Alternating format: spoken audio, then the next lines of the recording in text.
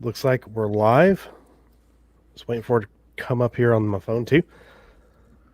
Make sure everybody got two. Looks like we got two people here already. Okay, so I'm going to click on the link that just popped up. Okay, there we go. There it is. Awesome. Hold on a second.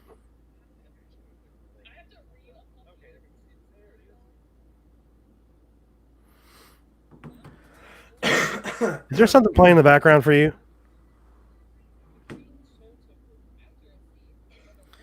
Give me a second and we'll find out. Like I hear a Mountain Dew commercial.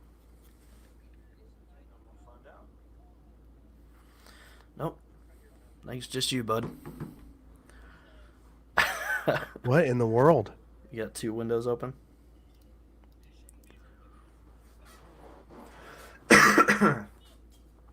Man. Apologies for my cough. Yeah, for some reason I'm hearing something in the background. My Safari's okay. We're gonna quit my. I think my Safari was causing issues. Gotcha. Let's try now. Okay, let's try it. Let me open it now because I was hearing a Mountain Dew commercial in the background. I was like, "What the hell's going on? Why is there a fucking Mountain Dew commercial in the background of my Just stream?" craving dew, man. Just craving the dew. I think I know what was going on. So earlier I had a um, pirated, I guess, a pirated copy of The Rise of Skywalker because I was going through some plot points, to kind of get some ideas about what to talk about. And I'm like, what if it's stuck on that stupid website and it was just playing an ad? So yeah, there was a fucking Mountain Dew ad playing in the background. Anyway, If you watch welcome to it Geek Planet, pirated, everybody. you're not even gonna get all the good stuff. I It's know very it's like limited, but try Mountain Dew, try this, try that. I'm like, okay, cool, whatever. I'm Jeff, and I'm joined by Nate, and we are here to talk about The Rise of Skywalker tonight. We're going to go through the film and just kind of give our thoughts about the film. And I think we both have a lot of feelings on the film, like a lot, I would say. I mean, that's probably an understatement. yeah, we might differ on a few things. I think But there probably will be a few different opinions, but that's good though. I mean, divisive film. yes, yeah, yeah.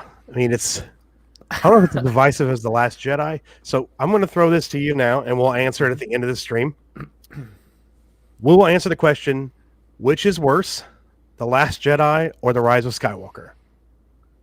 We're gonna wait till the end of the stream to If answer you that. already have an answer, go ahead and throw it out there. I mean, I'm still going to have to say The Last Jedi Last Jedi. I because mean, of what it we'll did get to this into it, but movie. I mean, coming. First of all, I do feel bad for J.J. Abrams. Ryan left him nothing, like nothing. There was understatement. no. It was almost like the middle chapter was almost an ending. It was so odd. The ending of The Last Jedi was so odd. I Yeah, don't understand it. It doesn't make any I sense. have to put it at the worst one just because, for me, the majority of the rise of Skywalker's flaws stem from the Last Jedi. So if that movie was not near as bad, this movie probably could have been better. Oh yeah, Um, so I think as many flaws as it had, a lot of it stemmed from issues with that movie. yeah, So I'll say Last Jedi for me is by far the worst one out of the yeah. two. Because I think it just ruined any potential this film even had. Yeah, and you could make an argument for that the movie itself wasn't bad. Did it fit in Star Wars, specifically in a saga? Absolutely not. Like it No, didn't further any story. It didn't do no. anything to further it, like the middle of a saga should. Yeah. Um, like Toy Story 2 does a better job of connecting 1 and 3 than this did. Um, I mean, when you have threads that the director from the first part of this trilogy gives you, and you basically just cut every thread and like, nope, nope, nope, nope, nope, or you make it quick and done and move on to what you want to do. I mean, it's not going to fit. I mean, you could basically watch 7 and then 9 without watching 8.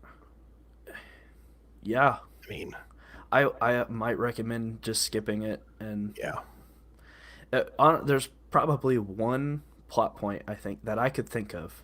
Like, keep in mind, I've seen Rise of Skywalker once in theaters. Couldn't bear to go watch it again.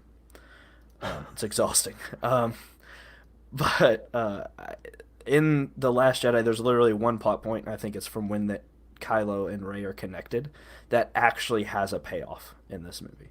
That's the only thing I can think of that they started and paid it off in a different movie. I don't know if you could think of anything else. Whether you like the payoff or not, it's the only story arc that had any teeth to it. Like, I can't think of anything that I thought was a good payoff in this film. I mean, again, wh- good uh, payoff. I'm just saying paid off at all. So that's the only thing I can think of that was presented in Last Jedi that was ultimately paid off. It had an effect on the yeah, next movie. I can agree with that. Yeah, I think I can agree with that. I'm gonna post out the link on Twitter here real quick, and then I do have basically. I have it pulled up here that it's a whole breakdown of the film. So first, I want to go ahead and talk about the title crawl because this leaked a couple weeks before the movie came out, and I'm like, this is fake. This has got to be fake. This has to be. It's so awful. I mean, it's the first line is the dead speak. Okay. The galaxy has heard a mysterious broadcast, a threat of revenge, and the sinister voice of the late Emperor Palpatine. General Leia Organa dispatches secret agents to gather intelligence while Rey, the last hope of the Jedi, trains for battle against the diabolical First Order. Meanwhile, Supreme Leader Kylo Ren rages in search of the Phantom Emperor, determined to destroy any threat to his power. Yeah, Kylo Ren rages. He's always pissed off. That's one thing that kind of... But I don't know if you heard about this, but so in Fortnite, they had an event about the Rise of Skywalker before it was released. Yes. Yep. That's where I've you heard. heard Palpatine's message that was like literally in the sky. You hear the voice of Palpatine. It's like, what kind of hell what are we doing here? And I watched this. I'm like, oh shit, this is giving me an indication of where this is going to go. And Mm-hmm. to be honest, I had read the leaks that had come out 3.5 months before the film was released. And a lot of it had been cut out, but nothing in those leaks was wrong. So after reading that and hearing people reading that on podcasts and stuff, I'm like, yeah, there's no way this is right. This ain't real. It's probably like a first basic draft and it's going to change. It's really going to, no, it didn't really. They just cut things out to shorten it and moved a couple of scenes around. But I mean, so the opening in this movie, Kylo Ren is basically going to a planet and killing a bunch of people. Yeah. It's Mustafar, if you didn't know that. They don't tell you, but it is Mustafar. There's one shot of Kylo where he like fucking moonwalks backwards with his lightsaber into a dude. Yep. I'm like, what? Hold on, did you just moonwalk into somebody? Like you went moonwalk backwards into a dude and stabbed him. Like, how is that like at all?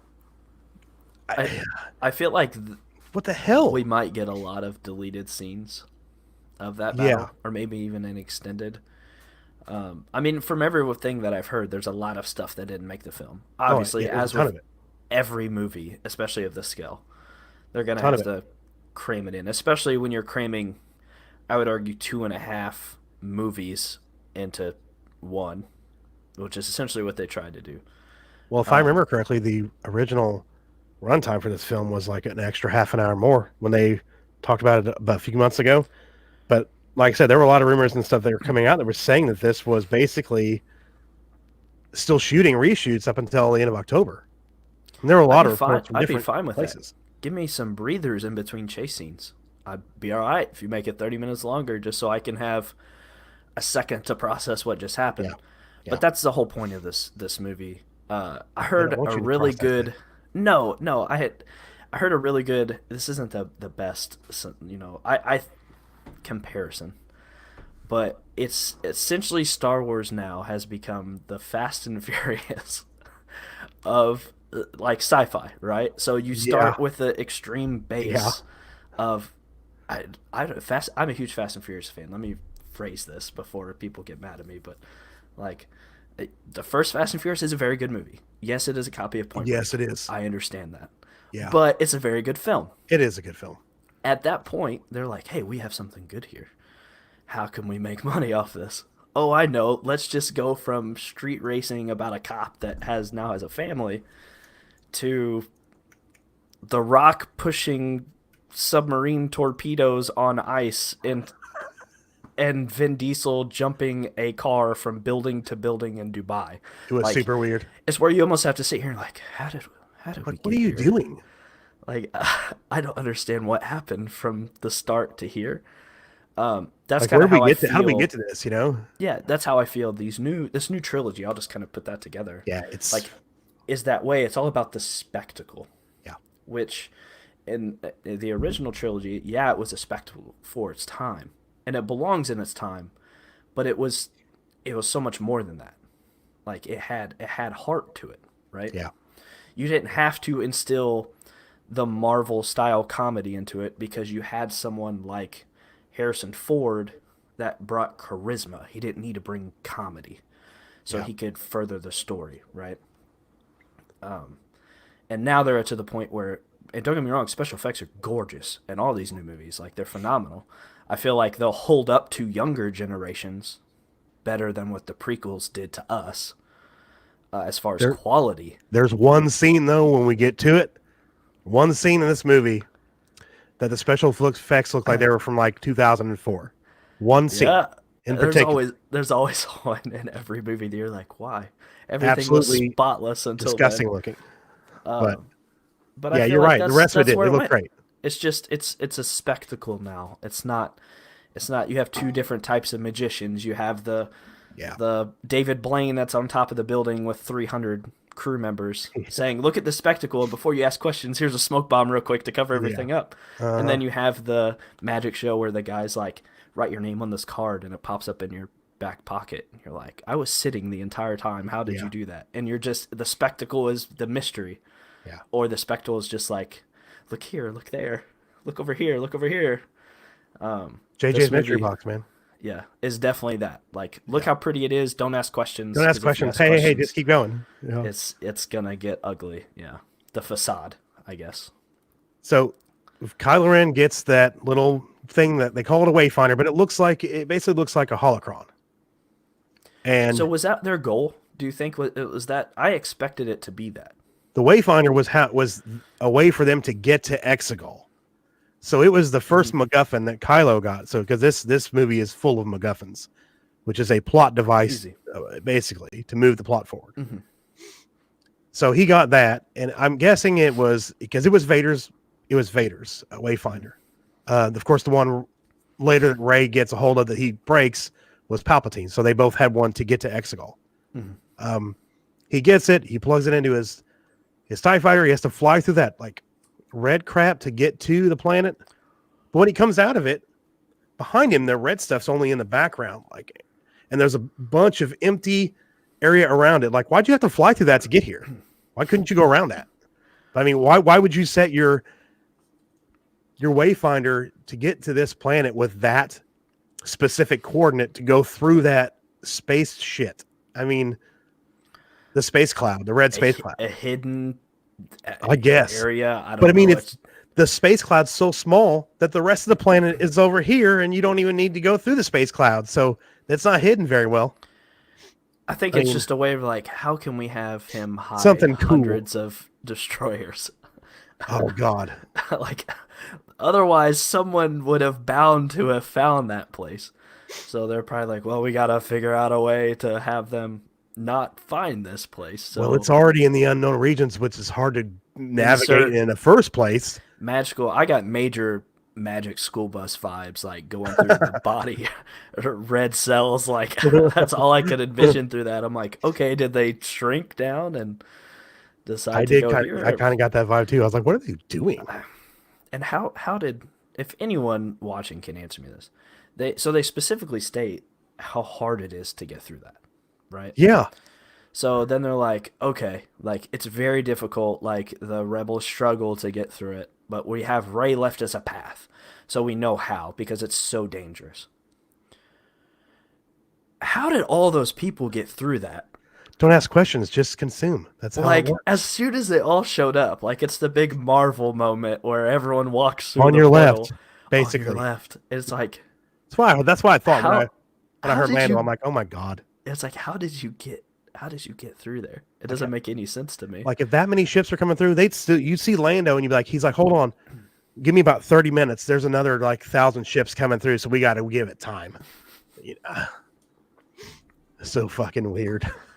I I just thinking about it makes me laugh because, like I said, it's one of those things in the moment, and anyone that hasn't watched Star Wars or isn't as into it, I guess, as someone like watching this would be, Yeah, it'd be like, oh, I bet that's a really cool moment for you. yeah. Like everyone just showed up out of the blue. You don't question how they got there. It's just Nope. now they can fight. All right, Just but thousands of ships that they didn't have that nobody, you know, why didn't you show up in The Last Jedi at the end? I They could have it's used you true. then too. It's true. I thought for sure it'd be like the little kid holding the broomstick, Broom Boy. Oh from shit, Broom Boy brought everybody. Broom Boy's gonna show up in his own ship Huh. and and take out some guys. But I was at first I didn't question it because I was too concerned at how horses are riding on the ships Oh god. and why that was necessary to the Mm. plot, other than to be like, well, we introduced these things So in the last movie. why didn't the Empire just tilt their ship? Because that makes too much sense. Just tilt it.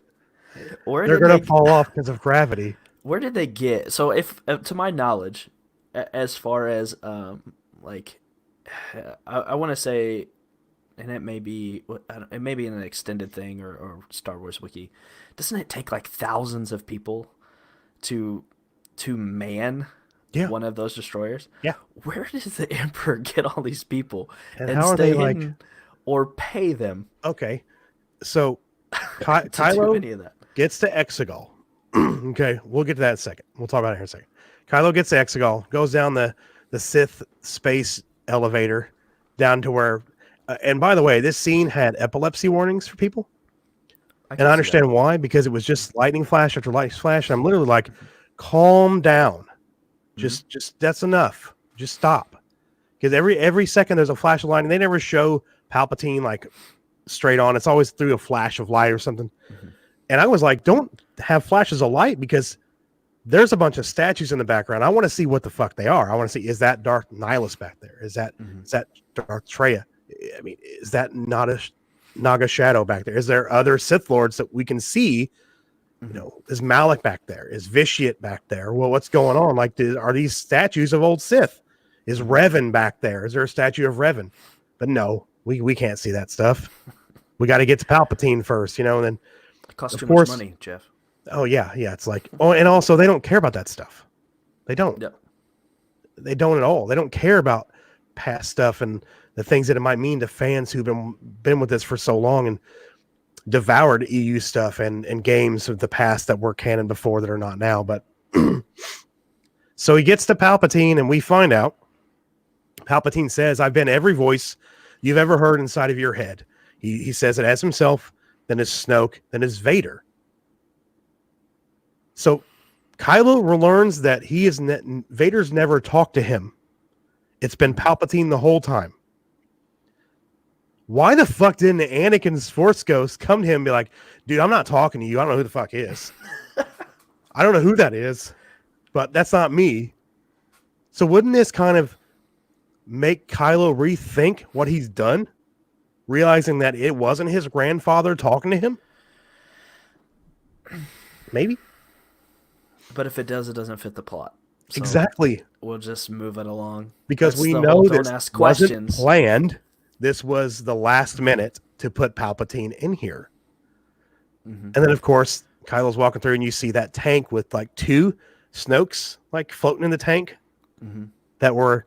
So if you can create an army of like, or you can create this massive, hyper powerful force user, why don't you create like 50 of those dudes? Why are you fucking with Kylo?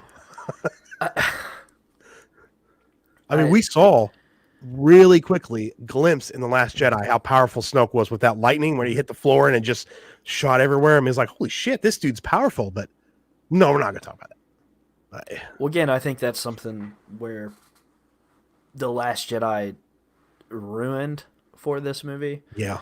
Because the killing of Snoke, JJ in Force Awakens clearly had a vision of this is the guy. So this is going to be the guy, the protagonist for these movies, right? To lead everything on. Whether his initial plan was to have Kylo follow that or not, maybe. But this was going to be the guy pulling the strings, the Palpatine of the old movies. The new Palpatine, basically. The problem with that is when Rian Johnson is just like, nah, let's just kill them all for a quick. Fuck it. And JJ's like, okay, so I'm left with Kylo. So I'm going through and writing this like he wrote him as just a baby. Like I'm gonna go through fits and fling my lightsaber against the wall. Man. Yeah, and that's not gonna work. Like that's not believable. No. If you try to make Kylo the Palpatine of this trilogy by the last movie, I wouldn't have bought it. I'd be like, no, it's way too emotional. He's just in the preteen angst, like he just whines. There's no point. And I think he had to be like, okay, well, I need somebody, so I might as well just bring the guy from every other movie and say, hey, remember I have pulled all the strings in episodes 1 through 3 and pulled them all through 4, 5, and 6. Guess what? I did it again, and here I am. Don't ask questions about timeline or anything else. Quiet. Don't ask the questions. Accept it. Yeah, just consume. Yeah, we've chatted. Like I didn't have a problem with bringing back Palpatine necessarily. For me, it was more how they brought him back, when they brought him back. Like you tease in the trailer, like his voice. Which is fine. You've teased voices before. But then literally in the opening crawl, you're like, oh yeah, he's alive. He's alive. Guess what? All mystery gone. He's here. So you're just on for the ride. It's Palpatine, you guys. And then the opening scene, you're like, here he is. Like, and so, I just didn't get... You could tell it was rushed. That's probably the best way to put it. I was expecting some kind of like, hey, so how'd you come back, dude? Well, what are you doing? And then all we get is the dark side of the Force is a pathway to many abilities, some considered to be unnatural. The same shit he says in The Revenge of the Sith. He just repeats that line, and you're like, okay, I guess that's all we're going to get. He probably didn't even come in for that line. They probably just cut it from the old movie. Oh, my God. It's like, holy shit. And I personally, the imagery and all of that, the set pieces, I thought were really cool, like the world building they were trying to do. Because, I mean, I will give JJ credit. At least he did world building when Ryan didn't do anything. Yeah, like, they're planet-sized places that you're going to that you're like, wow, this is really cool. Like, he's coming down, as you said, you see the statues in the back. I was the same way. I'm like, okay, who are these people? Like, can you stop and slow down so I can see that? But like the setup was really good. It's just there was no payoff on it. You're like, man, this is really pretty, but there's just no substance. Yeah, and it was bad because I'd even argue the acting in this trilogy, and in this movie especially, was very, very good by the leads. The problem is the script was so garbage that it wants to trick you into thinking it's good because they have good performances, and then there's just no substance to it. Yeah. So, except for a few instances, but. And then so Palpatine's like, he's I'm going to give you whatever. I'm going to give you this new empire. This is called the Final Order. I have all this stuff going on. He raises his fingers. All right. Did he use the Force to raise all of the Star Destroyers up through the planet, by the way? You do care about the structural integrity of your ships, right? I mean, it's probably not the best idea, but I mean, because he like uses his like scarred up, sewed up fingers to do this up motion And all of a sudden they come up and like, did you use the Force to lift them up? What do you? That's what I thought. The more like, I thought about it, the fuck are you doing? I just assumed he was like the little This is minions the he has in sign. there. He's just like, oh, I'm doing this, and they're tricking him. And they're like, oh yeah, go ahead. He gave the signal. Yeah. All the people in the background that are running around like, he gave the signal, go. I just picture they're like working at a nursing home. And they're like, oh, he thinks he's really powerful. Go hit the button. He's pulling it up. Hit the button. Do it. Yeah. So that way he won't know any better. You know, he won't know. His Force lightning, He's like turn blind. on the switch. Turn on the switch. Like trying to trick him into thinking is super possible. odd. I'm like, wait, what? I assumed because later on they talk the antenna and all that stuff. I just assumed that it's his giving the command, and someone else maybe raises it. I don't know. There's no way if he's that weak, there's no way he could lift all those ships, right? I mean, the more I think about it, I'm guessing it's probably just a signal to all the people working him around. I'm like, okay, he gave the signal. Let's get him out. Mm-hmm. But it's like literally at that second. It's not like he does that and then they're like, yeah, let's get him going. And then they turn on and then they come up. It's like he lift them up out of the ground. It's so weird. But then there's like 1,000 Star Destroyers like just sitting there. You're like, oh, okay. Where'd these come from? That's a lot of people on each one. The Fast and Furious effect, man. Just have to get bigger. Don't ask questions. It's That's just JJ, man. How can we one up each one? That's JJ. Bigger and better. It's got to be bigger and better. This is Rey. You know, this is Kylo. This is Palpatine in my movie. Let's get bigger and better. Mm-hmm. And then basically Palpatine tells him to go find Rey and, you know, says that she's not what you think she is or whatever. And I'm like, okay, well, I already read the leaks. I already know who she is, so it doesn't matter to me on this end. Mm-hmm. What did you think when he said that? What were you thinking when he said that? I thought going in that Rey would turn to the dark side. I think a lot of people did. So I assumed, hey, she's not who you think she is. He knows that, you know, she's got some dark side to her. Like, she's gonna turn. Like, don't be fooled. Like, she will actually follow through. Because the whole time Kylo's trying to get her to join him. Mm-hmm. That's what I thought. I did not have anything leaked to me, thankfully, which I might have kind of wish I did, so I didn't pay to see this movie. But but that was my ultimate thought. I thought, oh, she's gonna turn. Like, that's what he means. I didn't think he would retcon everything from the last movie, so I just ran with it. But that's pretty much all I had going through my head was she's gonna be dark side, yeah. She's dark side. Oh yeah, she is a nobody, but she's gonna turn. She'll turn, yeah, or something like that. Yeah, if he is alive, obviously, I assumed he's been pulling strings because this is what he does. So I just assumed that he knew all along that she was gonna turn, but that didn't. It didn't come out. It didn't pan out that way, did it? No, it was very cookie cutter in how it panned out. I thought, oh, that'd be cool. Like, you set up this hero for 2 movies, and then all of a sudden, they're not gonna make her do that. They're not gonna make Rey go to the dark side. No, there's no way that Kathleen Kennedy would do that. There's no way they would make Rey do something bad. I mean, I don't know. There's so much. I mean, like the next sequence where they're on that, like, it's like an ice asteroid where they get that information from the First Order informant or whatever, you know? Yeah. And they basically have to. There's a cord that comes down through the top of the ship, and they plug it into R2, and it takes time for them to, load that message up. Mm-hmm. The message is Palpatine's back. He's got a lot of Star Destroyers with planet-killing weapons, and you have this many hours till he strikes. Why not write that on a piece of paper and put it on a rock and throw it in there and just let him take off? Because that takes time for them to get. JJ wanted to build tension. He wanted to see, oh crap, the First Order is coming. And then we get into the first instance of JJ having to deal with Ryan's bullshit, where they can't just hyperspace away because of hyperspace tracking. So he has to get around that now. Mm-hmm. So they introduce what's it called here? light Hyper speed jump? skipping. Like skipping. That's what it Skipping. was. But first, before they do that, they're going through that thing, and they're like, "Yeah, shoot that out, take all the TIE fighters out." And Poe runs into the wall or something. Chewie like yells at him. He's like, "Oh no, I'm sorry, I'm not Rey."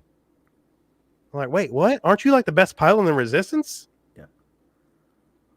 And then they're like, "I don't know." I was like, "Okay, that was odd." But then they light speed skip to like 4 different spots, and space is really vast. All right. Probably each one of those jumps would have been the blackness of space if this was, real. But it's locale to locale. I think one of them where they were flying through those like hanging looking things, I think that was Cloud City. I think one of them was Cloud City. Yep. But we've established in the previous trilogies that hyperspace takes longer to get to your destination. It's not instant. So unless Poe already had those places that were close enough to go to jump to get there, even though at the end of it, he's like, this might be our last jump ever because he doesn't know where they're going. I don't know, but JJ had to do something because Ryan shackled him with hyperspace tracking. So he had to get around it somehow. And I thought in The Last Jedi that they said that a main ship had to have the technology on board to track you in hyperspace, but now every TIE fighter has it. It's again just an escalation. In order to proceed it, we just have to keep escalating the same thing. Yeah. All right, like the power creep, whether it's the Force, whether it's these tracking devices, everything. It has to just keep going higher and higher in order to move the plot forward. Yeah. Now, for me watching it, my mind immediately didn't go to retconning Last Jedi until I started thinking about after I watched the movie. I just thought, Guardians of the Galaxy, when they skip and it's funny and whatever, like it's just maybe a nod or whatever it might be, like just a fun thing. I didn't think about that till now, but I think Guardians, when they did those jumps, there were certain jump points that they had to get to the next place. Yeah. Like there were specific points to another point versus just basically the light speed skipping is blind hyperspace jumping from one location to the next to lose someone in hyperspace if they're tracking you to the point where, it should be a suicide run, because if you get somewhere in deep space, you're basically going to be lost.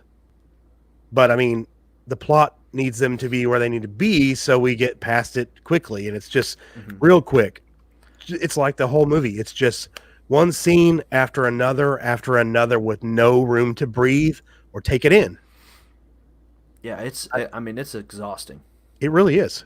And that literally that sequence is probably pretty good picture of the entire movie. Like it is. It's like jumping, boom, boom, boom, skipping. boom, boom. Yeah.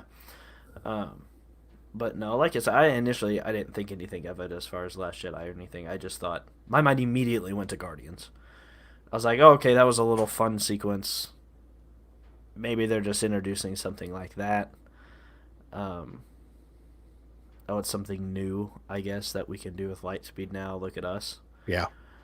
But I didn't have as much issue with that. There are some things in this movie where, obviously, if you want to retcon or whatever, I was fine with. Yeah. It's just you didn't have the time to do it at all. He really didn't. He had, 2 to 2.5 hours to basically fix the mistakes from 8 and wrap up an entire saga in one movie. Like I said, I don't feel bad for JJ. And there's an interview out there where he basically says, "Fuck it, we're going to do what we got to do." It's basically like, we're going to do whatever we got to do to get through this, and whatever works, what works, and if it doesn't, it doesn't. JJ's now going to Warner Brothers. He signed a huge deal with them where he's exclusive to Warner Brothers. So he's done. He's like, Star Wars done. So I wouldn't be surprised if down the road we hear a lot of stuff come out from him, other people that worked on it. John Boyega's already trashing a lot of the stuff already. So, specific elements, and he's hinting at things, and Well, I've heard a None few of the side cast come characters back for too. prequel stuff, so Yeah, I've heard a few side characters too have come out and been like, we spent days filming, and nothing got into the nothing's movie. in Like there it that was we all did. Yeah, cut. So I feel like there's a lot of footage out there.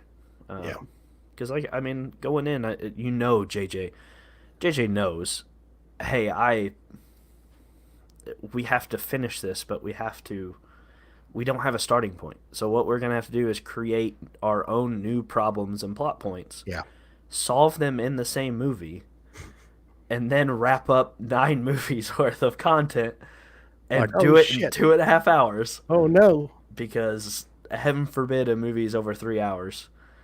I think we've now debunked that long ago that people will sit and wait for a good enough movie. Like Exactly. I mean, even back in the Lord of the Rings, it was 3 hours. I mean, Avatar was over 3 hours. It became the number one movie of all time until Endgame knocked it off. We know people are Avengers. going to sit through 3 hours. Just take the time to tell your story. Yeah, those Avengers movies were Yeah. super long. Yep. Like you could have done it, but I think it was just we have to get this out. Let's end it. Yeah. We need something in the Let's get it slot. done. Let's just finish this, right? And all Yeah, the let's plot just points yeah. that he did start and end, the payoff for the end really wasn't that good. And I'm sure we'll get into specific parts when you get to them. I'll talk about them, but Yeah. there are things in this I'm like, you either just retconned yourself in the same movie, or your payoff is just bad. It's like I said, I feel bad for what JJ had to deal with to go into this, and I'm surprised he decided to even come back and do it. When they announced him coming back, I'm like, oh, okay, okay. Why didn't you just do all of them? I think it was more of like, we need you to fix You got to this. do something, man. We got to. Nobody else wants to touch this shit. You got to come back. I mean, Disney's all about the everyday man and what the general public enjoys and what they like. Yeah, So the problem lies is when you have The Last Jedi, that as much as it was critically acclaimed, the fan response was awful. yeah. Like, Disney's looking at that and be like, yeah, okay, we like the movie he made. It was 90% with the critics, but it was like a 20% or less with fans who are going to be buying the merchandise, watching this multiple times, buying the Blu-ray. Like, we have to please them, and I think that was the attempt with this one. But at that point, you've already broken You have, yeah. the cycle. Like, you just need to go one way or the other and just deal with it. But which JJ tried. He did. I give credit to him. Like, he tried his best.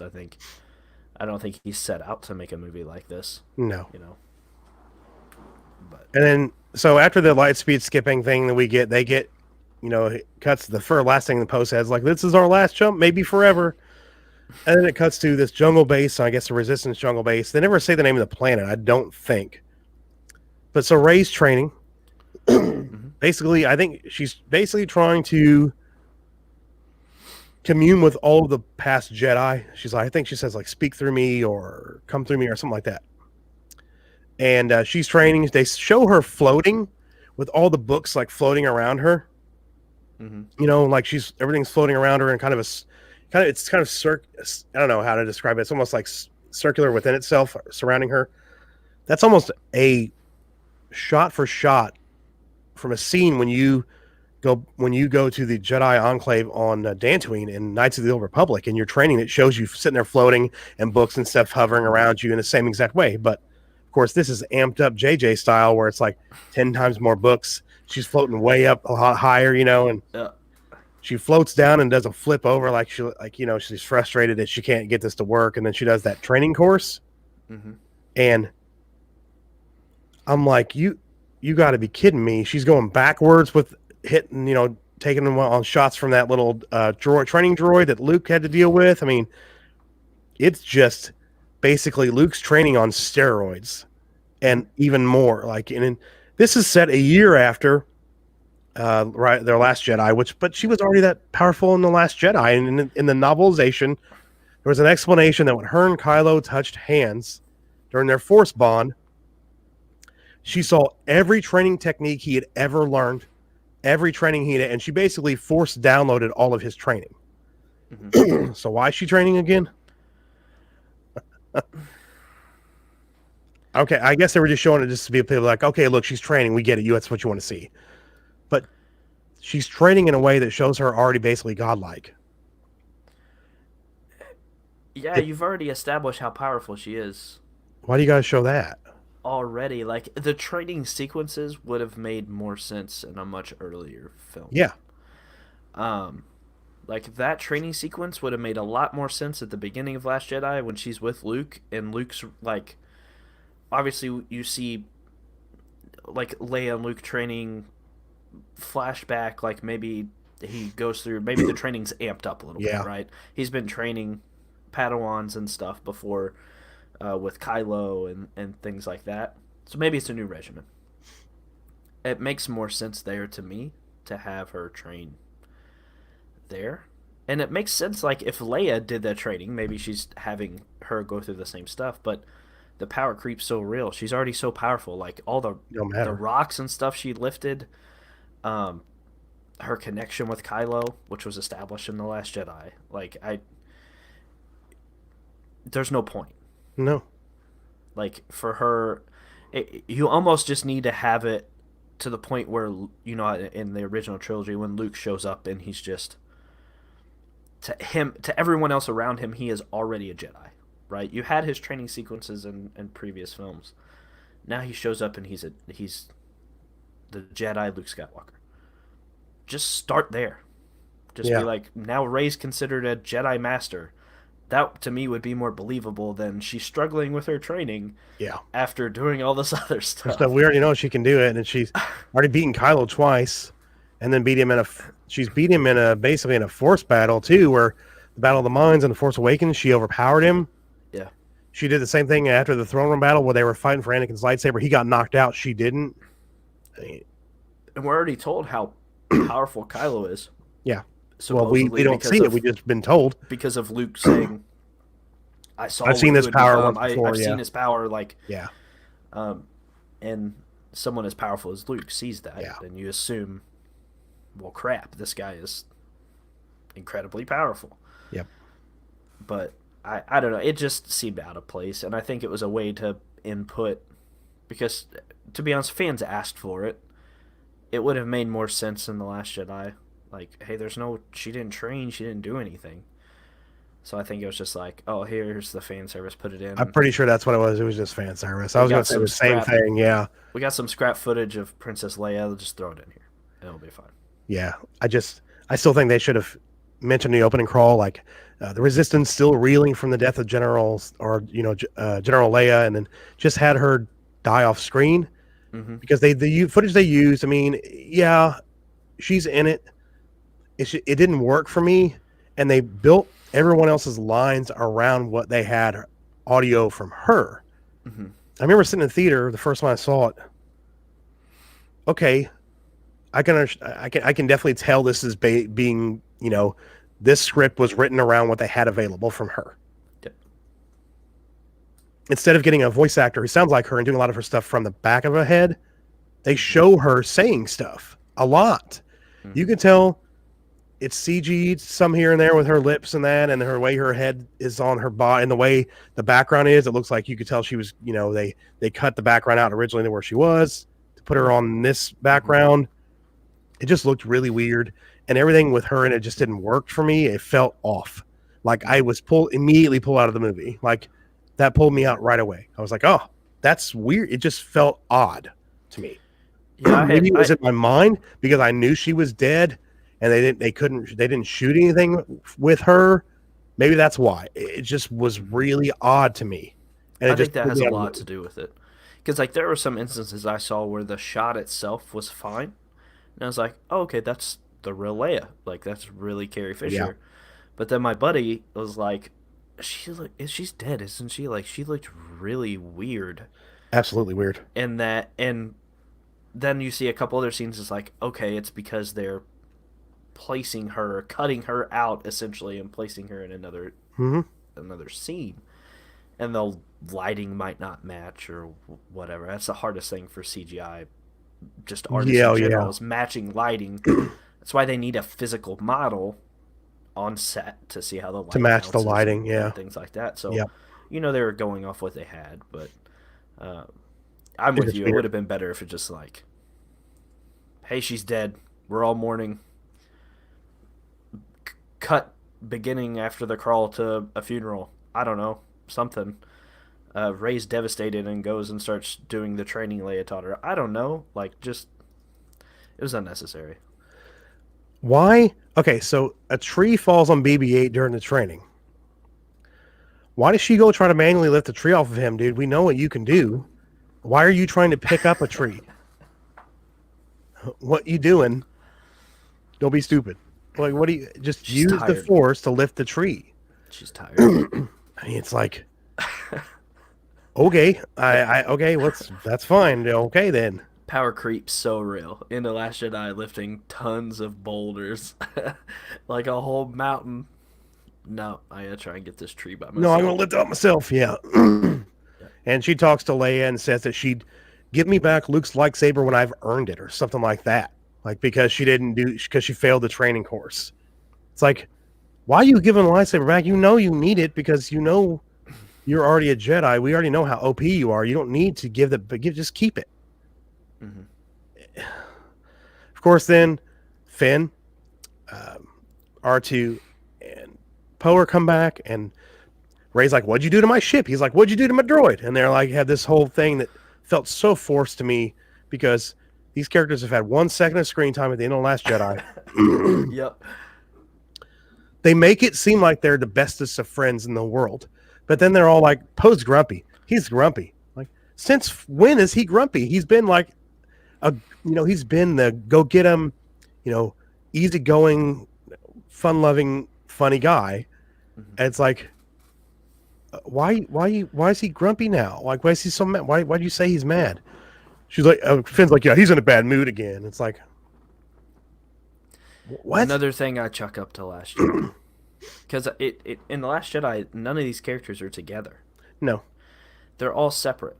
So one thing I appreciated in this movie is, for once, they were all together. Like, it as just a felt forced to group. me though. It was forced, but that's the thing. Like, I think, again, that has more to do with The Last Jedi separating Yeah, everyone, keeping everyone separated to the point where it doesn't feel natural, right? I, for one, enjoyed the fact they were all together because I didn't have to go through five different storylines all connected to the same one. I can follow these one, like the good side and bad side, light yeah. and dark. Like, that's it. I enjoyed that. Um, but yeah, it felt super forced. Like It really was. the timeline in your mind, it makes it seem like this is like a month after Last Jedi. That's how it felt to me. That it was very quickly after. So Yeah. it would have been more realistic if you said, even at the little in the little crawl, 4 years have gone by and the resistance is building back up. Like, maybe then I could believe, okay, over the course of 4 years, these people have become close friends. They've done stuff together. Like, Or a couple throwaway lines from them while they're talking, like, this is like that time last year when you did this and this, and it's like, oh, you guys have been hanging out. It's like, the Hawkeye Black Widow, like, yeah, this isn't anything like Budapest. Like, yeah, none like, of us know anything about exactly. Budapest, But we but know now it it's a puts those two line there characters to together. develop their background together. Yeah, Basically. yeah. Yeah. It's like, it's super super weird. Super weird. But so they get the information from out of R2, and they know that Palpatine's back, and Poe's like, we've learned the worst of all, that Palpatine has returned. Everybody's like, oh my god, oh my god. Like, wait a minute. Didn't Ray and everybody think that Luke Skywalker was a fucking myth 2 movies ago? And you're all like on first name basis with Palpatine? Mm-hmm. He's been dead and Luke's still alive. Luke's been in the New Republic since it's been going on with a new Jedi. Like, wait, what? And then the Dominic Monaghan, who plays Mary in Lord of the Rings, and he was in Lost. He was Charlie. Yeah. Mm-hmm. Has these lines like, "Well, maybe it's like dark magic, secrets only the Sith knew, like cloning." And I'm like, do you guys not have history lessons in school? There was a clone army in a massive galactic war. What do you mean Sith secrets? There was a fucking clone army. I think Like, what are you talking about? What are you doing? I see that to me that just it I got some real Harry Potter vibes from this movie, and that's not a good thing from a Star Wars No, movie. not for Star Wars. No. Like sci-fi, like those are two separate things, and like the Force is for sure straight magic in this Yeah. movie, and like It I is. get It's like plot magic. you understand, like I mean the original trilogy. What's it? Han says all is just Hokey religions. stories, Yeah. religion, like And ancient weapons are no match for a good blaster at your side. Yeah. yeah, it Yeah. would have made more sense if you had a comment Absolutely. like that instead of being like, oh, maybe it's Sith Dark Sith magic. like, What? okay. How the fuck do you know about that? Why don't you go get what you've been reading so you can share with the class so everybody else knows that what you're talking about, apparently. Uh, Ugh. I can't. Oh man, I that line alone just set it up where I just thought about that in certain parts. I'm like, oh, it's magic. So In my first screening of this movie, there was a guy next to me and he goes, what the fuck are you talking about? Like literally out loud when he was talking. And I laughed, and then that guy I was with were laughing because it was just like, what? This is so ridiculous. There's so much stuff in this movie that's so ridiculous. You're like, huh? oh, there are straight just you have those cringe moments where you just kind of just put your hand on your head and you just kind of Like, oh, I can't believe they just said no. that. I can't believe it just did Ouch. Yeah. that. I know me and my buddy who he as a group of us went, and there were multiple times where him and I just looked at each other like, Oh my God. Yeah. oh, Oh, oops, what? sorry, that was my microphone. Or I'd look over, he'd just be shaking his head. Oh Like, yeah. When I went, the first time I went to a showing in Louisville with a friend who worked for an IT company, and Dell paid for the screening. So the first time I went, it was free. And then the second time, me and Jason went, and man, I looked over at him. He was like, "The fuck is going on?" Like multiple times, where and I heard him like cringe and gasp and go, "Ugh," like many times. mm-hmm. And I heard a lot of that throughout the theater. Like, and Force Awakens, people applauded after the end of that movie. Like, it was a route. And then after The Last Jedi, it was, wait, should I clap or? Because nobody knew what they just saw. Everybody had to process it. After this, like, people just literally got up and were like wandering like zombies towards the exit. Like, I think that was good. Don't know what just happened. I had the same. What happened? I literally stood up and I was like, I enjoyed myself. That was my first thought. I'm like, it was fun. And then I'm making my way towards the door, and I'm thinking of all the times that I put my hand to my face, and I shook my head, and I just started thinking about stuff. I'm like, man, like, that movie's bad. Like, why? This doesn't make any sense. This doesn't make any sense. And it was kind of that way with Last Jedi. It was different. I walked out and I'm like, I don't like this movie. I watched it again multiple times. Again, don't like this movie. Like, it never fit. It didn't fit in Star Wars. No, it didn't. Like, no. And I've made the argument from cinematography, from other things, even just the pace didn't make any sense. Like, you had a good idea, like, this is a chase movie if people were chasing at a snail pace. Like, the concept is there. Like, I get it. What are you doing?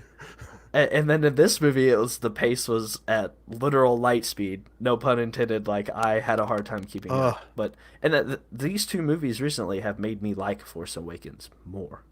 I appreciate how they did it, and it was a little less divisive. The plot points that JJ tried to set up for whoever was doing the next movie at the time. Like, I appreciate that. because I went out and I'm just like, okay, this is just the original Star Wars over again. Yeah. But I enjoyed myself, and the more I watched it, I'm like, okay, like I can get down with this. Like that's what JJ does. Like I liked it. Most people liked it until South Park told them, no, you should hate this Yeah. because because member berries and all this other stuff. Remember? Like, Yeah. it's Oh the God. same Yeah. thing. I know. Which, if you didn't know, that's what JJ did. Like He he's been doing really it did that a forever. lot. Yeah. Like he takes stuff he loves and he Remember redoes it ATSTs? Yeah. for today's audiences. That's what he does. Yeah. And so now, then everyone watch South Park and like, oh, I guess I hate this movie Oh now. shit. They're right. What the Yeah. hell? And then you watch, Last Jedi, and you're like, I appreciate.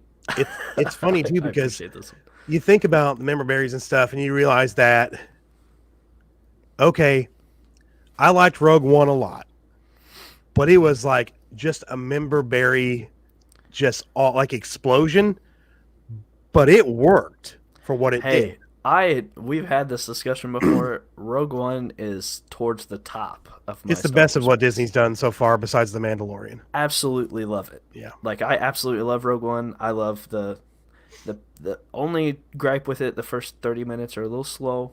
yeah, Um, I agree, and it's because they're having to develop the characters. I mean, they don't do a lot to develop the characters because there's not a lot of time, and that's the big thing. It's very slow in the and I'm first okay 30 with it. minutes. I was okay with it. Couldn't tell you any of the characters' names, honestly, like because there's not enough time to do so. But like the payoff in that last hour is just Yeah. great, and we all knew what was going to happen. It's Well, kind of that like the prequels. We know yeah, where it's we going. know where it's going exactly. But like, just enjoy the ride.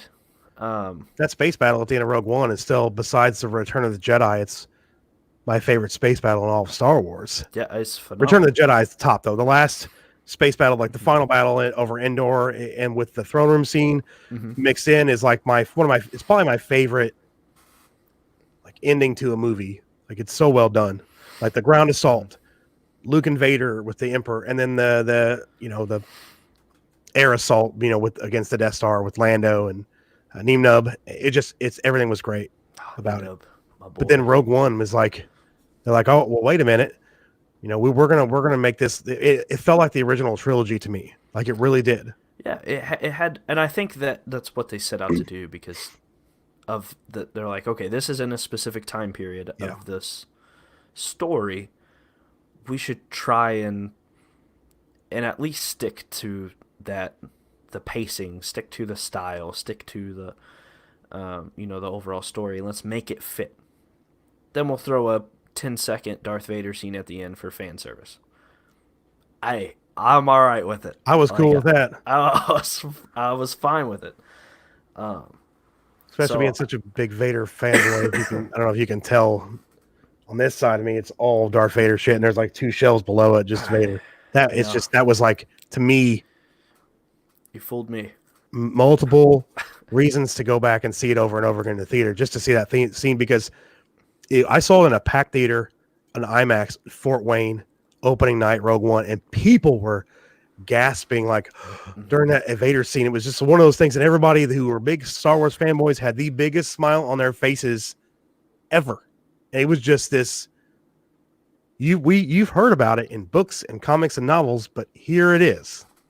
Here it is. Hey, Yeah. If I said I haven't gone back and just watched that scene Just by that itself scene, before, yeah. I'd be lying because I've done it many a times. Many times. It is what it is, but Yeah. And back to this one, unfortunately. So we found out Luke was searching for Exegol, like Rey's flipping through the sacred Jedi texts, Luke says it. And she sees that there's like a drawing of that wayfinder that Kylo found, and she goes talks to Leia like, Luke was looking for Exegol before. He was trying to find it. They found Pisana. I guess the trail went cold looking for this, this new MacGuffin, the next MacGuffin of the, of the movie. yeah.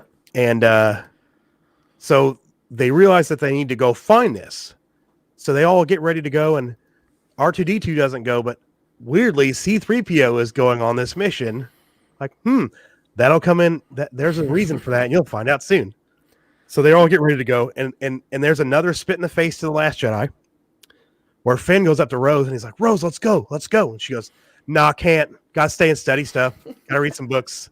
Gotta do some things. Can't go.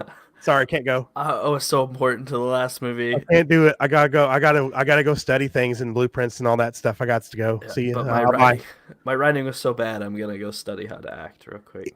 What? And the thing that really bugs me, and I'm trying not to sound the way it's going to sound, but I don't know what the fuck Ryan was thinking, because the outfit, the hair that they put on her in The Last Jedi, she looked weird and it didn't fit into Star Wars.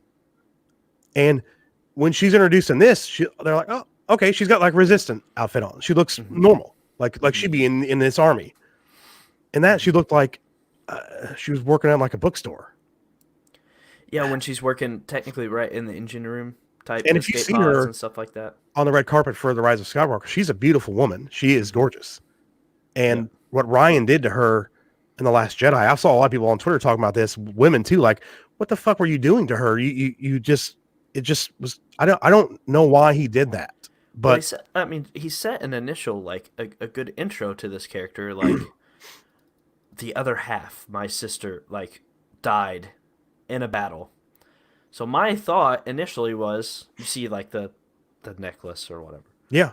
The Haitian okay, there's going to be some sort of interaction with her and Poe, because Poe ordered this attack and her sister died because of it, and there's going to be some type of there's going to be a tense moment. There's going to be some type of conflict with them as a group. I didn't think about that at all. But then for some reason Rian Johnson's just like, nah.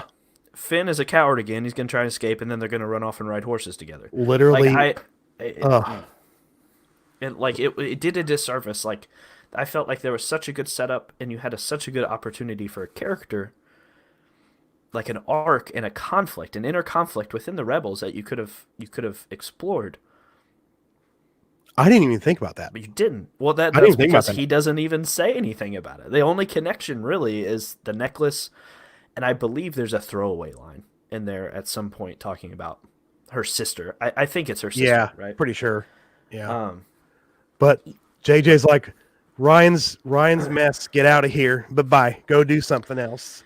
Yeah. I almost feel like it was, we have too many people now where they're bringing everybody together, and there's not going to be enough screen time. There's not enough room, and wouldn't be enough for her to do, because they're going to introduce more people later, and it just wouldn't work. I mean, and give a ton of screen time to C-3PO, by the way, which I didn't hate. I didn't mind it at all. He was my favorite part of the movie. Yeah, I mean, he got his service, which the only time I can think of was in the prequels. He has a lot of stuff to do in the prequels too. Can't remember, but again, I've mentioned this before. It's just George Lucas's. He's just there for George's puns. Is all he's there for. He has a ton of stuff to do in the Clone Wars and in the OT as well. I mean, he's in quite a bit of it. I mean, you start off A New Hope. It's through the eyes of C-3PO and R2-D2. Mm-hmm. I mean, that's why that works so well. Yep.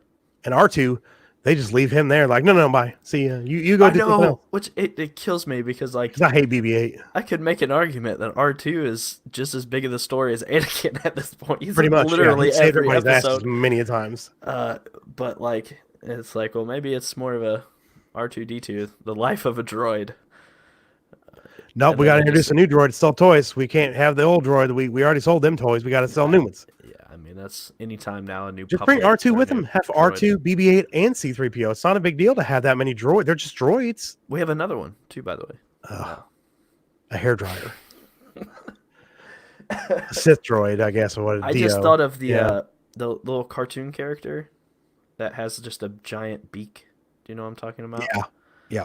That's just black and white. That's all I could think of. That's like OG Disney stuff, like black and white.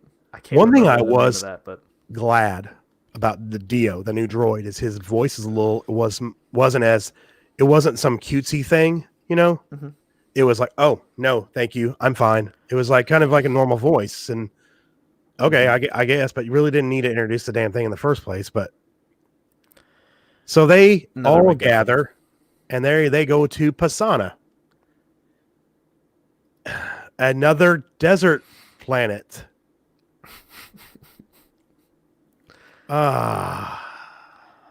at least it wasn't the same ones.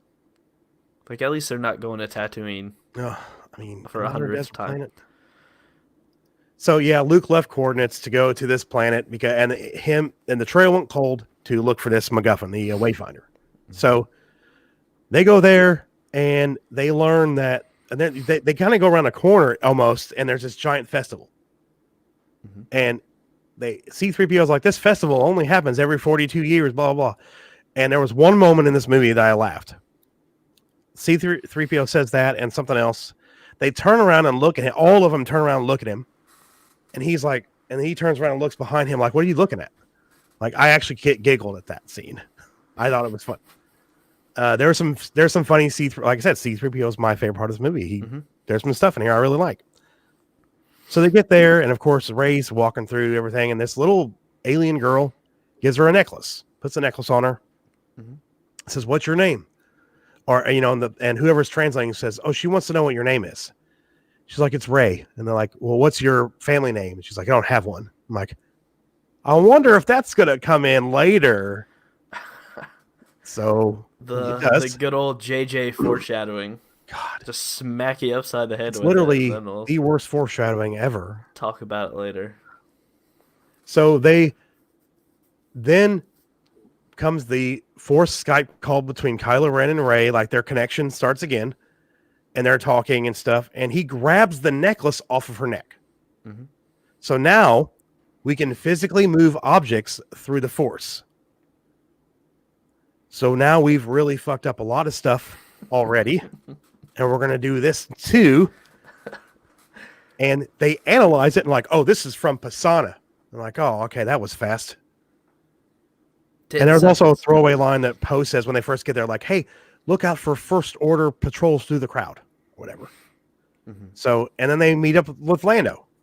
But before they do, Lando shoots an arrow through the skull of a First Order stormtrooper, like just murders him in front of this whole party scene. And they're like, whatever, they just keep going back to partying. And they go in there and they talk to Lando and stuff. And the Lando Chewie hug, I like that. I did. It was, to me, it was the Han and Chewie walking back onto the Falcon moment, right? Like, yeah, that's a fan service that makes sense, like, for this. It did. I just wish that Lando had more to do in this movie. I really do. But I mean, I kind of don't, because I was afraid they were just going to kill him off like they did everybody else. Like, we're just randomly kill him off screen or something, like, oh shit, he's dead. If Rian Johnson did this movie, they would all. Oh, they would have killed him. Yeah, he'd been dead. He would have shown up in the battle at the end, and he was been the first one to die. They would blow up the Falcon with him, 3PO, and Chewie, and everybody in it all at once. Right. Like, get rid of all of them. Let the past die. That's yeah, exactly what it would have done. You have to just kill them all. So he tells them like, hey, we found Ochi's ship, which is this like Sith assassin that worked for Palpatine. We found his ship. We couldn't find the Wayfinder. So the ship's out in this canyon or valley. Go find it and see if you can find pick up where we left off or whatever. So then all of a sudden the First Order fucking shows up out of nowhere. And I'm like, that was really fast. You must have been close by, right? Because if not, it didn't make sense. Because you remember in A New Hope when they go from Tatooine to Alderaan, it takes a while. It's just like you said, like we talked about though, it's just they have to go quickly to each scene so quickly. So it just has to work. And then we have that chase scene where, they can fly now. They can fly now. We already know there was jetpack stuff before this. So you don't need to say that. It's just, I don't know. It's just a super forced humor. Yeah. At that point, like, what else do we put here in a chase scene? Like, did you like that chase sequence at all? There were a lot of chase sequences. Yeah. So I didn't mind it. Like, I'll be honest. I thought it was pretty cool from a special effects standpoint. Like the dust and everything of this. It looked good. It looked really good. I mean, it was just okay. I mean, it was very short. Like, there wasn't any. I didn't feel like at any point in the chase scene, like, oh, this is so early in the movie. Like, all these characters are going to be fine. Like, there's no risk here. No, we knew that wasn't going to happen. They were going to do that to these characters, and I don't know if I skipped over. There was a scene where Kylo Ren and the Knights of Ren are walking to the ship, and they pass two stormtroopers, and there's a line from the stormtroopers that made me cringe so fucking hard. He's like, "Look, Knights of Ren, cool." That's what they fucking say. That's a line in this movie. That's a real line. Maybe he's a new one. Maybe he's like 14. Oh. I think it's to remind the general audience that remember the Knights of Ren, they were in The Force Awakens. So you got to remember them now because we just told you who they are. Yeah, remember those people that I introduced didn't do anything that you forgot about because they weren't talked about in the second movie. So we're going to redo some real quick with a throwaway line from a stormtrooper and call them cool. So that way kids can see them in stores and go. And they don't do anything, though. They really don't do anything at all. But disappointing. There's a round table scene where Kylo's telling them about Exegol and the fleet and stuff, you know, and they're basically chastising General Hux because of his failure with Starkiller Base when Captain Phasma was the ones who gave them the coordinates for the shield generator and disabled it. Hux didn't do anything wrong with that at all. But I think this is a foreshadowing because eventually we find out he's the mole. So they had to basically make him look incompetent. And with that new General Pride, the one that kills Hux in the end, it's like JJ saw what Ryan did with Hux, made him a joke. So he invented a new character better than Hux to take over for what Hux was supposed to be, and then killed off Hux. That's exactly what happened. JJ's like, no. Let's get rid of Hux. I don't want to have to deal with what Ryan did because that was one of that's one of the things that made me angry the most about The Last Jedi was what they did to Hux.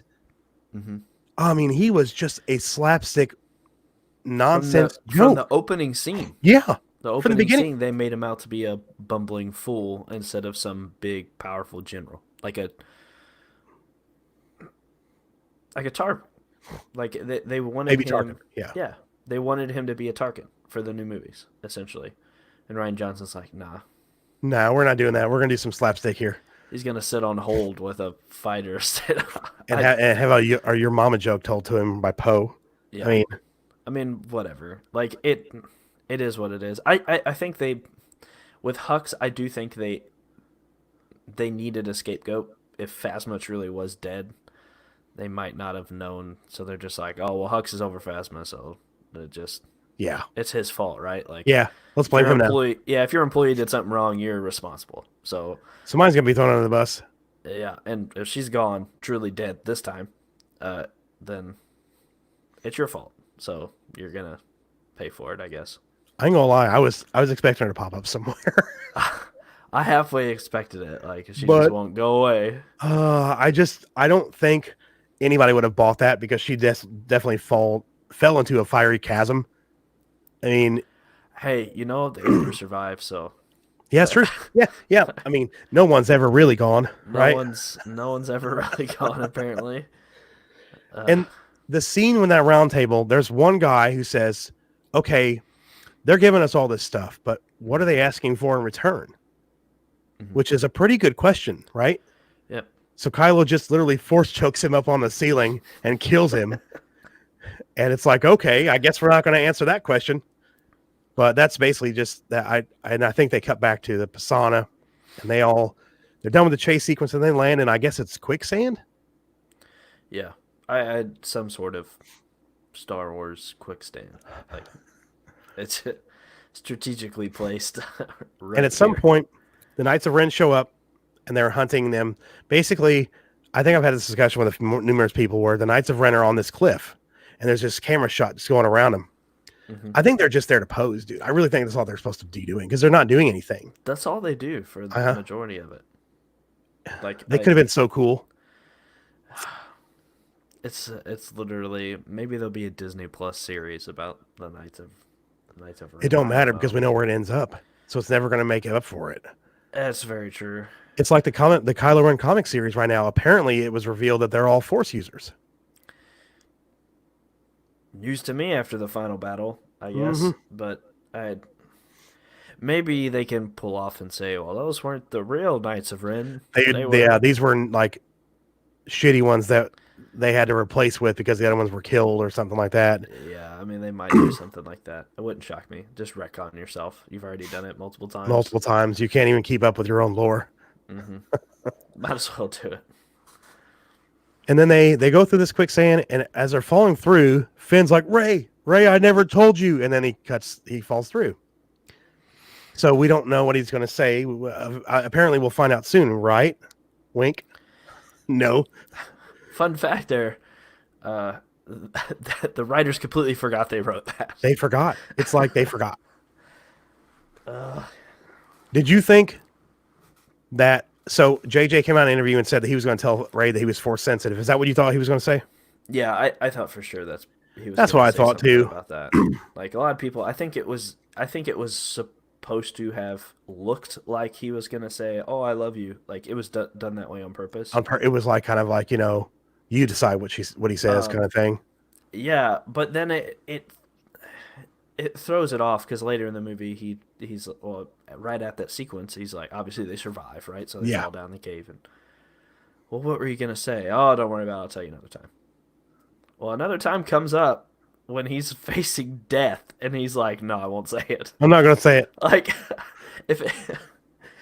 okay, like, is it that big a deal to be like, I'm a force user, like I can feel the force, like I'm feeling it, yeah. Like, is that such a bad thing to say to your supposed like best friend? I know. Like, in Poe, is that weird? Like it would seem weird to like be like, oh, I just wanted to say I love her. Like to me, that's something you might not want to say because she's not there. But like, if that's what you were gonna say, what's the big deal? Yeah, because Ray says when they get in the tunnel, like, so what you're gonna say? He's like, nothing. I'll tell you later. And Poe's like, you mean when I'm not around? And he's like, yeah, that's what I mean. I'm like, yeah, that's why automatically you seem like, oh, he's gonna tell her he loves her. He's gonna be like, I love you, girl. Which to be fair, would feel very forced, but it's not out of the. I don't think it would be out of the blue per se. No, because for him to say, because they clearly have a connection in The Force Awakens. Yeah, where like he really does care for her. I mean, to the point where he practically gave his life to help her. So it's not that far of a stretch to be like, oh well, yeah, clearly maybe he does have feelings for her. Yeah. But then in The Last Jedi, they're like, he wakes up and I'm gonna run away. Like, if he did love her, you would be like, oh, I want to go find. I need to go find her. Yeah. Like, clearly. But maybe it was one of those things where maybe that's what JJ eventually wanted to do. But then another thing Last Jedi ruined, and he's like, okay, well, I gotta. He's like, well, shit, I can't do that now. Like, he threw in this Rose character, and I don't know what to do with her. So, I wonder if JJ randomly sent Rian Johnson "fuck you, Ryan" text during the writing of this movie, just randomly. And Ryan's like, who's this? I don't know who this is. Like, he never gave him his number, but he would just randomly send him "fuck you, Ryan" texts in the middle of the night. You would have assumed there would have been some sort of like collaboration on it. Not in these movies at all. Well, like, and you couldn't have two very different types of directors and storytellers to do this. If you are going to collaborate, at least find people that can fit together, right? Or someone as a studio head you can control. Like, Kevin Feige necessarily isn't going to control the Russo brothers. He trusts the Russo brothers, so he's going to control all the other people to make sure they fit with the Russo brothers directly. But he's giving them the arc and the information that needs to connect from each movie. Like, okay, you make sure you hit these points. Yep. But other than that, you can do what you want. These are required. Yeah. And then to proceed. The problem is Star Wars didn't have that. They didn't, no. So right. JJ set up all these plot points, literally saying, I hope, these could be, whether you use all of them, none of them, even one or two, here's a blueprint for you to follow to tell your own story. Ryan, wads it up, throws it in the trash, like, nah. Half of them, he's like, nah, we'll just leave for another day. And then the other half, he's like, how can I just completely ruin this open plot point? Let's just close it immediately. Yep. Oh, the whole point is for Rey to find her parents. Let's just close that off real quick. Your parents are nobodies. Yeah.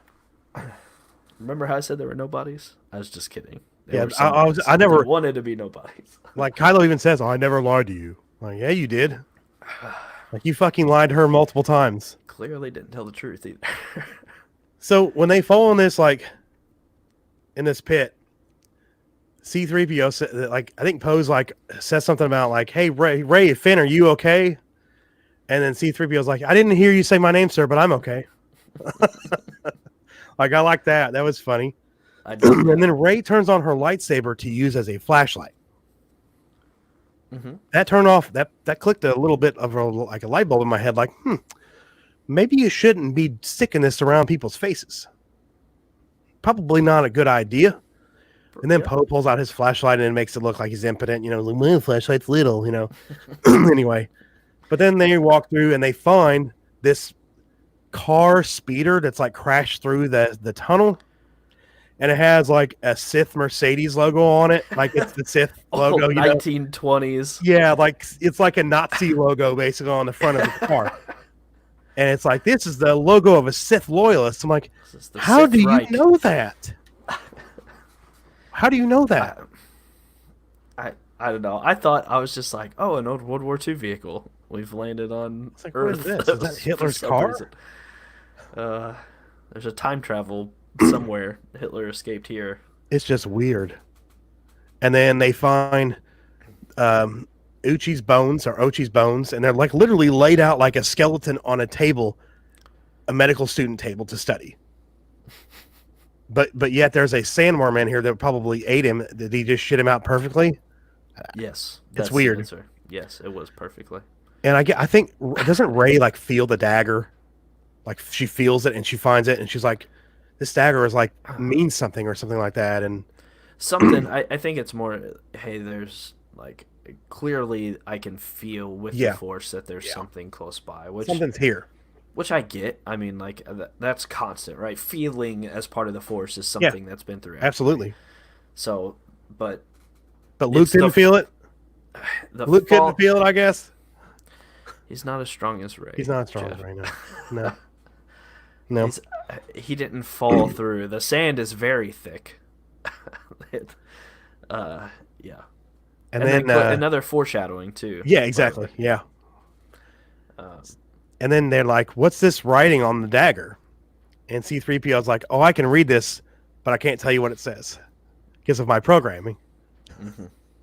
Like, you can't tell me what this says. Can you like write it down or like point where it is on the map? Here's a question I had too. And I this wasn't raised initially by me. This was a buddy of mine that I watched it with. If it's not in his programming, so did Anakin know? Anakin built C-3PO. Yeah, he did. And he has... How far back does C-3PO's memory go? Phantom Menace. Well, clearly probably there has to like be a year someplace, before. Yeah. I'll say clearly there has to be some place where it had been reset or something by...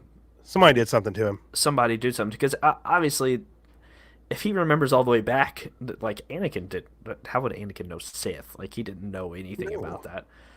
And so where, at the point where you reprogrammed... Maybe to not learn Master Sith. Antilles? Was it Antilles that had C-3PO? Our last master was a Captain Antilles or something like that. He said in A New Hope. Maybe he did it.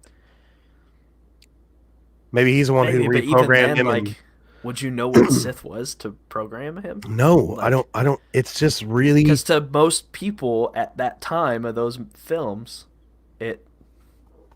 like, Sith and Jedi weren't a thing. They were just, it's a religion long ago that... Yeah. It's a dying out religion, yeah. Like, so that bugged me. It didn't make any sense. I'm like, okay, though, who was like... Oh, he can't read this ancient language in Sith. Like, who programmed him to do that? Wouldn't make any sense to me at all. It's just another way to kill off an established character, basically, because Poe's like, I know somebody who can probably reprogram you or figure it out. I know a droid smith or something like that. Mm-hmm. He says, I got somebody I think I can help figure that out. Mm-hmm. Then they run into that sandworm. And then we start getting into the Force and stuff. Mm-hmm. So it's like poised to attack. Like, these guys are in serious shit. Rey's like, no, wait. Put your weapons down. I'll take care of this. And she realizes it's injured, like it's hurt. So the thing, lets Rey touch it. And then she transfers her force energy to it to heal the fucking worm. So she heals through the force now. Now she heals through the force. And the memes from this have been outstanding. Like, there was one, it shows all the dead younglings and Obi-Wan and Yoda. They're like, two assholes won't heal the younglings with the force. It's like it's a bunch of great stuff. But nobody asks her what she did except for BB-8. And she explains it to BB-8. Mm-hmm. Okay. What'd you think about the force healing thing? Were you like, oh, fuck, here we go? I didn't have any issue with it for that. It just creates problems. Well, for healing a wound, I didn't have any problem with that. If you had watched The Mandalorian before going to see this movie, it's been established that you can do that. A lot of people think they did that on purpose, so nobody would ask questions. I do too. But like, I wholeheartedly think... I think that is something that might have been planned, like, in the writing of each of these. I do think that could have been something that was like, we're wanting to introduce, like, this is a plot point of a way to carry this forward. We're going to need to have this. What's the best way for us to introduce it? Yeah. Okay, a small wound in a different show from a Force user. From an established 50-year-old Force user. Yes. And a small wound. Yeah. Not physically small, but like not a life-threatening wound. It wasn't. I didn't have any problem with that. If you want to heal like a wound, sure. Sure. It's what that foreshadows that I had issue with. Because it escalates very quickly. Yeah, it does. Through the movie. General wounds, I'm fine. Which in Mandalorian does a good job. Yeah. Yes, it's a 50-year-old Force user, but technically it's still a baby, and literally takes everything and sleeps for a day. Oh yeah, for like a day, just to recover from something like that. Which we've already established how powerful Rey is in previous films. She don't need no rest. I feel like it still should have taken something out of her. Like, I really did too. I was maybe even she just like was breathing super heavy and had to sit down for a second. Like maybe it just took a lot out of her. I didn't think it was cool that she's just like, there you go, dude. All right, you're good to go. Hey, cool, thanks, we're friends, and then leave. Like, I had to be because clearly in that, it's a transfer of energy. It's got to take something from you, and I think that's what was missing from that scene. But I didn't mind the scene itself at all. And then so the snake moves, and I literally heard the Zelda do on my head because it reveals a hidden exit, like a fucking video game. I was like, oh my god, it's a video game reveal there's the exit they need to get out of now, because you did the thing to get through the thing, and now you got your exit. So you have completed your quest. This whole movie felt like a video game. We had to get this object to get to this one, to get to this one. Mm-hmm. We had to go find this to get. It did feel like a video game plot to me, and nothing wrong with that, but just didn't feel like Star Wars to me. It really didn't.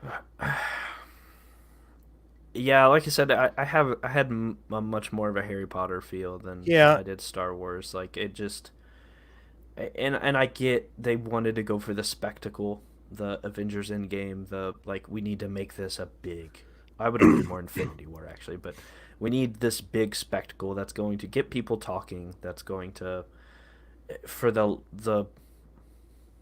lame audience, not the lame audience, that's not the word I'm looking for, but just the non-Star Wars fans could go enjoy and understand. Which that's one of those things that's like, I'm just going to take it for granted and just move it along. So they exit out of this hole, and then they found Ochi's ship is there, and They find Dio, the droid, and the fucking ship just starts right up after a little bit of tinkering. And then we get into a scene that is just really weird. So they're all on the ship, and then Rey kind of just stops and looks out of the ship in the distance, and she just walks out of the ship. She's like, "I'll be back. Don't leave." And you're like, "Well, where the fuck you going?" And she just wanders off. And then after a few minutes, like, I think Finn or Poe's like, "Hey, Chewbacca or Chewie, we're ready to go. Would you go get Rey for us, please? She's wandering away. Just go get her, please." So he leaves. You can see her through the windshield of the she's ship. right there. Yeah, you can see her. Yep. And then as Chewie comes out and he turns a corner, there are the Knights of Ren behind him. So Rey is walking and she's looking in the distance and she's like breathing and she calms down and she gets her lightsaber out. And then you notice that Kylo Ren's TIE fighter is coming for some reason right above the surface of the planet. It's a cool visual. In a really big mess of a sequence where that's a storyboard it's from the trailer where she runs the opposite direction and leaps over it and cuts his TIE fighter and he like rolls really hard and hits like against a boulder and explodes. You're like, oh, he's fucked. Nope, he's fine. He gets out, he's fine, no problem. And then Finn comes out of the ship, turns the corner. He can see Rey from where he's standing. He can see Rey. She's just right over there. He turns the corner. He sees the transport, and Chewie's being taken on board by the Knights of Ren. And if you remember from earlier, Chewie has the dagger. So he's got the dagger. And the geography of all this makes no sense. It doesn't. By the way. No, not at all. Just biggest problem. How everyone's looking through, like, did you not see these ships land literally, like, it's yards right, they're right there. Here? Yeah.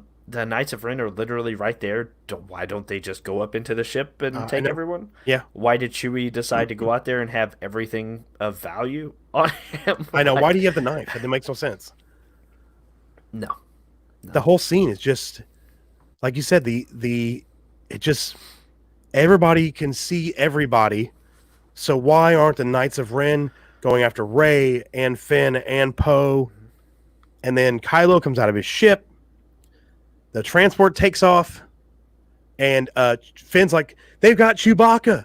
They've got Chewbacca!" And he points to the transport, and then Rey like grabs the transport and pulls it away. Of course, because she's stronger than thrusters on a spaceship.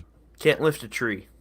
Earlier in the movie, but no, she couldn't lift a tree off BB-8, but she can grab a spaceship out of the air. Yep. And she's pulling it, so Kylo starts to push it away. It's like literally, it's like a forced tug of war between Rey and Kylo. And something happens. You can tell Rey's getting pissed off because she can't get the ship. And then I think she yells again, like screams again. Like I'll show he's yelling, "Rah!" Yeah, and like then, I'm struggling kind of like I need more power type thing. And then Rey shoots force lightning out of her hands and blows up fucking Chewbacca's ship. So at this point, Rey has killed Chewbacca in the movie. Mm-hmm. Kylo looks like, you could tell he's like, what the hell just happened? You actually killed Chewbacca. And you just shot force lightning, dude. I can't even do that. Yep. And Finn's like, no, Chewie. And then Rey makes this real high-pitched, loud, Chewie, no. And then, like, Kylo's right there. Right? He's right there. But then they leave. Yeah. He's just like, lets them go. Knights of Ren, by the way, right next to the ship. Well, they were supposedly in the transport. Supposedly. Yeah. But I don't even think, I don't even remember them getting in. I just remember seeing the Knights of Ren, Chewie walk away. I just remember seeing transport all of a sudden. And then I see stormtroopers arresting Chewie to put on the ship. I don't ever remember seeing stormtroopers.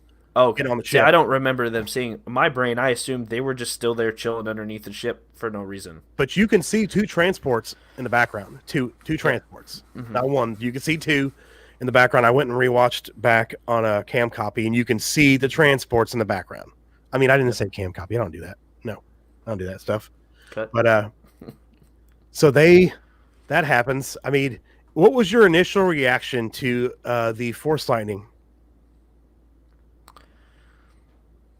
I kind of just went, okay.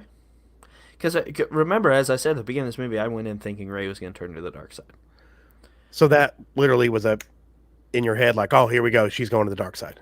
Yeah, for me, I saw that. I'm like, they're actually going to do it. Like, they're actually going to follow through with this and have her turn to the dark side.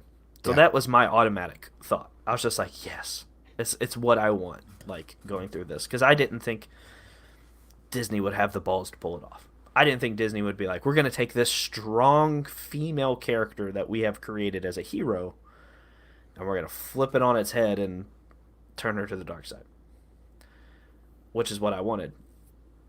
And so I thought, awesome. They're going to follow through with it. They're actually going to do something unexpected. Which, same thing for the ship with the Force lightning and all that stuff. Like, thought they were going to do something unexpected and did. Yeah. So, I've been reading that in the leaks on Reddit. mm-hmm. I was like, she shoots what out of her hands again? And I read it a couple times, like, okay, so that's what we're going to do now with this. And I kind of thought the same thing before I'd finished the leaks. I was like, maybe, I mean, they showed Dark Rey in the trailer. Maybe for a second she does fall. And I'm like, no, they're not going to do that. There's no way they're going to let Rey go to the dark side.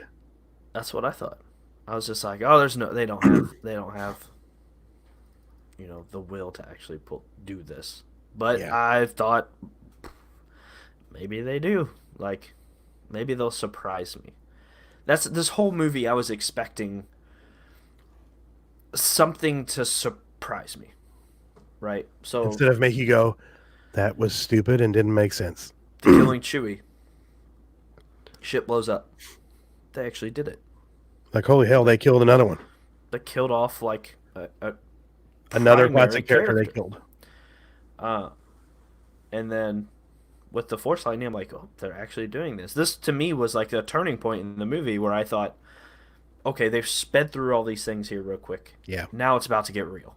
Like, they're gonna start building to the end of this. Like, I was just expecting, okay, when is she gonna meet Palpatine? That's kind of in my brain where I was going at that point.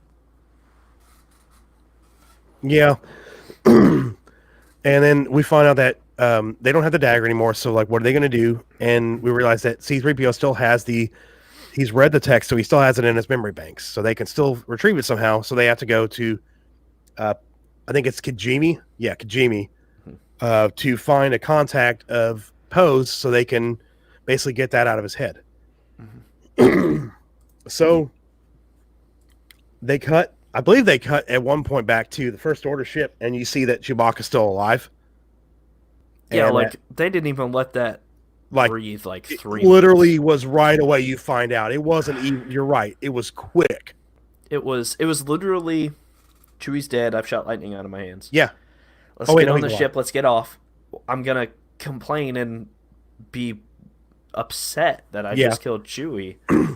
To cutting to a scene, hey, Chewie's alive. Chewie's alive. Like, in the First Order, they're like, "I'll take him away." That was one of those. I didn't want them to kill Chewie. No, but obviously, I think Chewie would have needed a better death than that. Absolutely. But the fact that they did it, I was just like, oh, okay, follow through with it. Like, at least you shocked me. Yeah. To move the story along, like. Yeah, I would have looked back on it and been like, yeah, I wish it was better, right? Like, yeah. But at least you pulled something out that wasn't expected, which would have been better than what they did. Or let it ride out for a half an hour. Yeah, don't show right away that he's still alive. Let if you're going to bait someone's death, at least bait it a little bit longer than that. Don't just do like, oh, they're dead. No, they're not. Silly willies. It was just super weird. Also, one thing, like, so they go to Kijimi, and like right away, Poe's contact they're all like in with hoodies and stuff on. They're all like trying to hide, and you see them. They see like First Order troopers pulling people out of their homes and stuff, and then they show the Knights of Ren like like lockstep marching through the streets. Like, dude, Mm-hmm. you guys are just worthless as fuck right now. Just get out of here, because they're just like walking in lockstep. Like, it reminded me of I think it was I don't know, it was something from the Wizard of Oz with the lockstep marching soldiers or something like that. Maybe it's something out of the Wizard of Oz. I don't remember what it was. It's been a long time since I've seen the movie, but it just was really weird how they didn't do anything. They didn't split up. They were just lockstep marching. But when they meet, Zori Bliss is the character's name. It's played by Felicity. I can't remember the actress's name. But they bump into her. She and Poe, like you figure out their past is a little bit rocky, and they're probably not gonna get along really well. And then they kind of all start fighting. And Rey knocks her down. Mm-hmm. And she goes, "You know what? I like you. I'm not going to fight you anymore." I'm like, "What? Why?" And then you go, people have always talked about this, that Rey's a Mary Sue. The characteristic of a Mary Sue is that everyone likes them. Mm-hmm. So I think JJ's like, "Fuck it. Let's just make her a Mary Sue. Just fuck it. Let's do it. Let's do it." They already know she is. Fuck it. Let's make it for reals. And it was just a really weird transition into how they're like all fighting each other, and they're like literally like killing blows, trying to kill each other. And then all of a sudden, "I like you. Let's stop fighting." Okay. What? I don't know. Did you think that was odd as I did?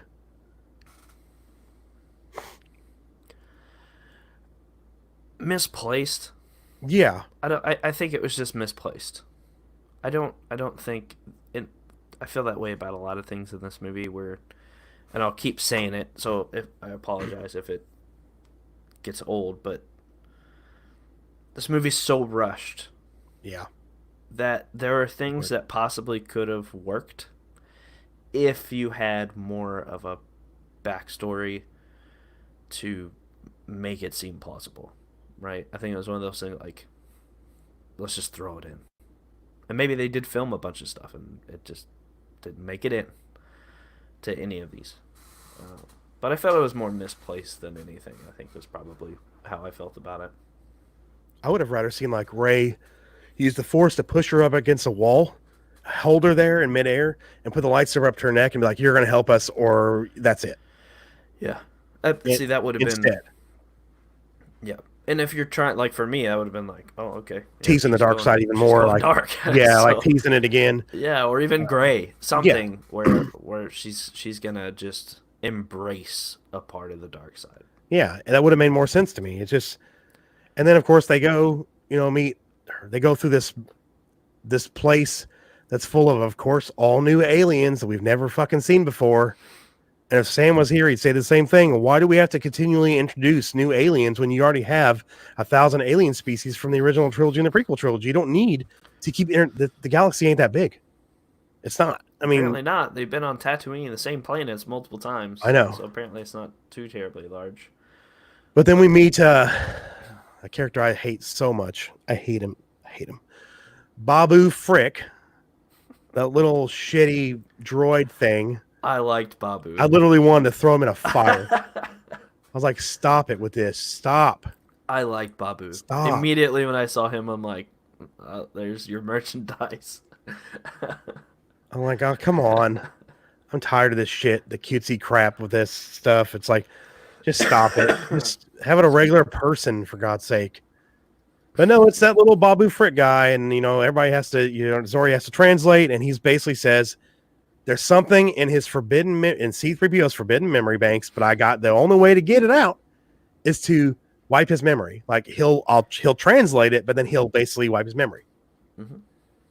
There's one thing I did like about this scene where C-3PO's like, "We got to do something different. I'm not doing this, blah, blah, blah." And Rey's like, "You know the odds better than anyone. Do we have a choice?" So she plays to his, basically what he knows, his knowledge, back on him, and he realizes like this. No, I have to do this. I'm going to sacrifice myself. And you get that scene from the trailer, like where Pope, for some reason, asks, "What you doing there, 3PO?" when he's just standing there. You gave him 2 I seconds hated to that say that. It's not like he stood there for 30 seconds and he hadn't said anything.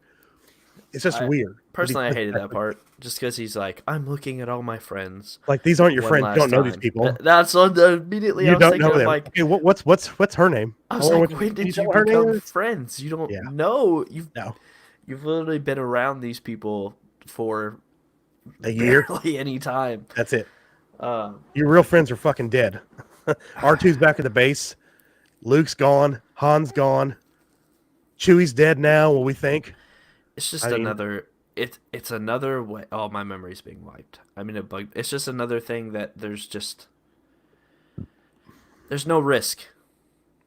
And we're gonna fix it. Well, doesn't R2 have backups?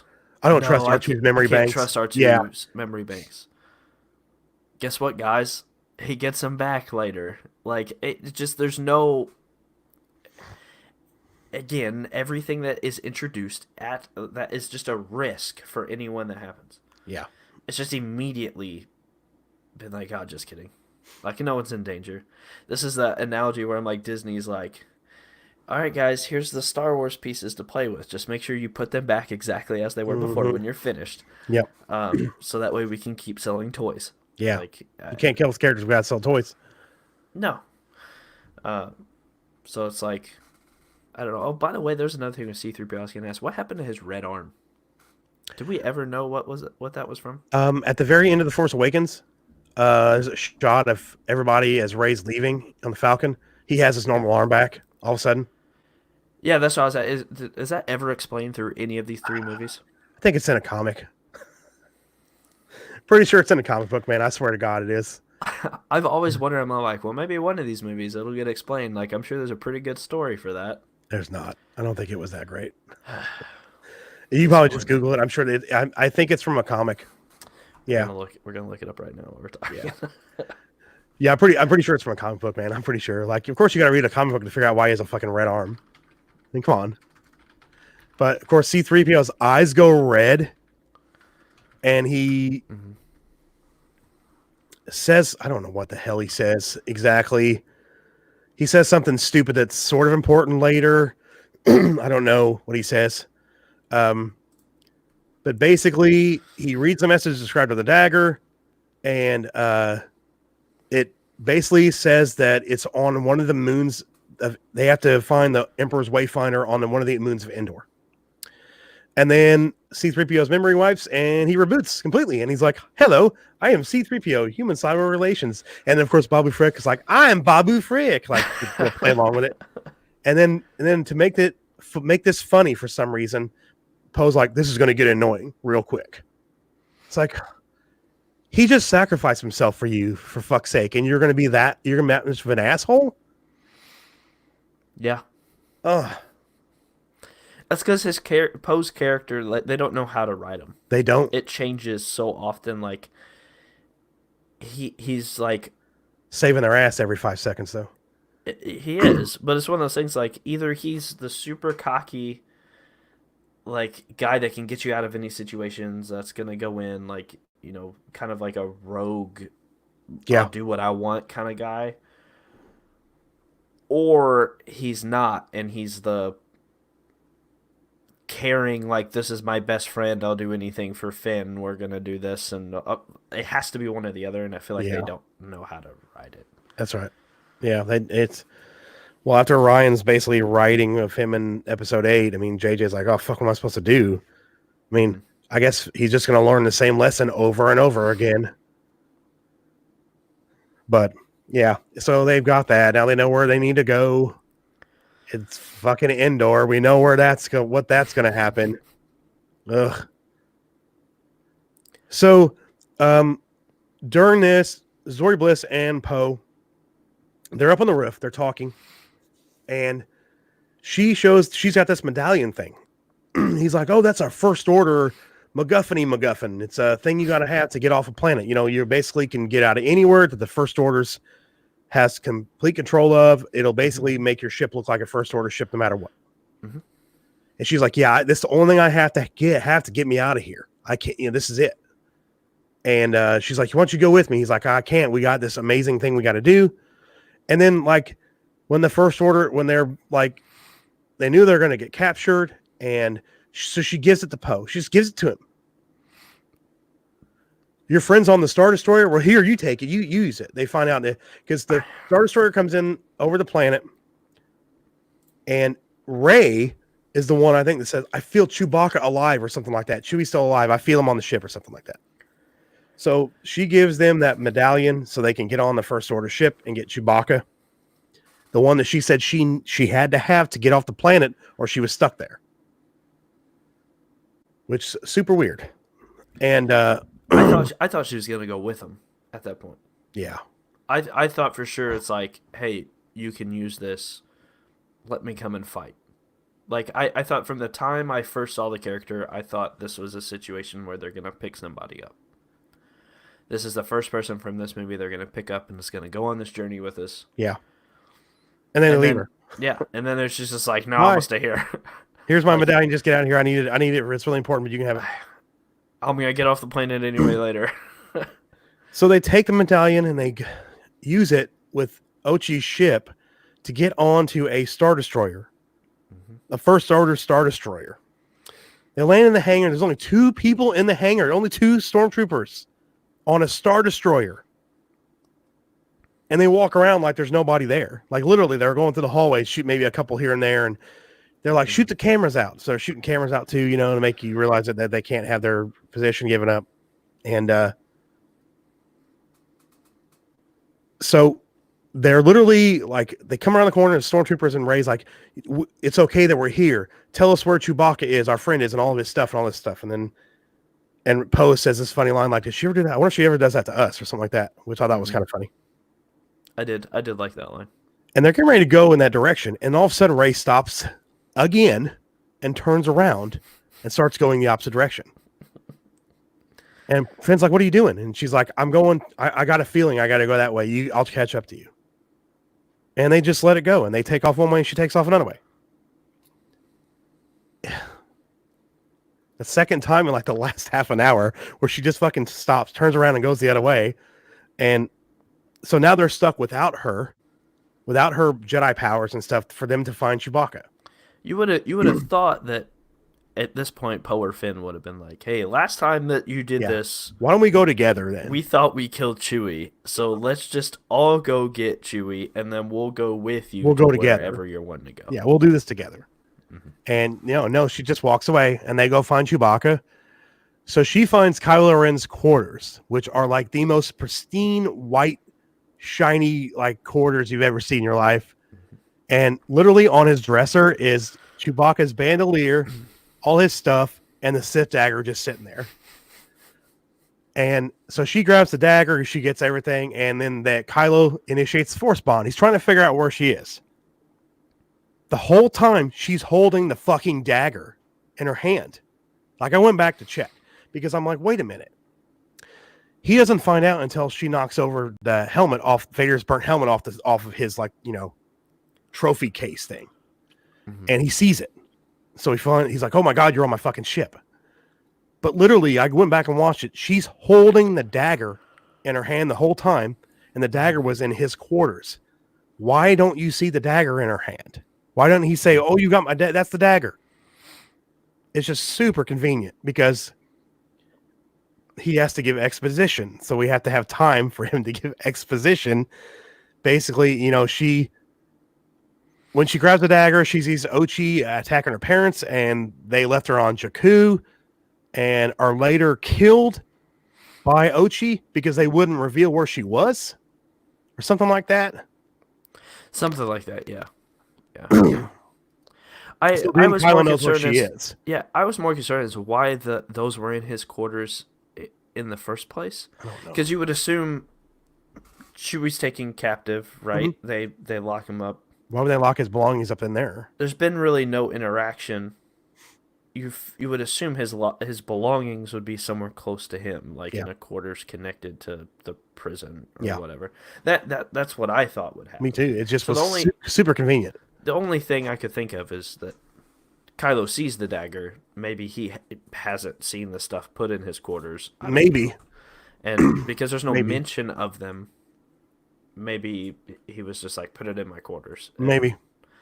I mean, that's the only thing I can think of. I mean, I can't really. That's a possibility. Yeah, that can be a possibility. I mean, that's just reaching though, Yeah. because Oh, absolutely. you just. I mean, you have to go off what you see. So Yeah, for real. it wasn't really explained very well. No, it But wasn't. No. all in all though, I thought that again, like I spoke about earlier, this is one of the things from The Last Jedi that I enjoyed being carried over into this. I enjoyed that interaction between them two. Oh, their force bond. The camera work in that particular one where they're together, where you see it almost looks like a blend of the town and his quarters, Yeah. but you don't know. You as a viewer see both, but you don't know You don't know what they're they're seeing. seeing. Right? Yeah. Yeah. I thought was awesome. I thought it was very cleverly done. Very unique. They did it. It was unique how they did it. Yeah, Yeah, absolutely. and I thought it was a really cool way to just expound on this. We've already established that she's someplace wet. You know, there's water on my face. There's Yeah, for like in whatever Last Jedi, he spilt like here, had water like on his hand. Yeah. I ripped the necklace off. She's here. Like we've established like some things.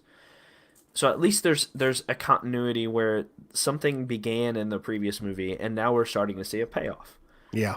which is again the only thing I could think of from all of these movies that does that, and one that I personally enjoyed. Like I understand like the implications of like the Force and with that. Yeah.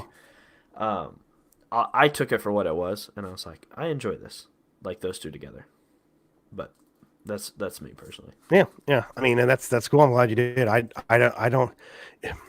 At the end of the Last Jedi, when the very last force bond they have, when she's on the Falcon and it shows the door closing to the Falcon, I thought that was them symbolizing them cutting that bond off. That's what I thought that was. And then, I mean, then yeah, they it have the definitely bond could have been again in taken this. for I'm that. like, I thought they closed that off. But I think JJ's just needed it to get the plot to certain places. So it was like, fuck it, I'll just do that again. That was It fun. is. Oh, That was it cool. totally was. And I think it's one of those things. As soon as he saw that, he probably knew exactly what he was going to. Oh yeah, he's like, oh, I got to use that. I'm okay that he did that. That's fine. Yeah. I mean, we've established that's something Snoke established between the two. Yeah, he connected him. So, then, yeah. But then it kept going after. So I don't know. It's one of those things. Maybe we'll see more of it in future films, and maybe they'll go into more detail on how that works. And I mean, we know eventually that the reason they're really connected. We find that out later with the Force dyad thing or whatever they call it.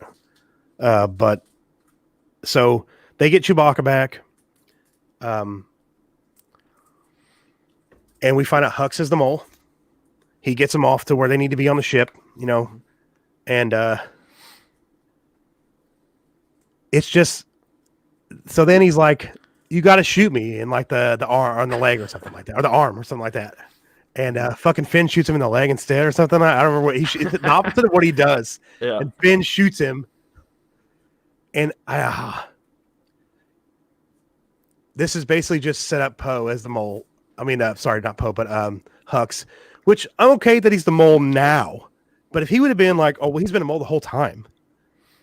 But he killed he blew up 5 fucking planets. Like, you can't let him get away with that. Arrest him. Like, what are you doing? No, let him He's go. the mole because God. Yeah. Kylo Ren bullied me, and so I want to see him suffer. That's Yeah, literally all it is. He basically just wanted Kylo out of power so he could be in power. That's all he cared about. That's all he wanted. That's it. Yeah. That's it. Ugh, it's just so fucking. I hate it. I hate it so much.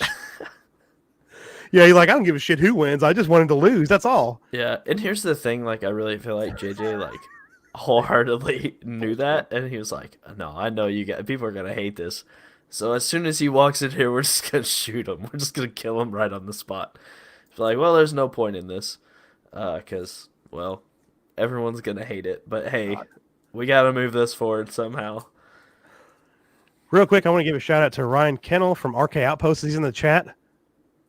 What's up, Brian? Hey, Ryan, how's it going, man? Thanks for checking out the stream. I appreciate it. Ryan does not like Baby Yoda. He is an anti-Baby Yoda fan, but he's also one who doesn't like this movie either.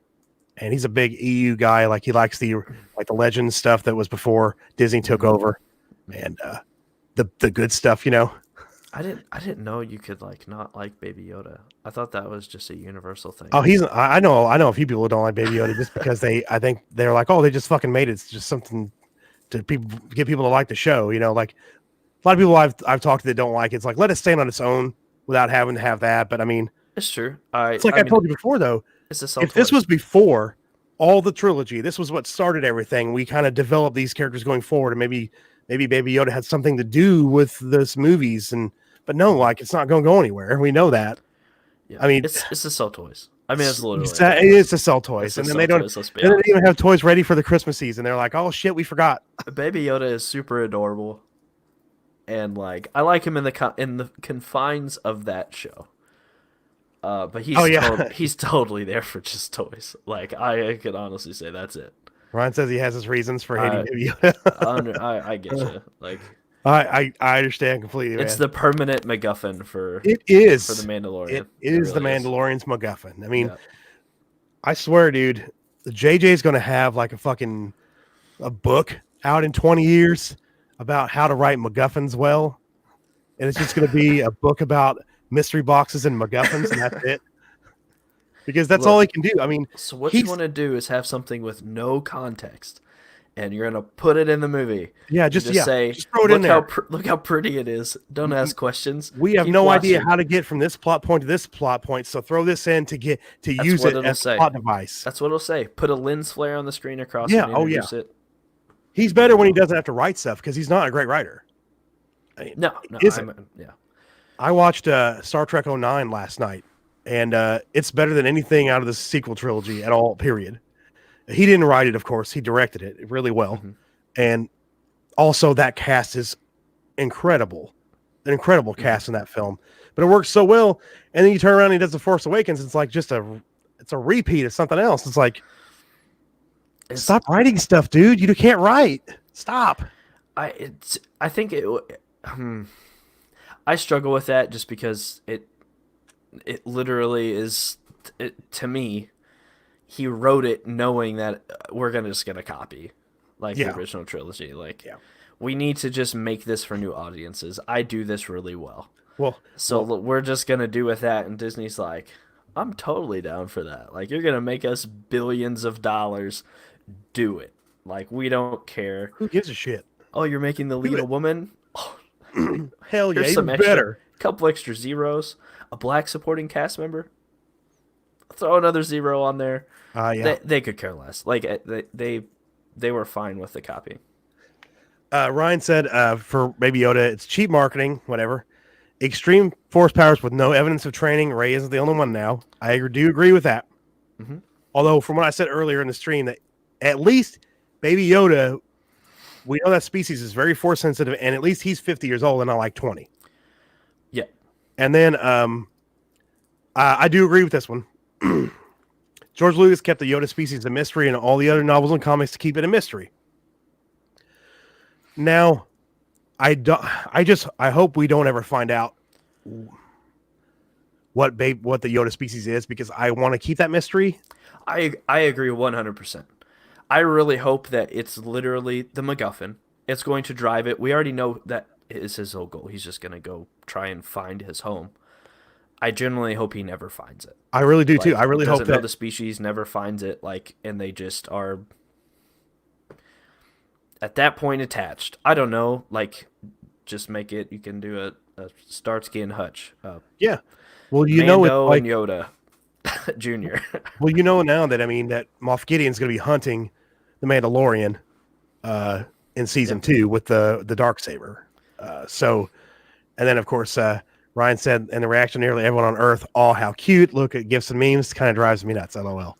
And like I said, I've met more people the same way that are like, "This was just to fucking sell toys, and to get people into this show when it could have done well without it." Mm-hmm. I did like when Baby Yoda choked Cara Dune. I did like that. The Baby Yoda force choked her. Mm-hmm. I like that. And there are things about it. Like I do like. I was genuinely shocked when I saw the episode, and I was like, "Holy shit! There's a Yoda species there." Which I think how many are there? I guess with 3. EU stuff, 3. I was thinking 4. 2 or 3, 4. Right? Okay, so a female Yoda, Yaddle from episode 1. Yep. Now the child, and then there was one in Knights of the Old Republic 1, in the first one. That's right. On Dantooine in the Jedi Temple. Yes, That's right. So that's technically Baby Yoda. I always is forget the about fourth. Master. Is it Vandar? I believe Master Vandar. But I always forget about that one, and every time I talk about it with Sam, he's like, "Dude, don't forget Knights of the Republic. There's one." I'm like, "Oh shit, yeah, yeah." I do like the fact it's a mystery, and I do hope they keep it a mystery. Yeah, and Ryan also said, imagine if Mando had blown him away at the end of the first episode, it would have been dark as fuck. Dude, Would've Disney been ain't got awesome. the balls to do that. There's no way. It's just like Marvel. They don't have the balls to go darker either. They want to appeal to everybody. It's like, ooh, yeah. It's Vandar. Okay, I was right. Vandar. Cool. Vandar. Okay. And KOTOR. Vandar. Yeah. So yeah, there's that one too. But I hope we never find out what the species is. Like, I hope to God we don't, because I don't want to know. And I'm pretty sure I've told people this before, and a lot of people don't believe me, but I do think that there were specific things that were in the contract that Disney signed with George when they bought Lucasfilm. I think number one was they could never ever release the original versions of the original trilogy because that wasn't his vision. Yeah. And I think there were probably other stipulations that they couldn't do without his permission, or because of I do think he put things in the contract that they could not do. I mean, and maybe Yoda's species is one of them, but I mean, they don't have to have that. You don't have to see the species. You can just have it where he keeps looking and he can't find them. And, I think Baby Yoda's either going to die eventually or be taken by Luke, or maybe like Lord Santeca or something like that. Mm-hmm. Yeah, I think it'd be cool if at some point they're separated, maybe at the end of the show, if Mando dies or whatever, and maybe we see him in future movies, still not knowing. The only connection we have to him is the Mandalorian. Yeah. I think that would be fine. We still don't know who he is. We still don't know where he's from. We don't know what his species is, but use him in some way. I don't want to know. I really don't. Absolutely don't want to know. Yeah. Or they could just throw a shade over and say, we found it. Here's this species. It's not real. You know what I mean? Like, I'm sure that'll come up at some point. Yeah, we'll see. I like the mystery, and I know George loves that too. Mm-hmm. And with as many times as I've seen pictures of George on the set, The Mandalorian, and with him and Dave Filoni and their connection and the way they worked together on the Clone Wars and stuff, I mean, it was mostly Filoni, but George had a lot of input on stuff. But I think Filoni will probably, he'll respect what George wants, unless Disney just throws like, here's a fucking bag of money, do it. That might change it. But we're at the mercy of Disney at this point. Yeah, pretty much. So. Back to the Rise of Skywalker, which I literally posted on my Facebook. I think it was a week before I saw it. I was like, okay, I'm so excited to see this fart salad on fucking Thursday. And then a friend of my friend that invited me to the screen, he's like, "You ready to see a fart salad tonight?" I'm like, "Yeah, it's gonna be bad." But I mean, the whole Hux thing, like, he goes in and tells Pride, like, they got away, sir. He already has a cane and a Band-Aid, like a bandage over his clothes, by the way. And walks in there, and then Pride already knew that he was the mole. Like, he already had a feeling. You could tell in that like conference room scene from earlier that he had an idea. So he just fucking shoots Hux, and Hux like flies backwards like 20 feet. I love that. I was just like, just get rid of him. Like, he served his purpose. JJ, another one, like, fuck you, Ryan. Look what you did to my character. I'm just going to kill him. I swear that there had to be times where JJ literally sent, like, anonymous text to Ryan and said, fuck you, Ryan. Because of all the shit he had to deal with after The Last Jedi, because it was so bad. And like I said, I felt bad for JJ having to go in here and be like, oh, wow, so you gotta do that. Great, I really wish somebody would have recorded JJ's reaction when either he A, read the script, or B, watched The Last Jedi, so I could just see his face. Like, literally, as Ryan's pissing all over what he did, just letting it go. But yeah. It's ridiculous. It's ridiculous. And then so Pride is now the commander of the First Order, and the Emperor contacts Pride and tells him, like, I'll serve you like I did when I served you in the Empire. So we now know that Mhm. pride is a leftover from the Empire that came into the First Order, Mhm. which you thought he'd be more important to show in the last ones, but no, he was just invented for this movie, of course. But Clearly, yeah. I want to show what Ryan said here. He said George wanted Ahsoka to die in the Order 66 Purge. Filoni wanted her to live. We saw what happened. Yeah, that's true. I guess you got a point there with that, where Filoni did what he wanted. But I think he did that because her character was so popular. Mm-hmm. And I think that's one of the reasons, because of how popular that character was. And that people love, like, so that's some people's favorite Star Wars character is Ahsoka Tano. And I think that's one of the reasons they kept her alive, is because how popular she got. But I do like Ahsoka. And Ahsoka fans were kind of pissed off after this movie was out, because you hear her voice in the Dead Jedi, like talking to Rey at the end, and basically, hey, she's fucking dead now, even though people were expecting her not to be dead at this point. Just But kidding. Just yeah, just kidding. She really was just talking through she was really alive. She was talking in through the Force, like when Palpatine literally contacts Kylo in his head in this movie. Like, so we can do that now. Okay. Well, there's so much magic going on. It is. It's like magic. Yeah, it's super magic now. That's literally what it is. It's Force MacGuffin. It's what it is, because we needed to do what it needs to do. Mm-hmm. So basically, the Emperor tells Pride to destroy Kijimi, and that's like the first sign of anything that this Death Star tech really exists on these Star Destroyers. Yep. And they basically destroy Kijimi. So Babu Frick and what's her name, Zori Bliss, are dead now, or at least you think so. And then our heroes go to one of the moons of Endor, and then we're going to get into this. This is fun. So that they crash land on this moon of Endor, and we meet other people that I guess were First Order stormtroopers that defected. Mm-hmm. But the scene I want to talk about is when they have the dagger and they're on the shoreline and they look out and see the wreckage of the Death Star. I already hear it coming. So she holds up the dagger like Mikey in Goonies, and to line up this thing. So this dagger had been created years ago. So water, I guess, didn't destroy any part of the Death Star. And I guess they're standing exactly in the right spot they're supposed to see the dagger line up with where they're supposed to go to find the next MacGuffin. Or McMuffin, whatever you're going to call it. This was my facepalm reaction. I literally, the guy next to me, it's so funny. He was like, this is fucking Goonies now? Are you fucking kidding? Like, literally, he starts talking like, and the guy next to him, they're laughing the whole time. I was just so confused. Convenient. It's like, okay, so we've established that, there are two of these, right? Mm-hmm. So there's one left on the Death Star. So was this dagger made after the Death Star crashed? Like it exploded and landed on this moon? And then someone just walked up and instead of going to collect the item, they're like, you know what? I should make a dagger that looks just like this wreckage. And it's going to lead me to what everybody wants. And only I can have it. And it'll never change because water doesn't affect objects when they're sitting in it forever. No, let alone does it rise or fall with the tide. Oh my God. And it's perfect. Oh, it's perfect. It hurts my head so bad. It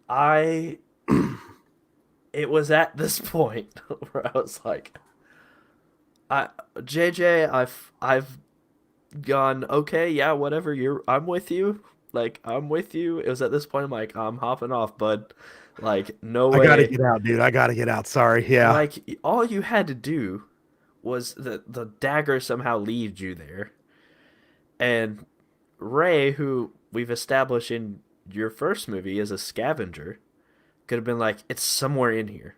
Where would we find Where would we hide? Where would she's been through some time and have them find it. Yeah. Like, if she can feel Force objects, we've established that. She just find it that way, yeah. so she can scavenge around and she She'd find it. will feel it. Like that's you've established that. You don't need a dagger to now all of a sudden someone's like, "Oh, it's this little half moon piece out here and it's And she, perfect." how she Like find, like, she's like looking at the dagger and she's poking around and then she finds that thing that pulls out. You know, I'm like, it lost me. That's I it's was right like, there. It oh lost hell. me. I was like, nope. You could have, and then like, wait a minute, where is she? Where did she go? Oh, And she's then sailing by herself. yeah, they're like, I think her name's Jana, the woman that I starts believe talking so. to Finn. Yeah, Hmm. and she's like, you can't go out there. That's like, it's so rough. You gotta wait till tomorrow or whatever, the morning or something like that. Hmm.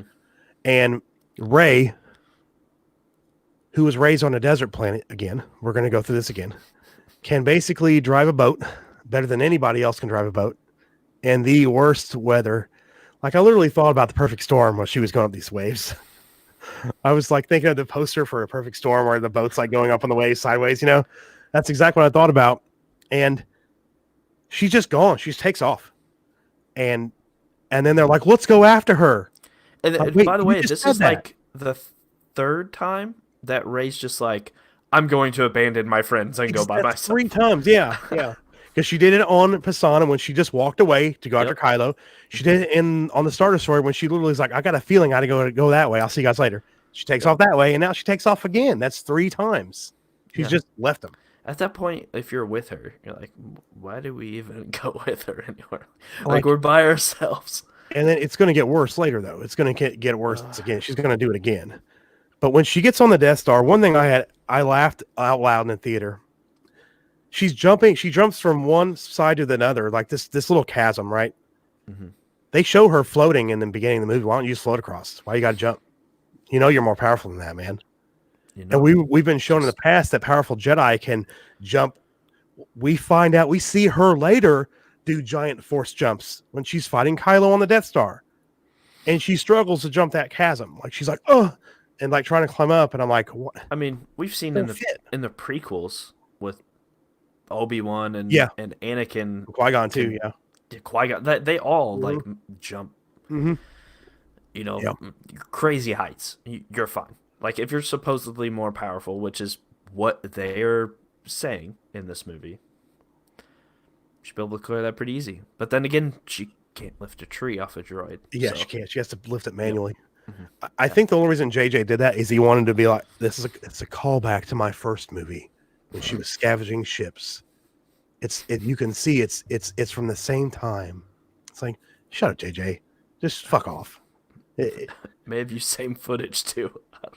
might Somewhere in have been. there, It might have been. Yeah. somewhere in there, we just took her mask off. She's wearing the same dumb outfit, both movies. I What do you think that's about the revelation that Jana and all the people that are there are like stormtroopers that also defected? I love that. Uh, Way too late into the movie to Yeah. introduce something like that or God, into the yeah. saga. We discussed this before. Yeah.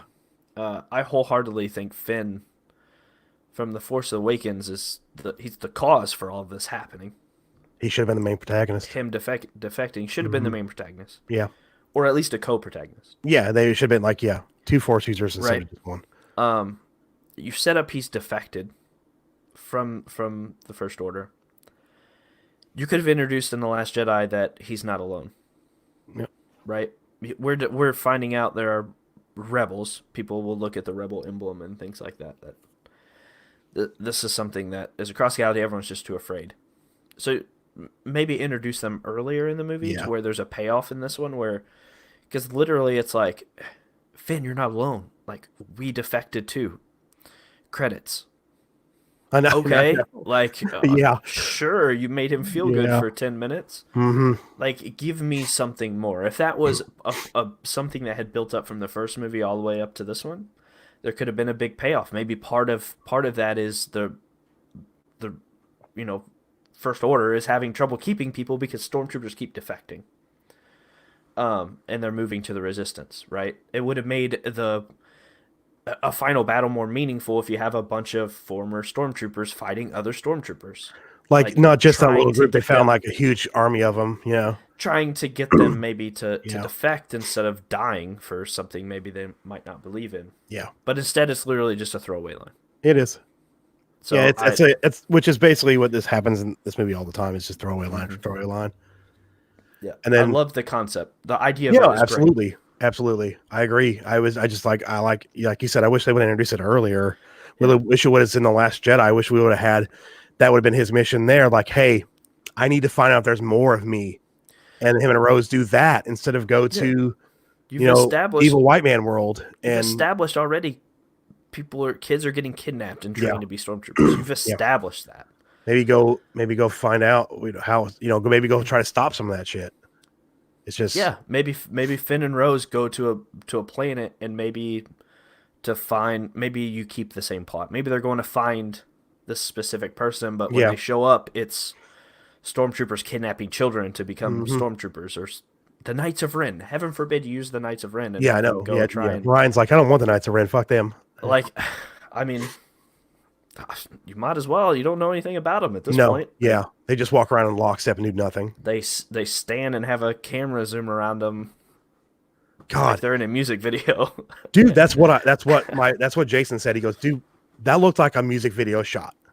Like they're all standing on that ridge, and it looked like a fucking November Rain shot, like of like Slash playing like in front of that church, like in November Rain as the helicopter camera flies around him. That's exactly what that was. You're gonna break out in some NSYNC or something. God, like, it was I don't so know. weird. Like that's literally the vibes I got. You could have done something with that. There are a million other ways, but instead, Brian Johnson imagined. I get what he was going for, but failed epically in that scene, in The Last Jedi. With like, It's funny. I believe, if I remember correctly, in the original leaks, Palpatine wasn't Palpatine. He was a clone, or he was the original Palpatine. The one that was destroyed on it in the Death Star was a clone. Okay. And I believe there was a reveal that the Knights of Ren are like failed Palpatine clones. If I remember correctly, I don't remember exactly. I'd have to go back and look, but I think they had a lot more that they were going to do with them, and they never did. But like I said, if you go back and read the original leaks, like I'll send you a link for this sometime. There's a lot cut out, like a ton of stuff. Totally see that. Yeah. Actually, right. Ryan was on an episode of Every Frame of Pause with a bunch of other guys doing. Then when they all went through and read the leaks completely all the way through, and they laugh and they have fun with it and stuff too. So maybe I'll just send you a link to that, and you can listen to them do it and talk about it. And that was a great episode of EFAP too, by the way. But so we get to Rey going through the Death Star. So it's just there's chunks of it. They're still surviving. There's still glass in the window behind the throne room when that thing was just annihilated in like a nuclear explosion. There's like stormtrooper helmets with like skulls in them and bones with like stormtrooper outfits around. I'm like, okay. And then we get to the throne room, and then all of a sudden the door next to the throne room opens, and she goes in there and finds the MacGuffin there. You remember when I told you there was a scene in the movie with really shitty special effects? Yep. This is the one. It's the Rey versus Rey scene. Yep. Which is one of the worst things I've ever seen in a Star Wars movie. And she goes all Bilbo Baggins with the teeth like Bilbo did to Frodo. I thought the same thing. Oh my God. I was like, what the fuck? It's Bilbo. Oh, it's so weird. I at this time, I ignored it because again, the whole entire time I'm like, she's turning to the dark side.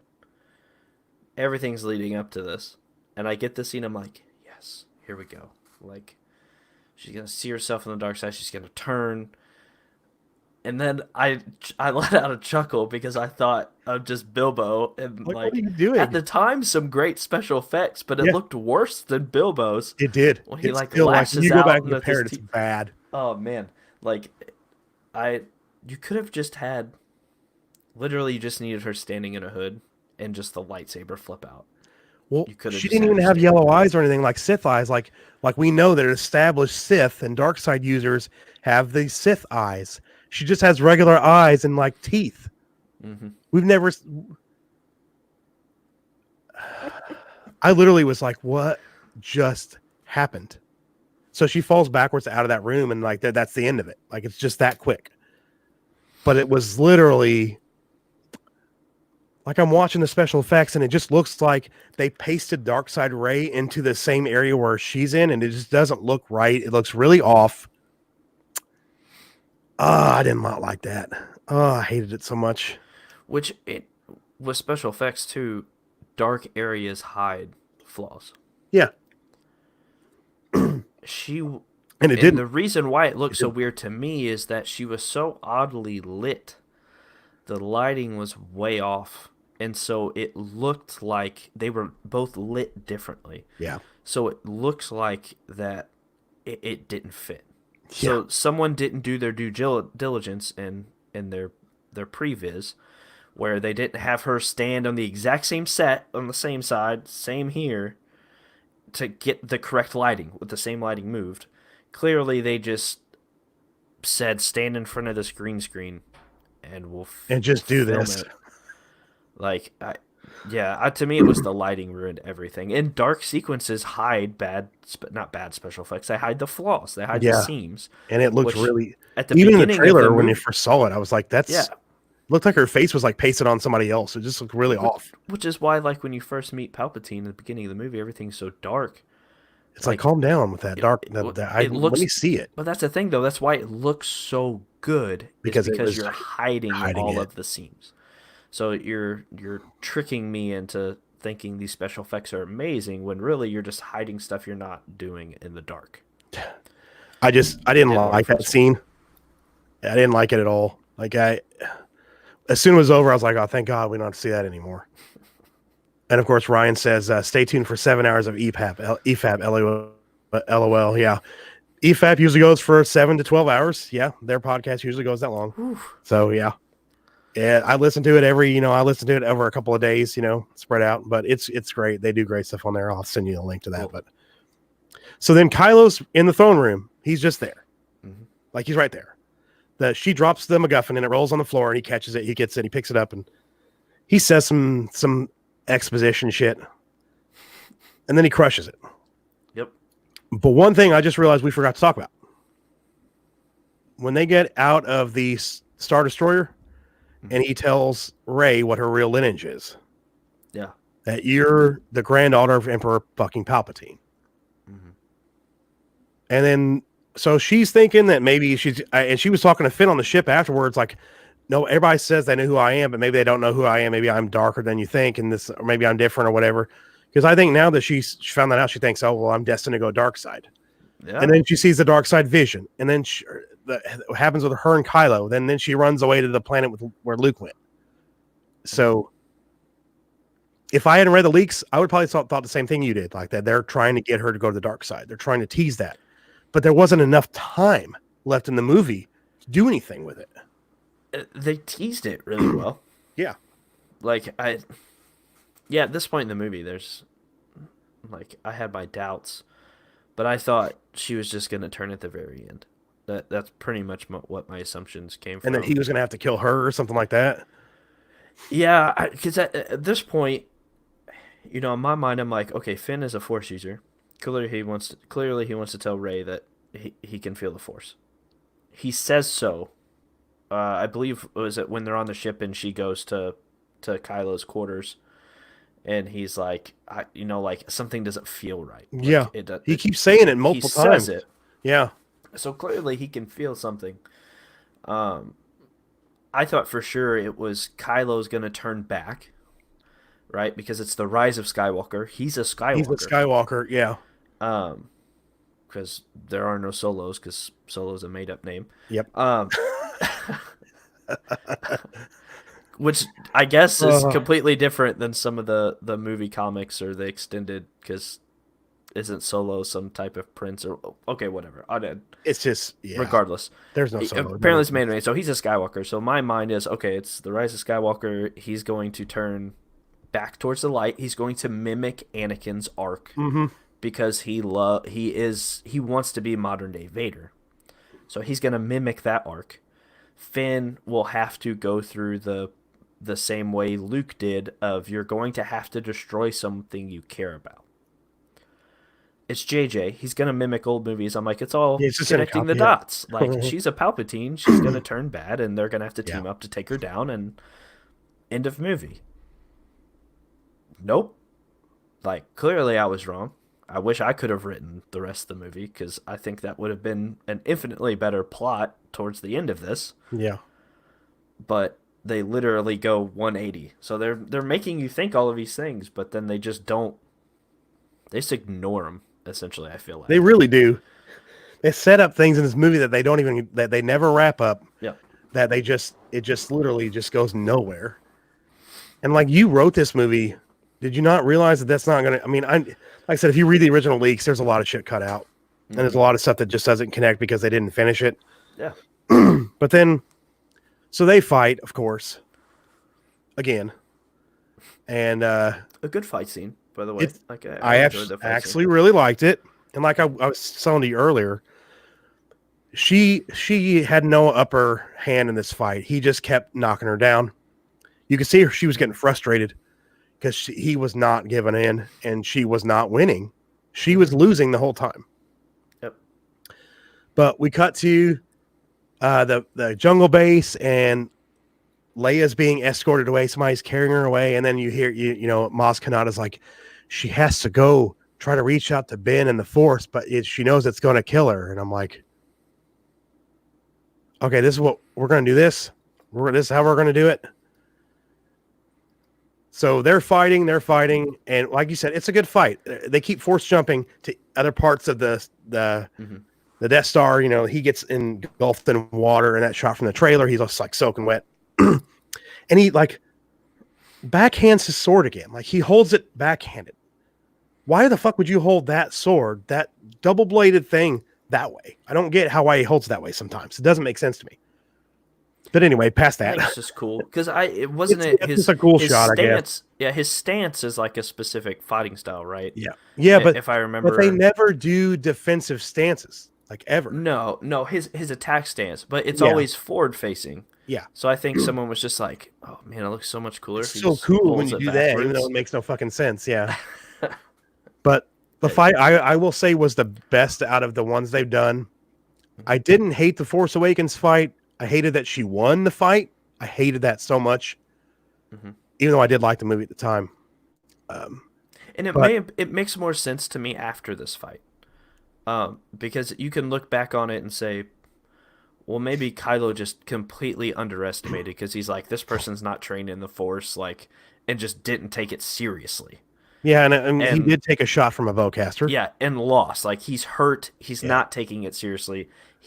That's why he lost the fight, and that's why he goes like in this one. He's like, no, I'm not losing this fight. Like, and he looks so overpowering. Like, Yeah, he looks like he knows just- what she can do. So Yeah. he's like, screw it. I'll just go. He looks like he's toying with her, like Vader was toying with Luke in Empire. Like it's what it looked like to me. But then you go back real quickly to the Force Awakens fight. You know, he was injured, he was hurt. For dark side users, that fuels them and makes them more powerful. You use that pain and that anger and that to your advantage. So he should have been stronger than that. But that's a whole nother discussion for another time. So he's literally about to kill her. Like he's going to do the killing blow. He stops, turns around, and he sees Leia through the Force. We don't see him see her, but you know that's what he's seeing. Yep. I guess Rey doesn't know that's what's going on. She catches his lightsaber that he drops in midair, and she just basically fucking stabs him through the gut. And cheap shot. Just okay, Kylo Ren's. I was like, oh shit, Kylo Ren's dead. Even though I knew what was coming, I was like, this is fucking stupid. Like, I kept telling myself, don't do it, don't do it, don't do it, don't do it. Like you're gonna go to the dark side. You just killed him. Like you're gonna do it. And the dang She did it. scene from the snake. say, oh yeah, then she gets really upset and pissed off at herself, and then she uses her force essence to force essentially heal him or whatever the hell they want to call this thing.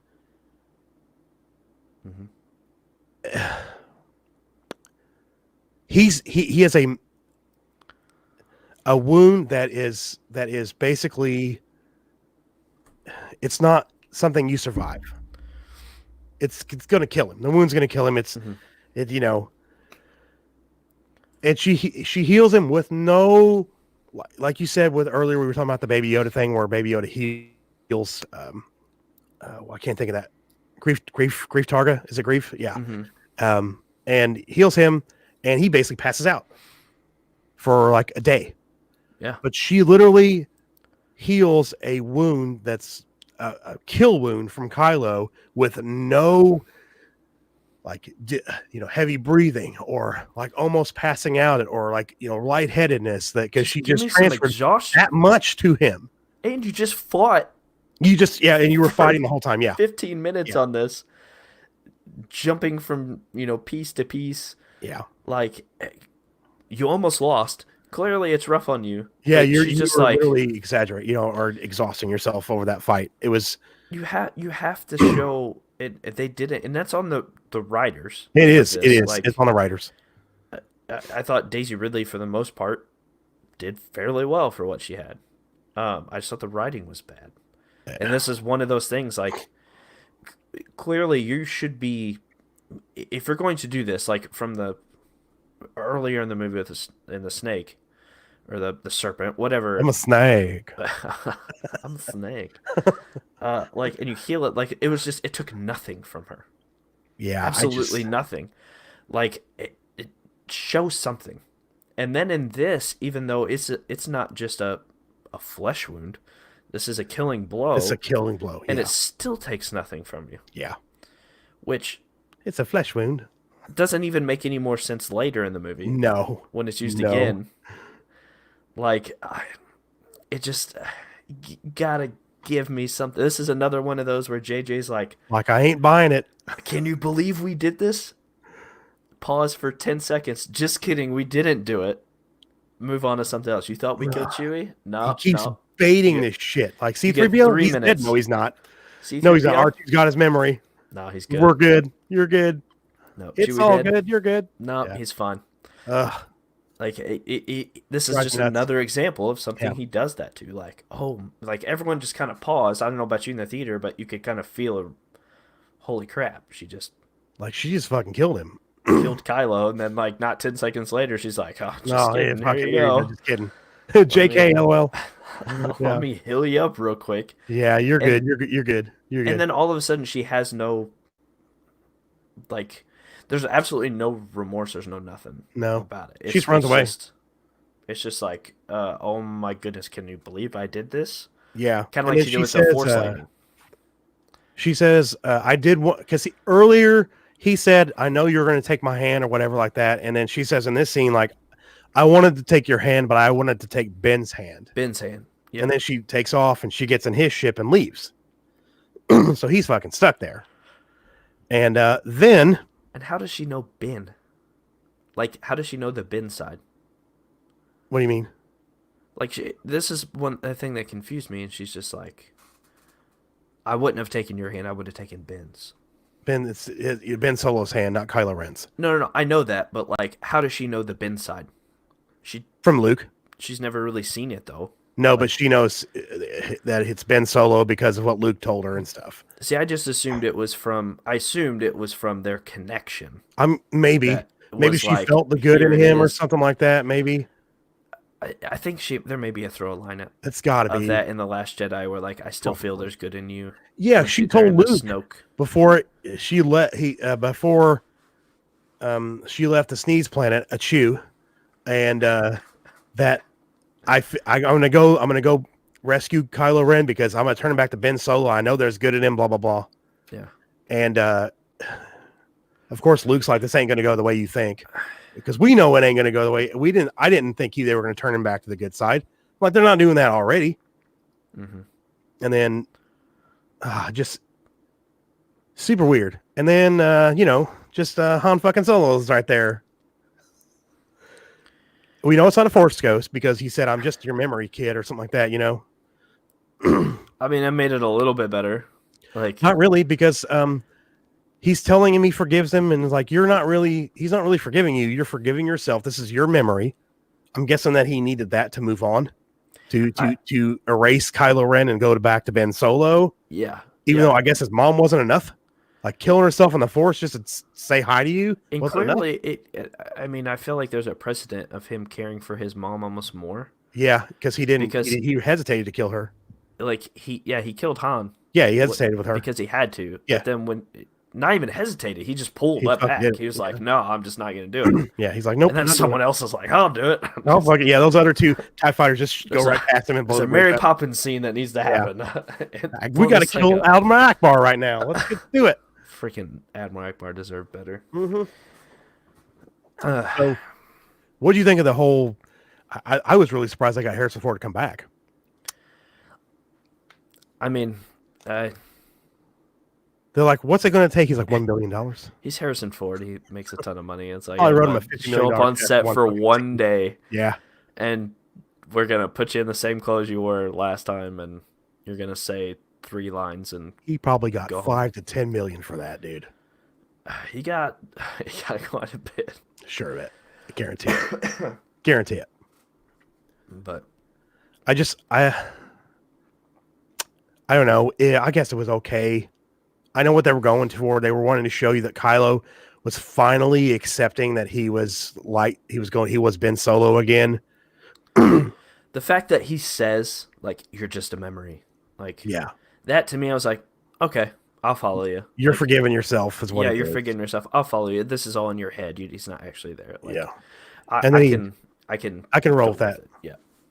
And then he chucks his Kylo Ren lightsaber in the water, and later you're like, you could have used that, dude. Makes no sense.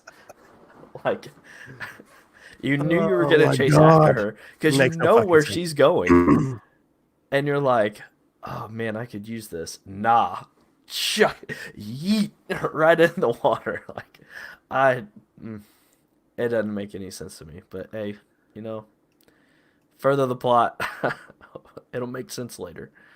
So after this, Rey goes to Octu, where Luke went to die, basically. And you see that she has she's set Kylo's TIE fighter ablaze, so she can't get out of here. She's like, fuck it, I'm not leaving. Fuck it. And she goes to throw the lightsaber into the fire. And Luke's Force Ghost catches it. So that's a thing now. Force Ghosts can catch stuff and affect the environment like Yoda did in The Last Jedi. Why aren't all the Force Ghosts just going to Exegol and just killing him themselves? Have Yoda call down that lightning from the sky and fucking kill Palpatine with it. Yeah. I mean, he called lightning down to burn down a tree. God. But yeah, then I don't. I when I heard the line in the theater, I thought I heard it the first time, but like I said, I went home and I watched I found a copy online and I wanted to hear it again. Mm-hmm. Luke's line when he catches the lightsaber. You remember what he says? I don't. When he catches it? A Jedi's weapon deserves more respect.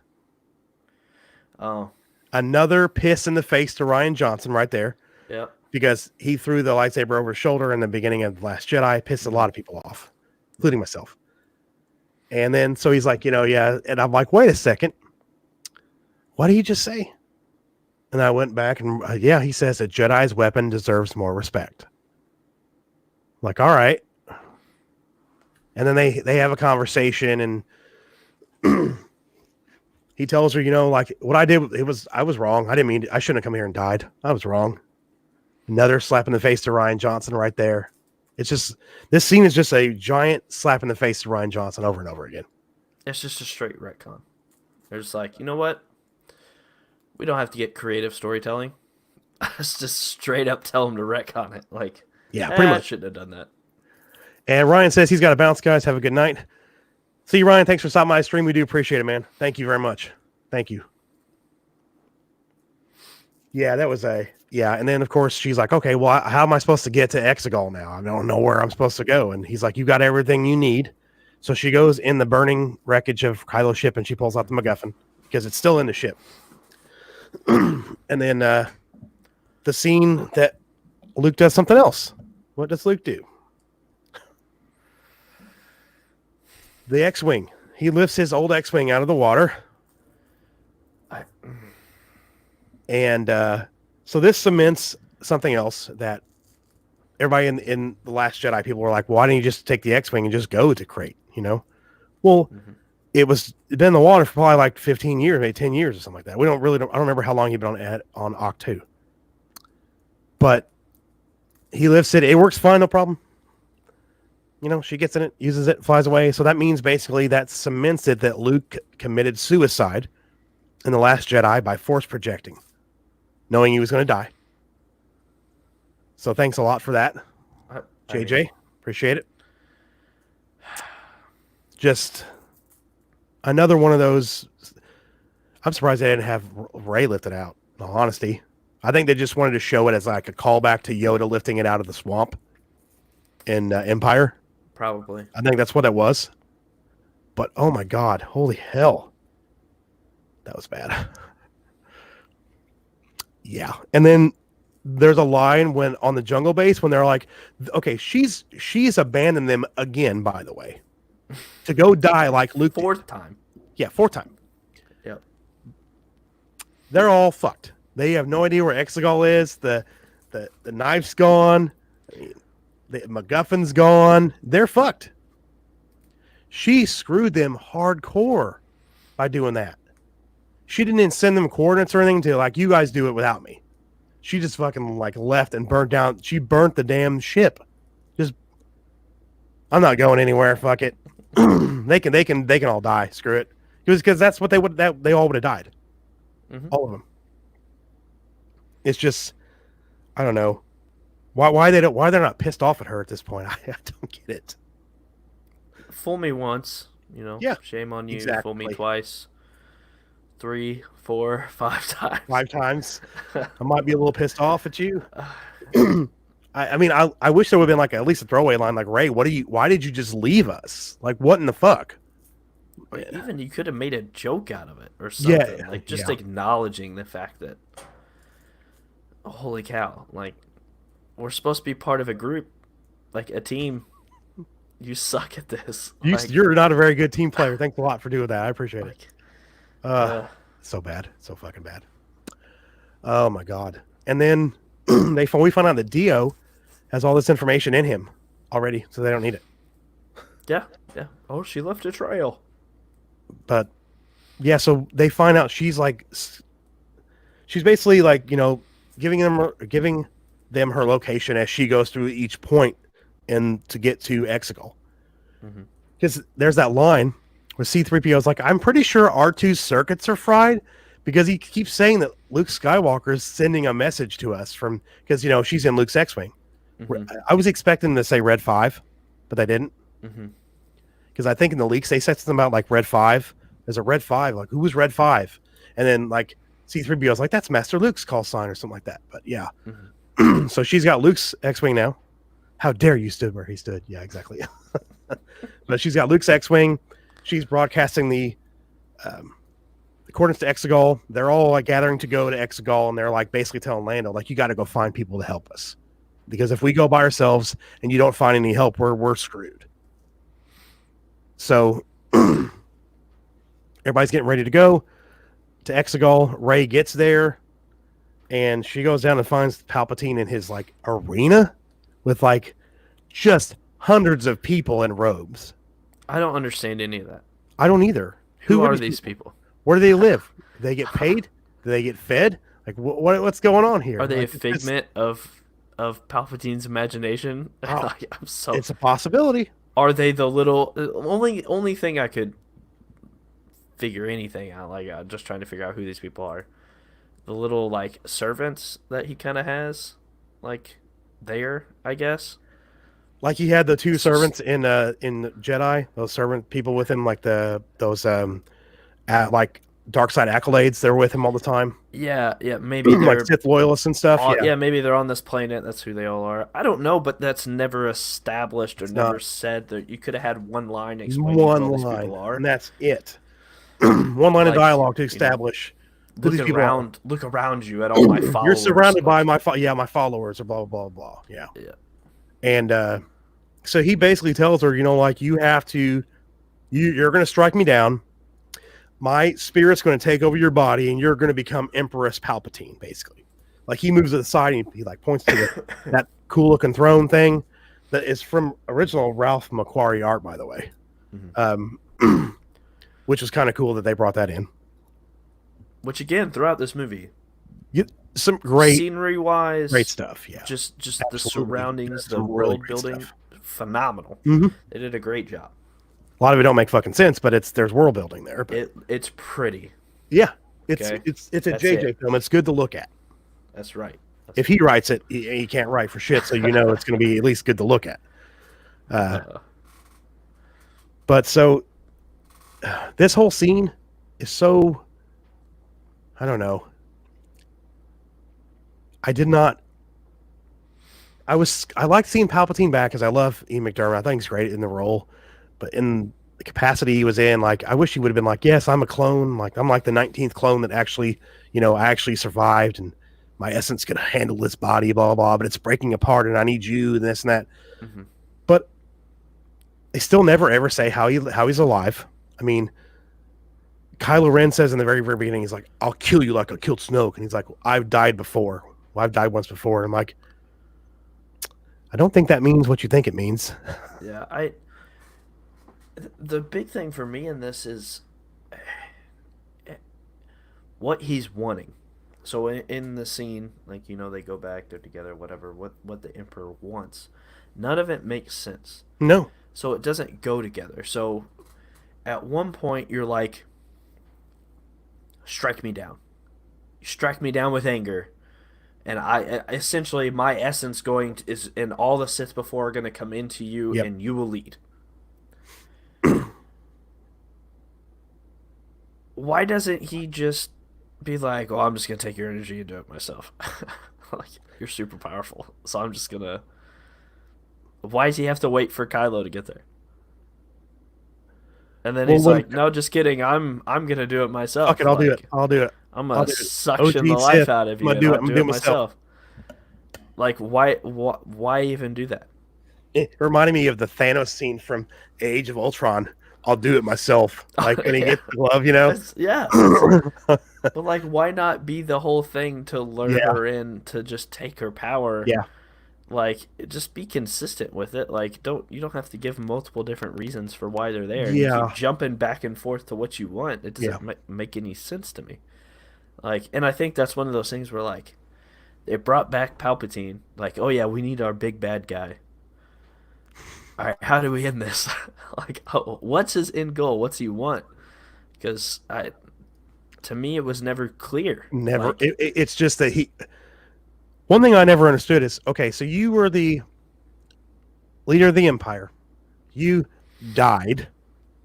And then now you're alive. Why didn't you just go back to your Empire and and just go back to what you were doing? If you're still alive, Darth Vader's dead, yeah, but you can find out a Force user. Just go back to what you were doing. The Empire was still... Only thing that was blown up was the second Death Star. Everything else was still intact. And to me, too, it was very, like... to harken back again to Thanos, where the first movie, like, you can almost take Thanos' intentions and be like, okay, those actually make sense. Like, you could see someone coming up with a logical reason for that. Like, this world isn't this area that we can't sustain this, so we're gonna have to get rid of a few for the greater good. So Senator Palpatine turning into Emperor Palpatine's like, I want control of everything, right? He's a Sith. He wants control to destroy the Jedi. He wants power. He wants power. Mm-hmm. But then in this one, he's like, nah, I just want to destroy everything. Like, if you want power and you have nothing to control, like, you're just alone. Yeah. But in this one, they're just like, I rose all these ships up because I'm going to destroy the universe. I don't know. Like, his plans don't even make sense. It don't, no. So, like, they're trying to backtrack and say, I've been pulling the strings all along. Makes sense in the prequels. Makes sense in the original trilogy. But then in this instance, they don't. So not at all. Not even a little bit. But that really bugged me because it's like, me too. There's no... Me too. No risk. I don't know, like, what to care about. Yeah. Yeah, same here. Same here. And so the Resistance shows up with their little. I mean, they don't have. They maybe have like maybe I say 15 ships. You think maybe 15, 16 ships? Probably. Yeah, I mean, I feel like it's pretty much the same as what they ended with at the end of Yeah. Last Jedi. Like, very little. Well, I mean, it's more than that because they only had like a handful of people on the Falcon. Well, clearly, that's what I mean. They only had, like, Yeah. they didn't show up with 300 ships in a Mhm. full-on battle. Like, Yeah. they've And then rebuilt over a year. so basically, Poe is saying that we have to find the antenna that talks to all these Star Destroyers because of the way Exegol is, the way the atmosphere and the storms above the planet, and I'm not making this up, the Star Destroyers cannot go up. They don't know which way is up because of this. So they can't look out of the window and look up and see it, or use a helium balloon to help them guide up. It's just they got to destroy it. So they go to destroy the tower, and Pride knows what they're doing. So they deactivate the tower, and he puts that coordinates on his ship and broadcasts out to the Star Destroyers. Mm-hmm. So they're like, "Oh shit!" They turn off the tower. So what are we going to do? And then Finn looks at you can tell it's a First Order Star Destroyer, not a Imperial Star Destroyer like the rest of them. Mm-hmm. Finn's like, "It's on that ship," and I'm like, "How do you know that?" He's like, "Because I got a feeling." Yeah, man. I got another. But we're not going to tell you what the feeling is. I'm not telling you. I just got one. That's just how it works. It's just super weird. And And they just had how many Death Stars blown up because you screwed something up, and now you're like, hey guys, in building this giant fleet, let's put everything through one antenna. One antenna, yeah. So we can't get out of here unless that antenna's working because we don't know how to go up. Up. So they land a transport on one of the Star Destroyers because they know that Pride's ship is the one with the antenna that's communicating to all the ships. And they land, and Pride's like, "Jam their speeders." And he's like, "But sir, they're not in speeders." And the door to the thing opens, and they're riding those space horses, and they're all riding down the Star Destroyer in atmosphere, by the way, where there's probably not a lot of oxygen. Just saying. I couldn't at that point. I was No. like, guys, JJ wants the visual. That's all he wanted was the visual. I was like, horses, freaking horses, like you. There's got to be a lot less oxygen where they are.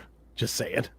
I mean, they're is not one out of the thing- atmosphere yet, but they're probably close. Yeah, all the things though that you retconned from Last Jedi, you could have just left that alone. Yeah. Like, you took something from one of the worst scenes in Star Wars history, and you're like, And these are different animals too. They're Jesus. not even the same ones. no. But how often? Let's be fair. How often do you see those Horses used in in Star any Wars? sort of battle? Yeah. Like any This sort of isn't like live medieval. animal. Yeah. This isn't like Like 4,000 years before the Republic kind of thing. This is like 30 years after Return of the Jedi. They don't need horses. And I would understand if you had a land battle, maybe. and you're Maybe. like, Yeah, we like don't on Endor or have- something like that. Yeah, we don't have the people Yeah. and resources for speeders and everything else because we have to build ships. But like, Yeah. come on, like you're on the side of a ship. Like, I don't know. It didn't do it for me. And of I was course, like- I mentioned earlier, why didn't they just turn the Star Destroyer, tilt it to knock them off? Yeah. And all those transports land with the new Sith troopers, the red troopers that they like talked up way before the movie came out, and they don't do shit. Yep. And there's like 5 or 6 transports full of them compared to one transport full of Resistance people. I'm like, they're screwed. They're like, all these people are dead. Nope. Nope. You see Janet like taking some out with like bow and arrows and stuff. In Star Wars, she's using bow and arrows. I mean, Ewoks. Yeah, but they were primitive So- beings. Yeah, that's probably were the primitive. only time. Yeah. I mean, it It made sense with Ewoks because they were primitive. it just none of it made sense. These are people who used to be stormtroopers, for fuck's sake. Or you could have even like if it was a stealth mission and she's sneaking around and they're Yeah, inside a that's ship different using a bow or something because like so it doesn't make because any it's noises. quiet. Yeah, Yeah, I that get makes it. sense. But you're in the heat of a battle. On a Star Destroyer. This isn't Lord of the Rings. No, Like, it's not. You're not Legolas. Yeah, you're not using a bow. No, you're not. You're not an elf. You're an ex stormtrooper who should be using like a bowcaster. I could see a bowcaster, like because it's more like almost like a a crossbow. Is what it is supposed to look like. But that's Chewbacca's weapon. They don't want anybody else to have that. So yeah, I don't know. It's just I hate it so much. I hate it. I hate it. I hate it. I hate it. I hate it. I hate it. Hate it. Hate it. Hate it. So awful, awful scene. But they take out all these freaking stormtroopers, and then they drop grenades into the ship, and then they disable that antenna. And then Kylo Ren shows up in an Imperial TIE fighter, by the way, that he got from the Death Star. So there was a working TIE fighter on the Death Star in that wreckage. Yeah, man. Hey, I from when it landed, my first thought is like, how did he get a hold of Vader's TIE fighter? So he landed it right next to Luke's X-Wing. X-Wing. Yeah. And I was like, that has to be Vader's. And how did you get it? It's Please like, tell me. my first thought was like, oh, he must have got a ride. Like the First Order must have brought him a TIE fighter. And then I looked at it closer and I'm like, that's Imperial. That's not First Order. Yep. It's all gray. It doesn't have the black and the red on it like the First Order TIE fighters have. Which I do think is a cool design, by the way. I do like the First Order TIE fighters. But yeah. So he gets there. I think it was literally just to have the visual of those two ships. I think it was. Yeah. Like that's two OT ships right there next to each other, And then we get Kylo's last word as he jumps down onto that chain to go down. He says, "Ow," when he hits it. That's his last word, by the way.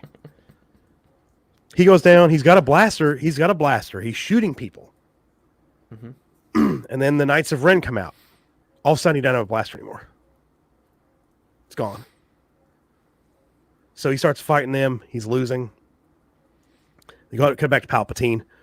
He's like, strike me down. Do it. Do it. So she ignites the lightsaber, puts it behind her back, and lifts her hands up, and it's gone. She literally force passed the lightsaber to Kylo Ren. And I didn't even realize this until I watched Mahler's Unbridled Rage on this movie, that when Kylo Ren has the lightsaber, you remember the little shrug with the blaster that Han did on Endor?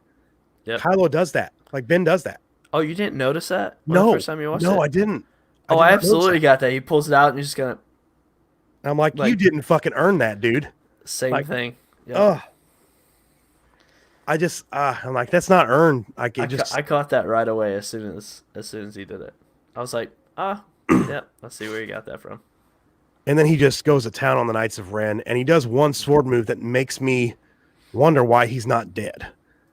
So he literally crouches down, puts the lightsaber behind his back, and takes a breath, and then one of the guys swings the weapon at the lightsaber on his back and hits it.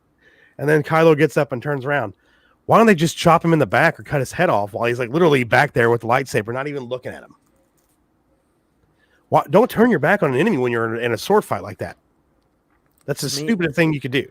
To me, it's the same thing as the throne room scene in Last Jedi. Terrible. First time I watched it, I was like, "This is terrible dope." sequence. I was like, "This is dope."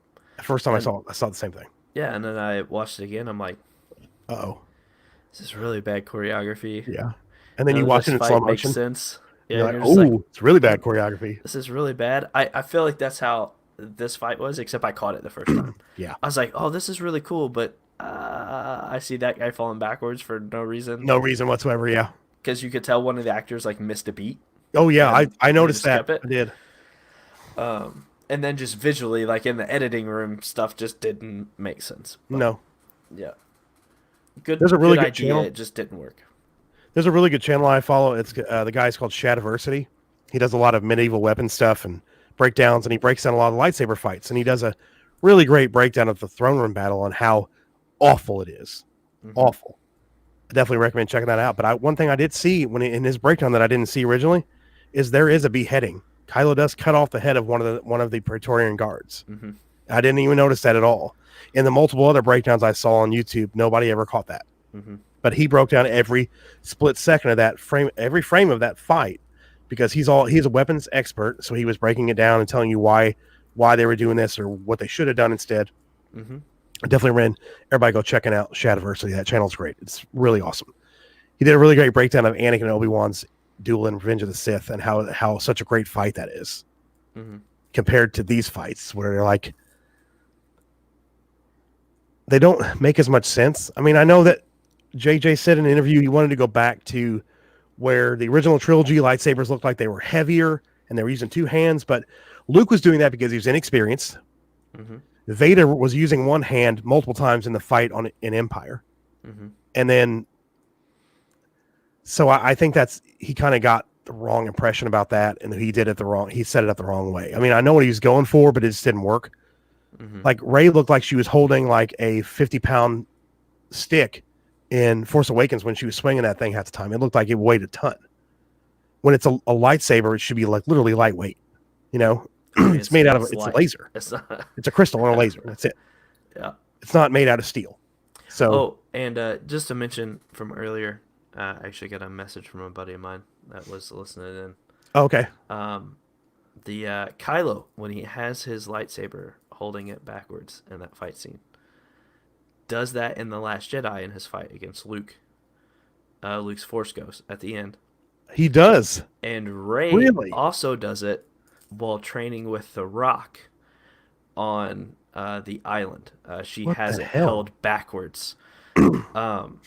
So they think maybe it's a Palpatine fighting style if Kylo was trained with Snoke, and if she's Palpatine, that it might be a Palpatine fighting style. So it makes sense because in The Force Awakens, I thought about that when she was like doing that jabbing that she was doing against Kylo. I'm like, man, that looks like Palpatine's. Like I immediately thought, Palpatine versus Mace Windu. He was like, ugh.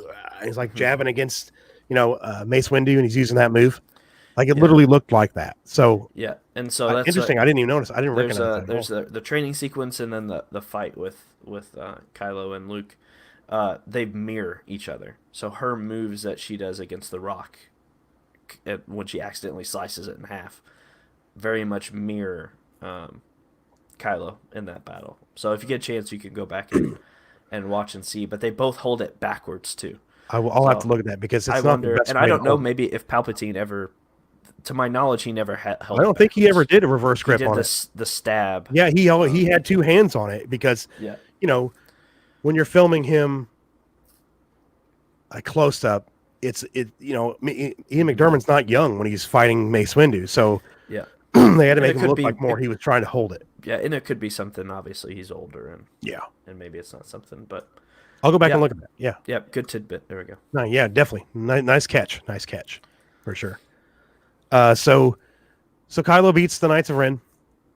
He comes in, and Rey and Kylo are standing there together with their lightsabers drawn. Which, by the way, I saw a screenshot of that like 3 months before the movie came out of them standing there together with like. So he's got Leia's lightsaber, she's got Luke's lightsaber, and so then that's when like Palpatine's like, nope, I'm going to take all your Force energy and just fucking no. He says a line like oh my God, it's a dyad in the Force. You two are like a dyad in the Force. It's like that. That hasn't been seen for like forever. And okay, a dyad is something that consists of two elements or parts. So it's basically two things that go together as one. Now here's the thing, though. Like he says that, but like you put them together. So you've claimed that I was Snoke, like it was a clone, and I was speaking to you, and I was doing this, and Snoke made that connection. Therefore, I made the connection because Snoke was just a pawn of mine I created.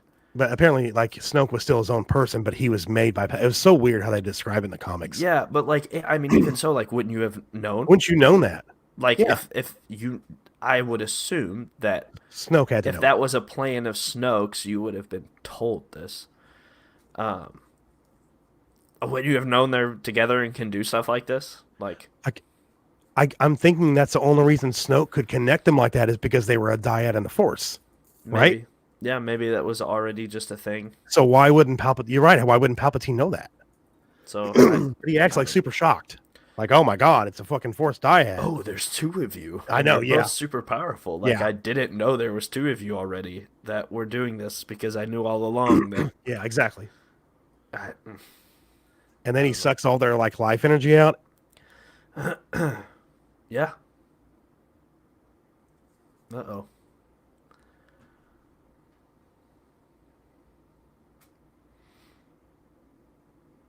Uh-oh. Did we lose? Sorry about that. I just I don't know what happened. buttons No are idea. hard. No idea. No idea. I'm back. My head was big. I have a giant forehead. I have a 5 head. So I did too. continue. I was like, "What the fuck just happened?" I got kicked out of the broadcast studio for a second. It said it was still live, and I saw you, and I'm like, "Oh shit, he's still there at least." So that's at least it didn't like just stop it completely. That's true. Yeah. But so yeah, so he takes all their Force energy and he becomes Palpatine again, and he's got the Sith robes on from like Revenge of the Sith. It's the red ones from when he's fighting Yoda. So I guess the Force essence gives you new clothes too, I guess, because he was wearing the black robes when he was like hanging from that like robotic arm, which was the weirdest looking thing in the world. It reminded me of Assassin's Creed, the movie. Oh, With the Animus arm, it just plugs into okay, the yeah, back that and makes just yeah. I didn't flies think him about that around either. everywhere. It did. I didn't think about that either. Hated it in that movie. Like, Yeah. I mean, it makes a little bit more sense here, I guess, because he was literally just limp except for like his mouth for the Yeah. most part.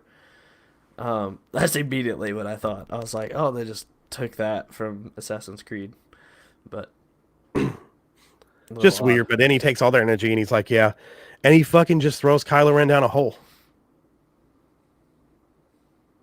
And also in the original script, that's the end of Kylo Ren. That's all. You never see him again. Should have been, but if you're gonna do it, And so we go back to so Palpatine's all like powerful and stuff, and all these new ships all the ships have shown up already, haven't they? Before he shoots his lightning up to him. yes, Yeah. yes. Yeah. So there's a 'Cause they're moment. starting to almost win the battle, essentially. So there's a moment where like Poe's like literally not answering anybody. They're like, Poe, what are we gonna do? We're outnumbered. We're outnumbered. Oh my god. He's literally just looking around like, holy shit, we're fucked. And then Lando says, on your left. No, not really. He says, you need some help there, or something like that, or he needs. Literally, I thought on your left from Endgame. Mm-hmm. And there's another Endgame moment coming up too that we'll talk about. But that's the soon thing I thought about. It was like on your left. It was Falcon saying that to Captain America, and then all the portals open up, and here they come out, and here come. Yep. But there's like 1,000 ships, so they all had to get through those space clouds. Somehow, We talked about that earlier. Yeah. somehow, So- none of them died probably because Yeah. this is Disney. So They start shooting the bottom of the cannons off the Star Destroyers, and they explode. And they explode the Star Destroyers. They start taking out some ships, and they start kind of getting an advantage. And then after Palpatine gets all his powers back, he basically just shoots this mass amount of lightning in the air. Like he's standing there shooting up, and he's just cackling his ass off, and he's just doing his Palpatine thing. Mhm. And all the ships, like some of them blow up, but the ones that are with our important characters don't. They just kind of like start falling. They like all the power shut off. And so Rey gets up, and he notices she's up, so he stops shooting the lightning, and they all like come back. All the ships come back, and they get their power back, and they start attacking the ships again and taking over the battle. And Palpatine, like, I don't remember what he says to her. Do you? I don't remember. To be honest, most dialogue in this part of the movie is almost irrelevant. Like because I don't, and none of it mattered. Like it was just look at all the lights. Look over Oh. here. Oh yeah, I know what's going on. So Rey's laying there, and she says that line where I don't know, speak through me or come through me or something like that as Yeah. to the Jedi. and you see her look past the battle into the stars, and you start hearing all the voices of the past Jedi. Mhm. It's like Mace Windu, Yoda, Obi-Wan Kenobi, Ayla Secura from the Clone Wars, Ahsoka Tano, I mean, it's Anakin almost every Skywalker. major, yeah, almost every major Yeah, Jedi that you've yeah. seen And in literally, in Anakin the films. says, "Bring balance to the Force, Rey, just like I did." And I'm like, "Well, you didn't, because he's still alive, dude. So you really didn't do anything." And then when I heard that line, my frustration started to kind of boil over a little bit, Mm-hmm. because you kind of start to realize again even more of how much bringing Palpatine back has just basically erased Anakin's arc completely. He died for nothing, Mm-hmm. basically. There's no reason. Why didn't Luke force heal him? I mean, Yeah, and at this point, it's when I'm like, again, I thought for sure Kylo's gonna mimic Vader, but no, he just gets thrown off a cliff, he's gone. like he's just Bye. chilling in the dark, I He's guess. like, I'm gone. Uh, yeah, yes. At that point, it's like, well, Vader didn't matter. And when George was very specific to say that Star Wars is Story, Anakin's yeah, story, it's the like story of the fall and the redemption of Anakin Skywalker. that's exactly what it Mhm. is. Yep, And it takes away that payoff it does. at the end. It Yeah. does, and it's unfortunate. But so I think Palpatine says, like, when she gets up, he says, "You can't beat me. Like, I am all the Sith." Hmm. And he starts like just lightning the shit out of her, and of course she blocks it with one lightsaber. But I'm okay with that because Mace Windu did the same thing in the prequels. Hmm. And she's like, "I am," and she grabs another lightsaber and puts like an X lightsaber. She's like, "All the Jedi," and like forces the lightning back on him. At this point in the theater, I'm like, "Why aren't you just stop shooting lightning at her? Just stop. Just stop. You and Stop. everyone else, Just this has stop. already burnt you once before. Why don't you just stop? Just stop it. You're good." And Maybe you then can't. when he Who knows? gets killed, I'm like, "Okay, so is his essence going to go in her now?"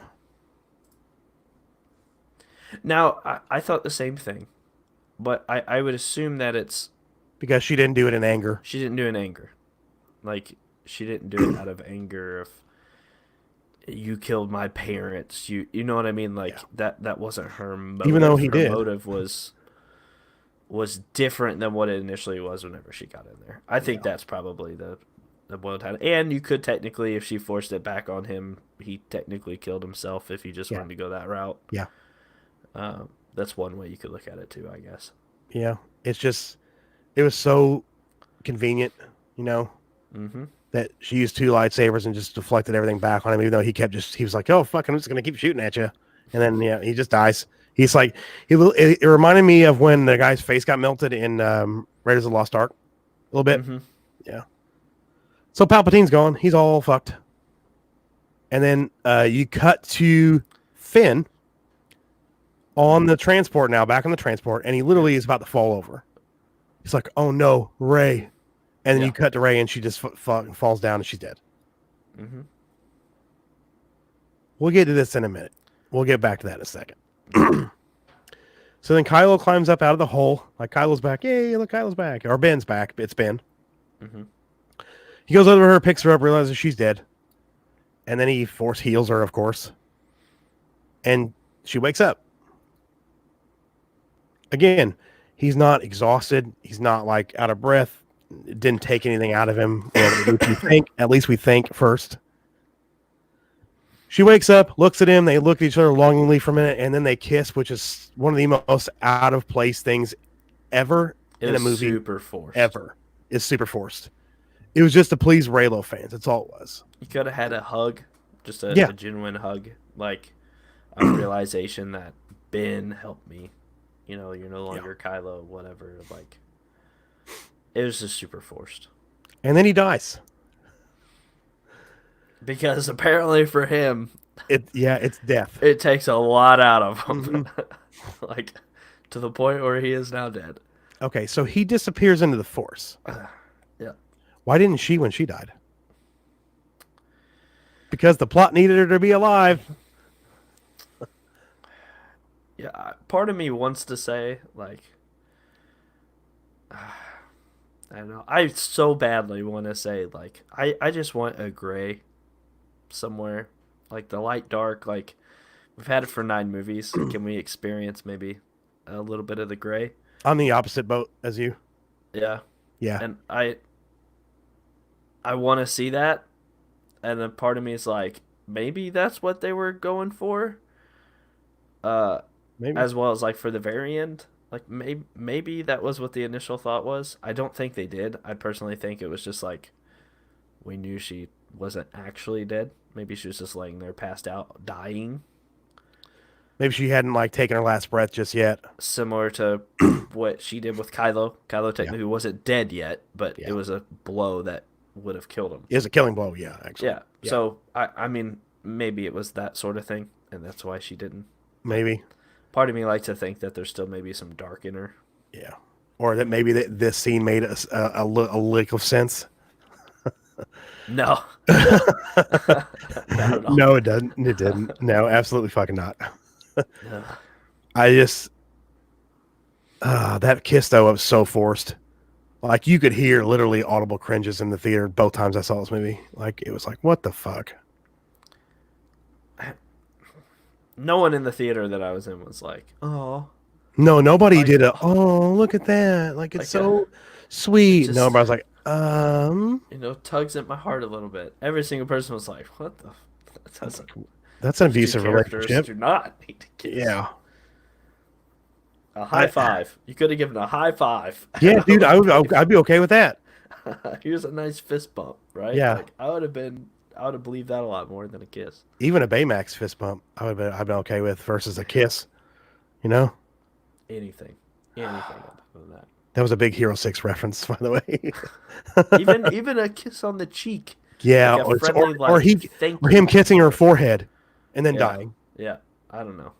There's so I've been many okay with other that. ways you could have went about it than what they did, but alas, they didn't go that route. So frustrating. Yeah, it is. And all the resistance, they all win against the Star Destroyers to take them all out. They're all falling and towards the planet and blowing ups. Hmm. And then Ray gets in they leave. They all go back to the base. Everybody's connecting and they're hugging and stuff. And did you notice the lesbian kiss? I did. I did. So Disney went all in on that, but then they cut it out in China and in the other markets overseas. Does not shock me because no To me, one. that's very cowardice of them to do that. Just leave it in it. It diminishes the reason why they did it. Exactly. And the sooner people keep complaining that they want to see it, but don't take into the fact that Disney's just going to censor that in China because Yeah. they could care less about Oh, they don't what you care. want to see. No. They care about money. Yeah, that's all they wanted. That was Just them. accept the fact, Yep. like that's what you're gonna get. Yeah. Like because it's not gonna show around the world. It was like, oh, unfortunate. great. Look at It was look at unfortunate how 'cause- inclusive it is. You're the only ones that saw it. It was absolutely unfortunate because they could have left that in and it could have been a big statement. But Yeah, and they could have and left that, it in every market and just and taken their hits. and But they didn't. that's a big thing. I've had this discussion with some friends before, because obviously Finn and Poe, their friendship, a lot of people took that as something much more than that. Which I would have been fine with. And I've told them there's no way Disney will do that. No, and they it would has not. nothing to do with Absolutely not. anything here in the States. It's because they Overseas can't. markets. Yeah, they can't take out a large chunk of the movie for those markets. They just won't. So they're just Super not going to unfortunate. include it. That's how it is. I really, when I heard about it, like, I didn't bother me in the theater at all. It didn't bother me. Like, I wasn't bothered by it at all. But then when I heard it was cut out in like other markets around the world, I'm like, so you just fucking did that to make money, and then you took it out everywhere else. So you basically just told people you don't care about that, Yeah. at all. It was just a way to make money. You just told people you forced it in Yeah. just to shut them up. People that were clamoring for Yeah. that, you're like, here, have it. we're not gonna have it anywhere else. Like you're the only people complaining Yeah. to have it. So, and I think the quicker people realize that, like I get that people want to see in film people like them, right? Whether it's different color, different sexuality, Because they whatever it see might be. themselves, they're like, oh, that's a reputation of me. You Yeah. see themselves, Yeah. yeah. Which I understand that, Yeah, but me too. like the more that you do that, it's not going to happen. No. Because frankly, as big of a market as China is right now, they're not going to take a financial risk to make a Oh, no. statement. So, Absolutely not. um, Which and makes I'm them talking the big cowards. studios. I'm talking the big studios. I'm not talking, Oh, yeah, I know. Yeah. the smaller movies. I'm talking more just the much larger studios. But I just no, think it I makes noticed it. Didn't of course. I mean, it didn't bother me. It didn't do no, anything. I did no. feel like it was super forced, Absolutely. and just pasted in there to make Excuse people me. happy. Yeah. Same thing as in Avengers, the scene where all the women come together for no reason because it didn't fit the scene. I It felt that didn't at was all. Absolutely pasted in not. there. It wasn't natural or organic. No, and If it would have been, that would have been different. you had in Infinity War there was a spot during the battle where three women are together and fighting, and there's a joke of why was she up there when she could be down here, like that fit. It But really did. for fan It service really and did. in game, they're like shove this in here real quick. Hmm. I'm all for storytelling first. I don't care. This is gonna sound real bad. I don't care about inclusivity. Make a good story. That's If it's all that matters to inclusive me. of everybody, I don't care who it is. awesome. If it doesn't, don't go watch it. If it doesn't fit you, like Hmm. I just Yeah. story comes first to me. Story first. Yeah. Always. It doesn't matter. Yeah. So, um, but yeah, it was a cut and paste moment. Yeah, and it's unfortunate. It It's is what it is. unfortunate because they didn't have the balls to keep it in and like just double down on it. They just had to take it out. It just to me it was kind of cowardice that they did that in the first place. Yeah, not It shocking sucks. by any Sucks. means. But so everybody's together and everybody's celebrating and stuff and I mean there was one scene earlier I forgot to mention when Chewbacca finds out Leia's dead and he like freaking just loses it, man. That was touching. That was perfect. Yeah. That was perfect. And then he comes back and then Maz Kanata gives him the medal that he never got from A New Hope. Hmm. He gets Leia's medal or Han's medal. I'm guessing it's Han's probably because Leia was giving them out. Leia never got one. It was Leia, Luke and Han that got Yep. one. It's probably Han's medal. Hmm. So it meant a lot to Chewie, and that was cool. Well, and I think too, you gotta. I mean, he's all that's left at this point. Lando, but like Leia's gone, Luke's gone, Han's gone. Yeah. I mean, you have the droids, but Yeah, I mean you have the droids, but but it's not. still like his, especially with him and Han, like Yeah. losing Han was big, and as close as he is with Han, you lose, Leia, and then you have to assume that Ben, like growing up and stuff, Chewie With was Chewie. probably a big part of that, Absolutely. like an uncle or something. So he's gone. Like I think it probably was just like, crap, I'm all alone. Yeah. So Yeah, it's unfortunate. mhm. But I mean, everything's wrapping up all nicely in a bow, and then Ray goes to. At first, when I didn't see the planet, I mean I knew what happened in the leaks, but I'm like maybe it's Jakku that she's going to. But no, it's Tatooine. Again, Has no connection to Leia at all, but she's going to Tatooine. So it doesn't make sense. She should. I don't know. Everything was positive on Endor. That she should have went to Endor, the moon of Endor. It would have made more sense. I thought she I would don't go to Jakku. Like Yeah. she spent so much time there her whole life. That's where she kept waiting and waiting and waiting. And even after she left, she's like, I need to go back because they're coming back for me or whatever. I mean, I guess I mean we understand why she went there eventually, but Luke says in the New Hope, "I'm never coming back to this place again." Yeah, You can count on that. everyone that goes Nobody there wanted to go back to and Tatooine. leaves. Ever. Everyone's like, never, never again. Like I hate sand. It's rough. Of course, Mhm. it gets everywhere.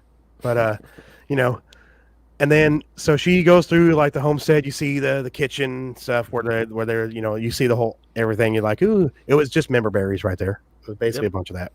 Yep. And you see her like burying Luke and Leia's lightsabers in the sand, Mm-hmm. like force burying them in the sand, and then she ignites her own lightsaber. Where it looks like she took the end of her staff and she made a yellow lightsaber. Which, you know, where the fuck she get a yellow crystal from?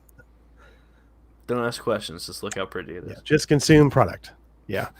And then this random lady comes out of nowhere. Yep. It's like, I haven't seen anyone here for years. What is your name? Why would you ask her name? Why don't you be like, hey, it's nice to see somebody here. Cool. You know, What you were, specifically? What is your last name? what specifically? What is your name? Like, it's Ray. And she's like, no, what's your full name? And then she looks over and she sees and the effects on this look awful too. Luke and Leia as Force ghosts that look like paintings, like a matte painting. It looks awful. I got big incest vibes. Yeah, it was weird. Yeah, it does. I Yeah, was like, oh, okay. So someone who has no clue if anything about Star Wars could watch that and be like, oh, that's nice. So that's probably her parents. She probably knows who her parents are. I'm a Skywalker. and she's like, Ray Skywalker. And of course, the first thing that popped in my head was the scene from Harry Potter. How dare you stand where he stood? Yeah, like that's exactly what popped in my head. And then her and BB-8 are under the twin suns. Like, that's the end. I'm like, are you fucking kidding me with that? It just that ain't yours. The twin suns I didn't mind, just because if it is the end of the saga, okay, like you ended it that way. My biggest issue was her taking on the Skywalker name. Yeah, I hated that. I thought it was just so forced and unnecessary. Why not take the Palpatine name and make it a force for good around the galaxy? Why not take no name and make your own? Yeah. No, my biggest thing is if your whole point is like your Ray past and your family, your lineage doesn't matter. That's the whole point of this movie is you can overcome your bloodline. Yeah. Right? Yeah. And why take a name to continue the bloodline? Why don't you just your name? Yeah. My name's Ray and it's just Ray, or I'm Ray from Jakku. Like, own it. I'm Ray Solo. Yeah. I'm all alone, so. And then the old lady's like, well, I'll call you Ray Solo. I'm Ray alone. You could have, that to me makes more sense on wrapping everything up. Yeah. Because the whole point of these last two movies was specifically like, she was so obsessed with her family. Yeah. And everyone's telling her it doesn't matter. Yeah. Right? Like in Last Jedi, they're like, your family were nobodies. It doesn't matter who you came from because they weren't anybody. And this one, you're like, it's one of the most powerful Sith known to mankind. It doesn't matter. You can, you don't have to follow in the same footsteps. Like, wouldn't that have made so much more sense? Like, I think so. Skywalkers have literally just fallen like flies. Like, clearly, over the course of these 9 movies, Anakin fell. Like, Luke just distanced himself and committed suicide in the last movie and cut himself off from the Force for how many years? Yeah. And just after trying to kill Ben technically is Skywalker and turns to the dark side. Yep. Like, there's not a whole lot of good based off these movies that you can say that this name has done for you. So why carry it? Yeah. And the name's gotten around. Like, Luke was very popular after Episode 6. Like, that span in between there. Yeah, like... everyone knows Master Skywalker. Yeah. Master Skywalker is a hero with General Leia Organa and General Han Solo, General Calrissian. I mean, they were heroes of the rebellion, Yeah. Like, they established that in Force Awakens when they're like, oh, you're the Han Solo, the general from the rebellion? Yeah. And even one of them's like the scavenger, not the scavenger, but the smuggler. The smuggler, yeah. Like, you're well-known people. No, the rebellion general, yeah.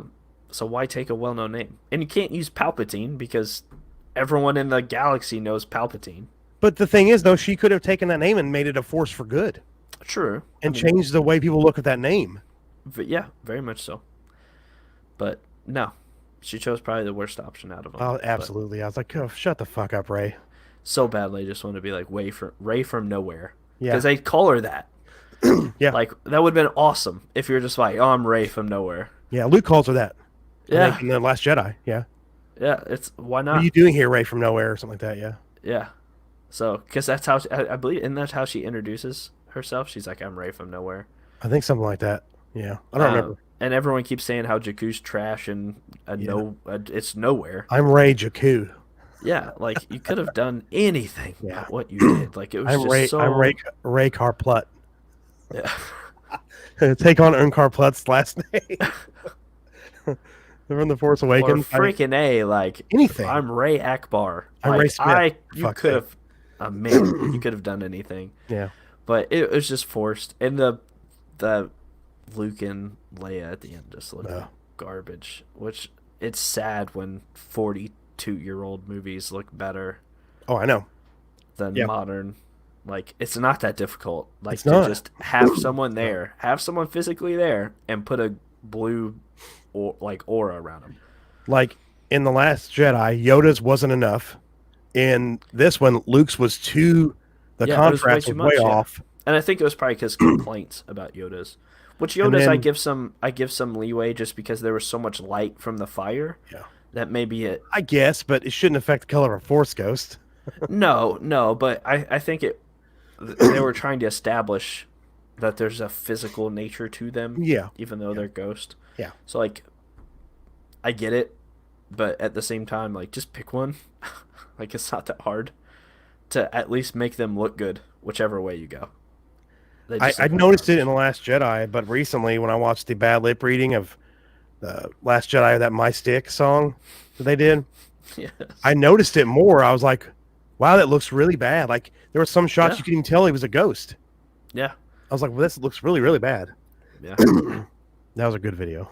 It was a really good video. Both Yeah. of those are very good. Yeah, Like, really good.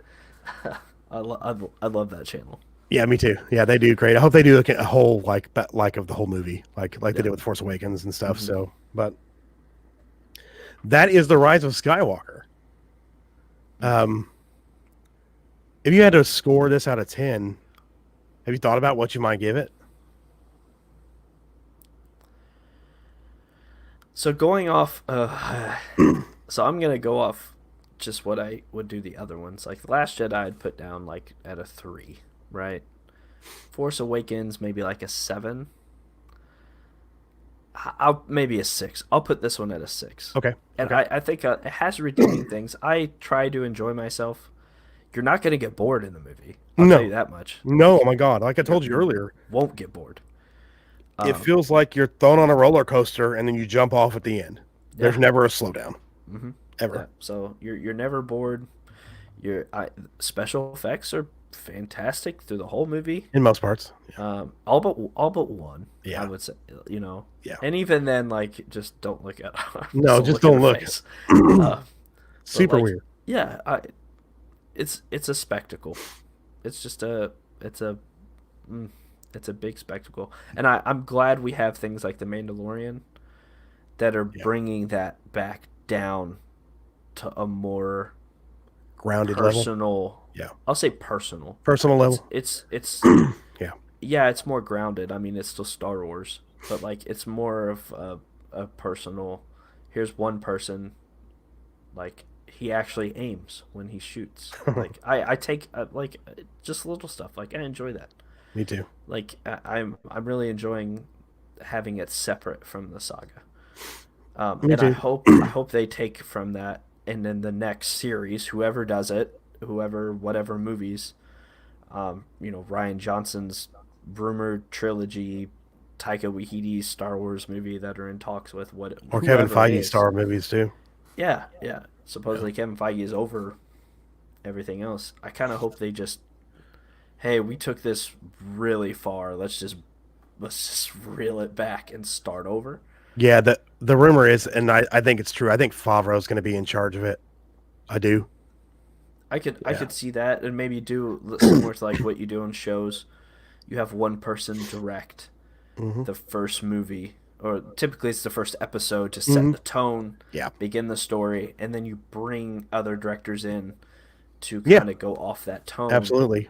Um, that's probably what'll happen. They'll probably have Favreau come in, do one movie, set the tone for whatever story they want, and bring. If Feige's in there, stuff will connect if they're going to do another saga. Yeah, I just don't want Star Wars to feel like the MCU. That's all my only problem. I just don't want that. It will.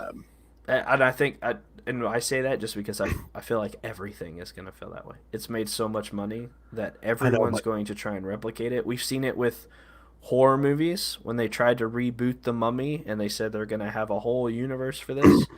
The DCU was Conjuring has a universe. Conjuring, with the Nun and Annabelle and Sinister and all, or whatever. There's a whole bunch of them for that. I love the Conjuring everyone stuff. wants to make a connected universe, and it don't work. Star Wars is no exception. Well, Star Wars already is. Star Wars is one of the first connected universes. I mean, they've always had their books and their comics and. But Star Wars is a saga, right? Yeah. So it all goes in order, give or take, skipping. But you can go from episode 1 all the way through.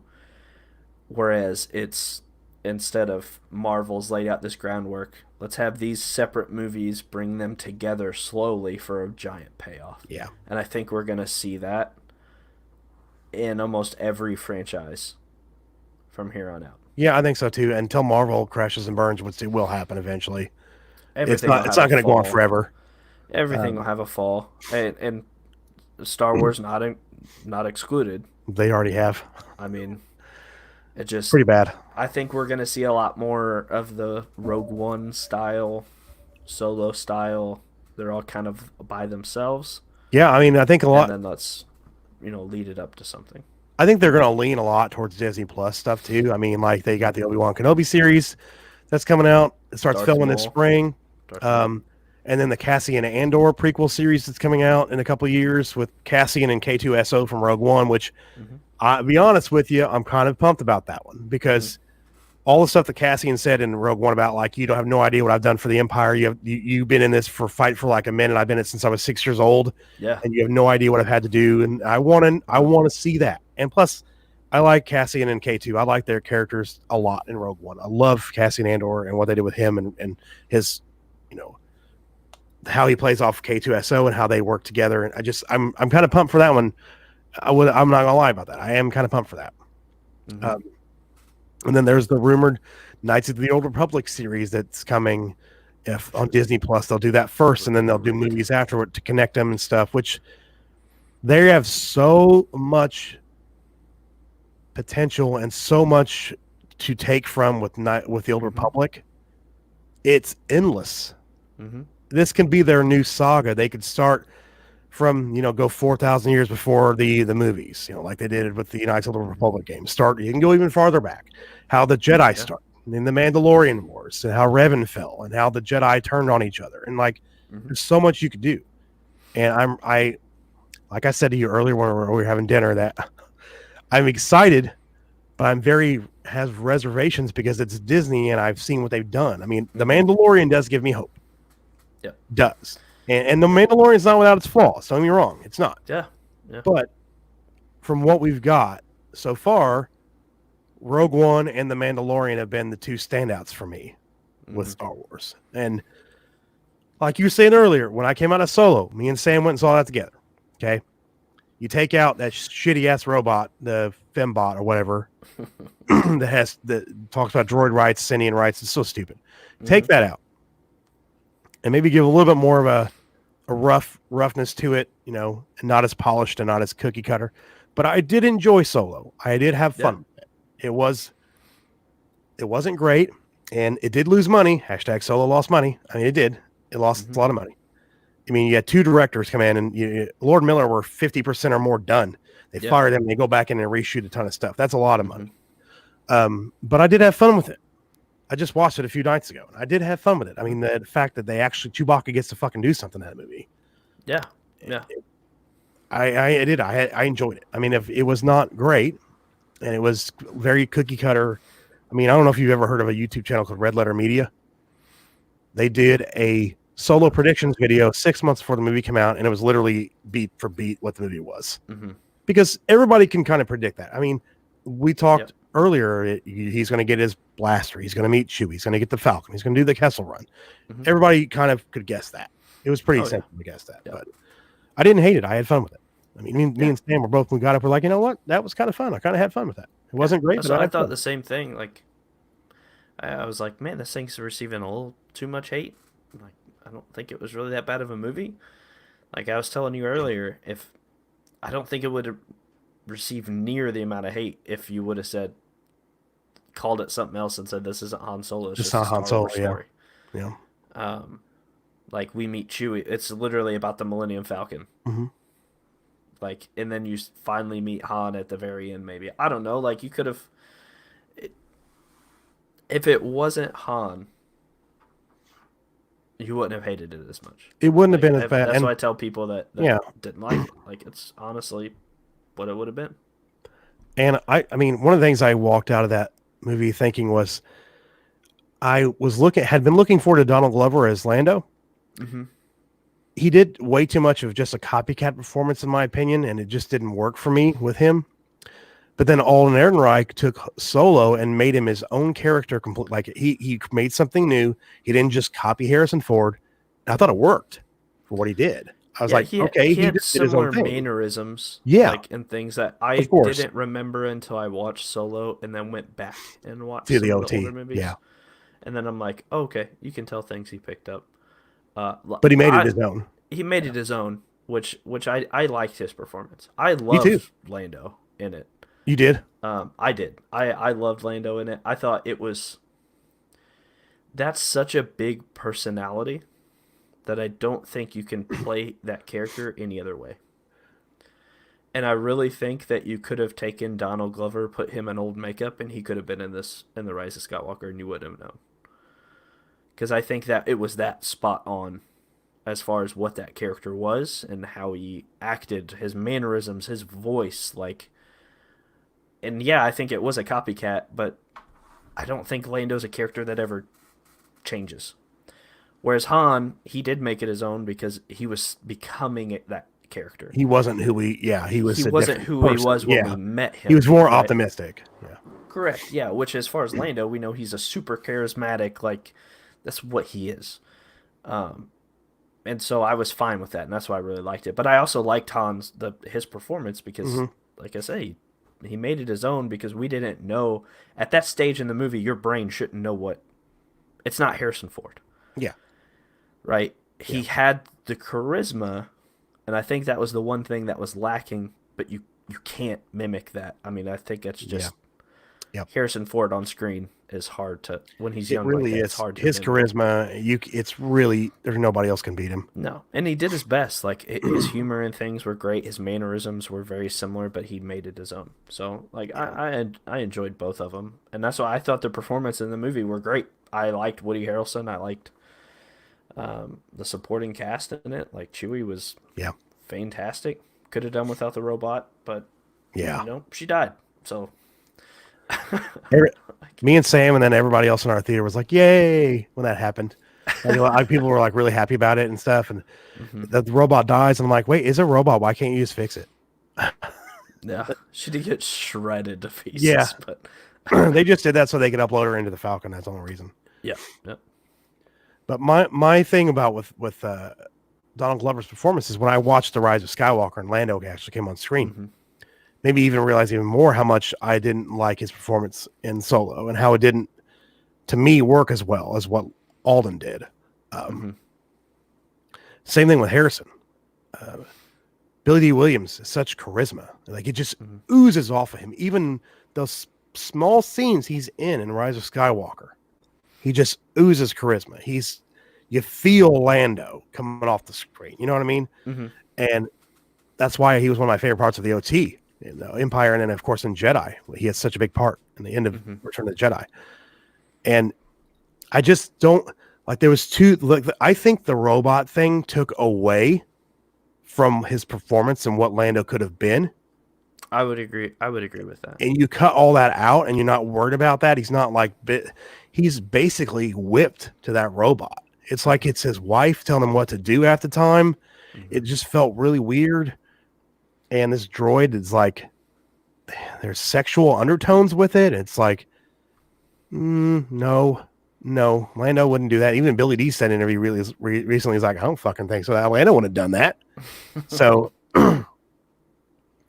Billy D, I don't think he liked Donald Glover's performance either. If I remember, if there's an interview, you have to go check it out. Maybe I'll find it for you. But if I remember correctly, he didn't like it much either, the way he portrayed him. So, but he said he did, he did good for what he had to work with, but he just didn't feel like Lando to him. But like I said, Donald Glover was going into that with unfair advantage, with having to deal with the droid, that his droid companion that had basically every scene he was in was just complaining about everything. And he's like, okay. And it just didn't, it really kind of hindered that performance to me. And I think they tried to give him an origin too. So he's very scrappy. Like you think of Lando, in my essence, I think of a very established, well thought out. Like he's slow with his words as far as he knows exactly what he's gonna say. He's smooth. Right? He knows what he's doing. Yeah, and I almost took it, and I think the reason why I liked the performance was so much was because I got the gravitas of the character. Okay. But that's good. Yeah. It wasn't smooth. It was like, no, I'm young and I'm figuring it out. Like, the Millennium got impounded and this happened. Like, but I can still put up this facade. Yeah. Whereas as he gets older, it's not a facade. That's just him. Like, it's just he's actually, you could say he made it, right? Yeah. Like he became what he wanted to be in the Solo movie, which maybe it would be better if we have something maybe after that in between there. Yeah. If you had something as like a growth of a character, but there's a substantial period of time between, both of those. So same with Solo. Like I feel like it was just a character arc for him of we're seeing Han become Han. Same thing when you're seeing Lando become Lando, things like that. But the robot stuff was weird. Yeah. I don't know. Like I get it was probably more for we need a droid for comic relief because that's what we've always done in Star Wars movies. They didn't have to. They had everybody else. You would assume. Yeah. But, writers don't think like that. So I think they're just like the blueprint for Star Wars. Need comic relief. Droid. Insert droid. Whether it's BB-8, whether it's the new one, whether it's R2-D2, C-3PO, like we need something to have a sense of humor. And I think that's what they tried to do, but then they made it more, I don't know. They gave it too much personality, I guess. Yeah. If it just beeped and booped, it would have been better. Yeah, I agree. An actual voice. It was just really weird. But I did like, a lot of people didn't, but Vision, I can't think of the guy's name who plays Vision. He played Dryden Voss, the villain in he was a very mustache twirling kind of villain, and sometimes we need that in movies, like to really kind of get that across. But I actually enjoyed his performance as that character a lot. I liked him. I did too. I was like, oh yeah, because Paul Bettany. That's who it is. Paul Bettany. I like Paul Bettany. Yep. He's great. One of those when it's just Boondock Saints is what I think. Yeah. But like it's just one of those things. I liked his character when he just kills a dude and then looks up, puts his hair back. I loved his face stops glowing. He's just like, let's have a drink. Like, it's nothing. Kind of like it, almost like an old school gangster. Yeah. Like, I'm just going to shoot this guy and then go have a meal with someone else. I liked it. Kind of the vibes I got. I liked it quite a bit. What do you think of the Darth Maul cameo at the end? I'm still waiting for it to pay off. Like, it fits in the timeline. With Rebels and Clone Wars and stuff, like in between that time, it fits in, like with the Crimson Dawn stuff, it fits in. Like I remember I was watching an interview with Sam Witwer, who voices Maul in the Clone Wars and Rebels, and then even in Solo. And he's like, they were asking him like, oh, well, he's gonna have a lightsaber. What lightsaber are you gonna have? He's like, well, we're gonna have him with a double-bladed lightsaber from the Phantom Menace. And Sam Witwer's like, you can't. That's gone. They destroyed that. What time period is it set? Is he going to have the dark saber, or is he going to have the Inquisitor lightsaber that we see in Rebels? What time period is it? And he tells him, he's like, well, he's got to have the Inquisitor lightsaber because that's the time frame. So I like how they took that input and they put it in there because that Sam Witwer knows that character so well because he played him for like 3 seasons on Clone Wars and then two or 3 seasons on Rebels. But yeah, I thought it was cool. I mean, it was so fan servicey though when for some reason he lit his or ignited his lightsaber for no reason at the end though. During that, I was like, why'd you unite your lightsaber though? I mean, of course it was fan service to show people like it's fucking Darth Maul, you know, like just in case you didn't get it. But yeah, I mean, I liked the cameo. I thought it was cool. It was a nice little, and then you know it was Ray Park in the makeup again from Phantom Menace. Yeah, but it was the Witwer doing the voice from the animated stuff, and to bring those two together, I thought was really cool. And they both enjoyed doing that. So when have those, you know, Sam Witwer had that kind of work, and have Ray Park come back in Star Wars too, I was like, yes, yeah, I love it. I loved it. Like I loved it. I thought it was really cool. I'm just waiting for it to pay off. Like I want a live action Darth Maul. Just waiting on it. And people are wondering if they're going to bring him into the Kenobi series, but they wrapped that up in Rebels, that arc.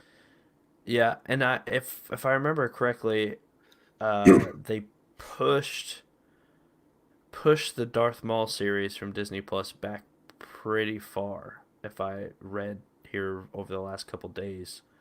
Yeah, and I don't even know if it's on the slate anymore. Moved up another one. If I read it correctly, it is. But I want to say they bumped up WandaVision.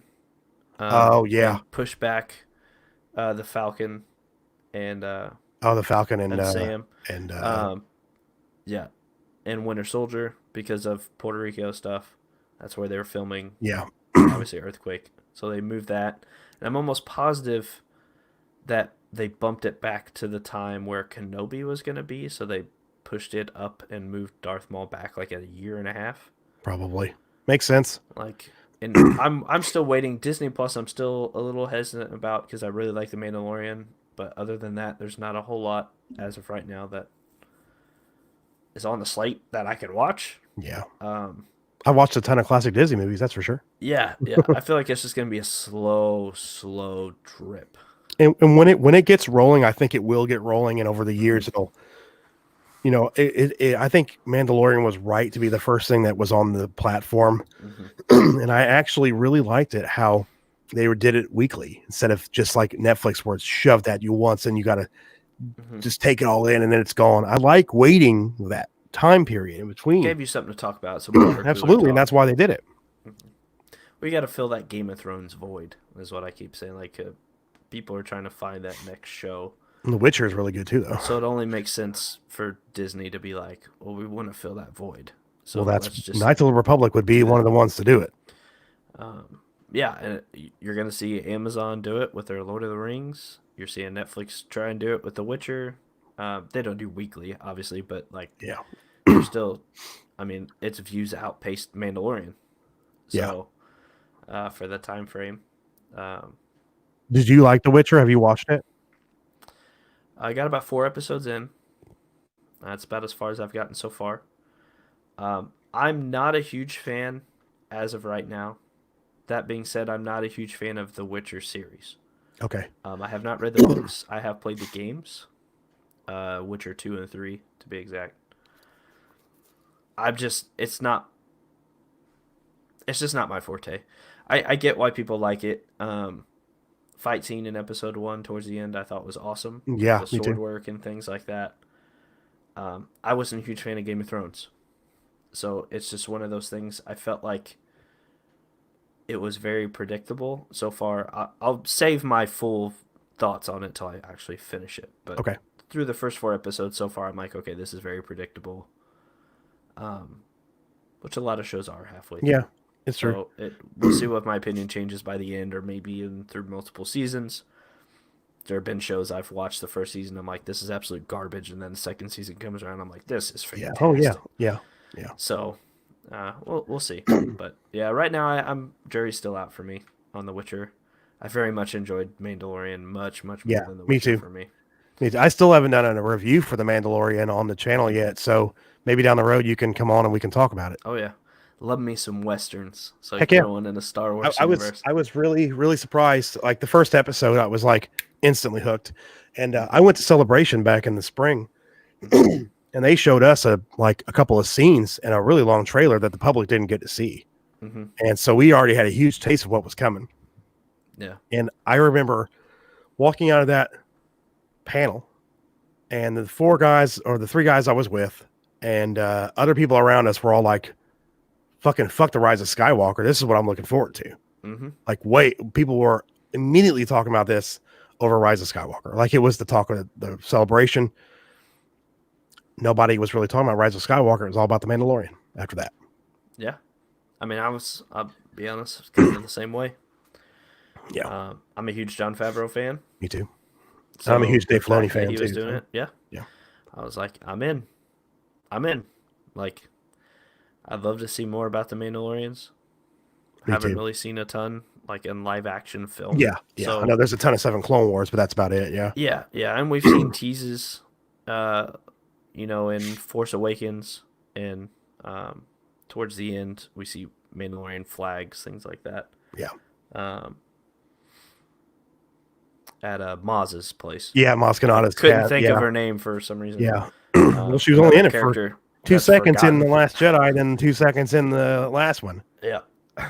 So, but I'd like to see more.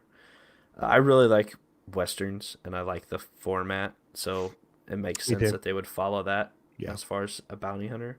yeah, Cinematography is gorgeous, yeah.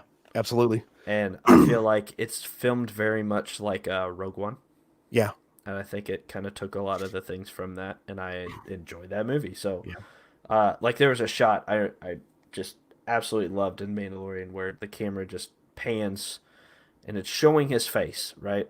And they convey a ton of emotion without ever seeing his face. yeah, Like it's phenomenal. yeah, They do a great job of it. But you can see in the reflection something that's happening, in the scene. It's awesome.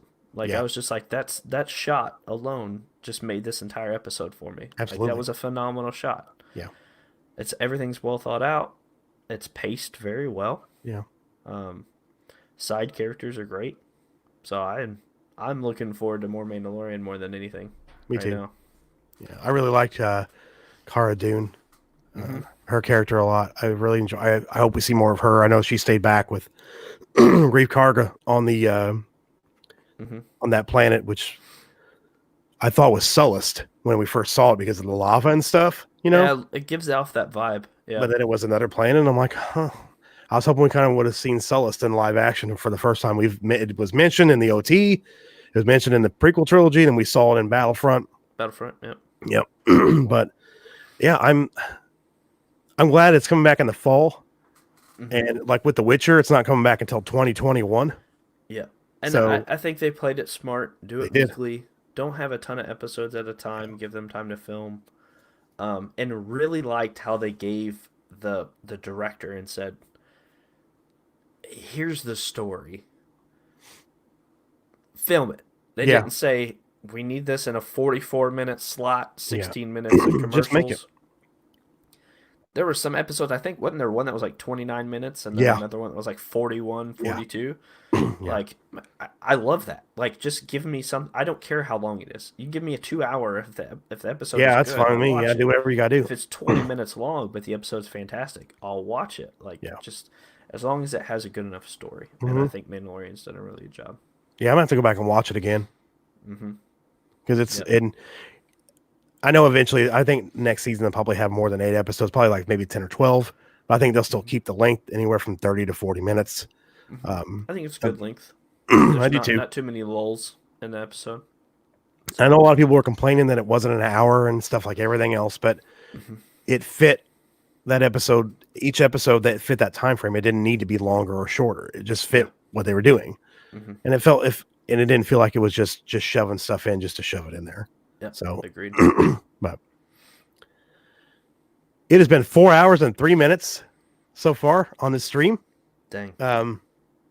So it's 12:13 a.m. I think it's probably a good place to call it. What do you think? Yeah, I probably agree. Luckily, Yeah. no work tomorrow, so we're There you go. Yeah. we're good. But Are you going to do anything else tonight, or are you just going to crash out, you think? I'll probably just crash. I was planning Yeah. on streaming. I might play a little Fallen Order before we go to bed. I'm Nice. working my way through that game, Nice. so um, Nice. that'll be fun. But no, we'll probably save some streaming for tomorrow. Cool. But uh, but yeah, yeah. If anyone wants to take a watch, I'm on Twitch, YouTube, Twitter, whatever. Who's I'll post his links in Yeah, the yeah, description if I can, and also I'll post them on Twitter and cool. Facebook for you guys. Yeah, So who's your boy 812? So if you're into games, things like that. I do play Battlefront too.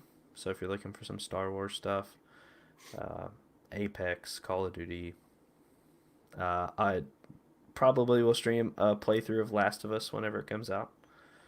I would do Fallen Order, but I'm kind of already into it, and I don't yeah, want to start it over because it's yeah, very good. So I'll leave that to you, Jeff. You I'll be could doing that soon. Yeah, for you sure. could you could take care of that. If you haven't picked it up, it's phenomenal so far. So um, it's I'm looking better forward than to playing any it. of this trilogy. So Yeah, I'll tell you that much. I'm looking forward to it. That's for sure. Yeah, I remember I went to the panel with that one too for Hmm. this game, and I'm like, oh yeah, okay, this is definitely what I'm going to get.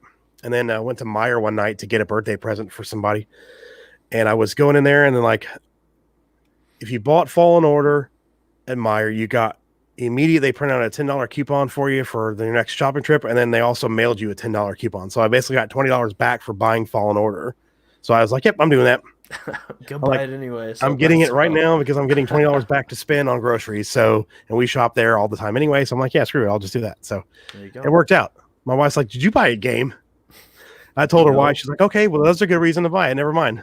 So, but Yeah. yeah, I'm looking forward to playing it too. So hopefully I can also get the KOTOR thing worked out so I can get off this Hmm. freaking planet. And some of those mods are not working, are not playing nicely. So I got to figure out which one's causing the problem and get that taken care of. Then I'll get back to KOTOR too, because I think I'm 6 parts into that game so far. So Hmm. I'm looking forward to finishing. I haven't finished it since it came out, and I've never, Rumor ever mill, played. rumor mill.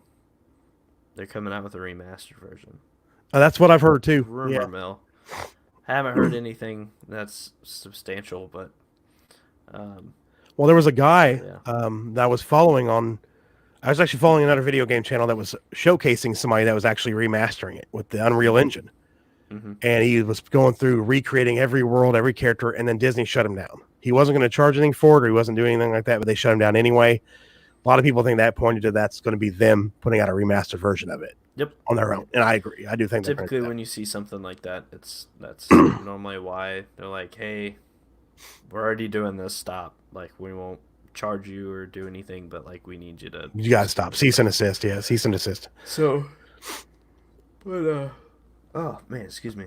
I know, right? But I'm hoping it gets remastered. We're in an age where games are remastered all the time, so um, Well, not just that's that. a I hope with KOTOR 2, they classic. actually restore all the content that they cut out because they rushed that game out and they like a planet and a half was missing of content. Yeah, There's a mod now that adds it all. the hard part now is with game studios on who owns what. Yeah. Um, just like uh, Battlefront 3, the original Battlefront 3. Um, there's a ton of stuff out there you can look up Oh on yeah. what it would have been Oh yeah. like and things like that. It We'll looked never get incredible. that game. So, um, because it died with LucasArts. Yep. So, Unfortunately. EA is not going to do that, and I think that might have a lot to do with some remastered stuff and things like that. We're probably not going to get. Um, but love me some Pod Racer on PC, man. Back in the day, Good game. wish they'd do that, but we got what we got. Fallen Order is uh, so far. I would say it's shaping up to be probably my all-time favorite Star Wars game. Nice. So Very nice. I think that's not a stretch. KOTOR has had that spot for a long time, Yeah, it'd be hard to take that from me um, with KOTOR. and Battlefront 2, the original, Yeah, oh yeah. the one The we have original now, Battlefront 2 but was great. and the one now, don't get me wrong, is very good. After all the junk that happened, but Yeah. Oh my um, God. First one was so bad. yeah. So Yeah. and this one had a lot of controversy, but it's shaped up to be a very good game. If you don't have it, I recommend it. The campaign is not very good. It's pretty soft. Oh, that's what I've Um, heard. Yeah. But if you just want to experience, like, you know, fighting on Endor, they have a game mode that's a blast. It's some of your Ewoks, some of your stormtroopers, and it's Nice. dead at night, and you have a flashlight. And if you're an Ewok, you can sneak around in the dark and try and kill all the stormtroopers. Like That would be super fun. it's a blast. Like it's so much fun. And your goal as a stormtrooper is to survive and escape. Maybe I'll have to get that and we'll have to play that sometime soon. Yeah, I'll have to do that. We'll have to do it. It's Okay. it's a blast. That'd be great. Yeah. Looking forward to that. Well, Nate, I appreciate you joining me tonight for this discussion of The Rise of Skywalker. I never gave my rating for this movie, did I? Yeah. What'd you give it? Well, I gave it with 6. Force Awakens, I would go 7, maybe 6.5. Last Jedi I think about 1.5 on that one. This one I'd probably give it 3.5. 3.5. Okay. It was a 5 after I first saw it, but after the second time I was like, no, it's got to go down. So I'd say 3.5 out of 10 for this one. Not bad. So I give it a little higher because, like I said, not all its flaws are its fault, but it doesn't help itself. JJ had a lot of shit to fix.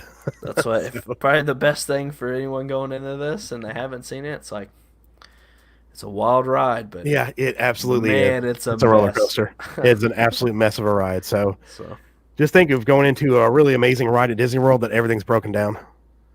probably the best. Yeah. Pretty much. It's like going to Pirates of the Caribbean and nothing works, but you're still going the ride. You're still going, Yep. and you're seeing sparks and shit flying out of everything that's not working. And you're like, oh well, fuck, that sucks. And I'm like, yeah, that sucks too. We're But I'm on trying. this ride. It's still, I guess, fun. Yeah, there it is. But and I appreciate everyone watching tonight. Ryan Kennel for watching from RK Outpost. Go check out his channel as well. It's been at least 7 and 8 people total watching it at once. So everybody watching, we appreciate it too. So check back this week. I'll have some more videos out. Probably some more. I'd look for a Wonder Woman trailer. I didn't see one, even though the TV said there was a new trailer. It didn't say new trailer, just said watch the trailer on YouTube, I guess. But hopefully, I'm sure there'll be new trailers for that coming out soon too. And I look forward to you joining me in the future, Nate, as well. I appreciate you coming on, man. Yeah, man. Hopefully I come back on soon. Hopefully it'll be for a better Star Wars film. I know. Well, if we talk about Mandalorian, we already know it's going to be better than that. So yeah. Maybe talk about Mandalorian or whatever. So yeah, cool. Maybe Black Widow will actually be pretty good. So yeah, I'm hoping so too. Yeah, we'll have to do a review of that as well. Yeah, so for sure. And if you guys haven't watched our Avengers Endgame review, go back on the channel, and we did a pretty lengthy review of Endgame after we got out of the theater. We went through the entire thing and like really went into it. So I definitely recommend you guys checking that out. So we had fun doing that too. So oh yeah, it's a blast. And we will definitely make sure that it doesn't take that long for us to get together again, for sure. So, but thanks again, Nate. I appreciate it. Hey, no problem, man. Thanks for having me on. Cool. And thanks everybody for watching again. I'm Jeff with the Geek Blend, and as always, if you geek about it, we'll speak about it. See you guys next time. See you guys. I'm gonna hit end stream.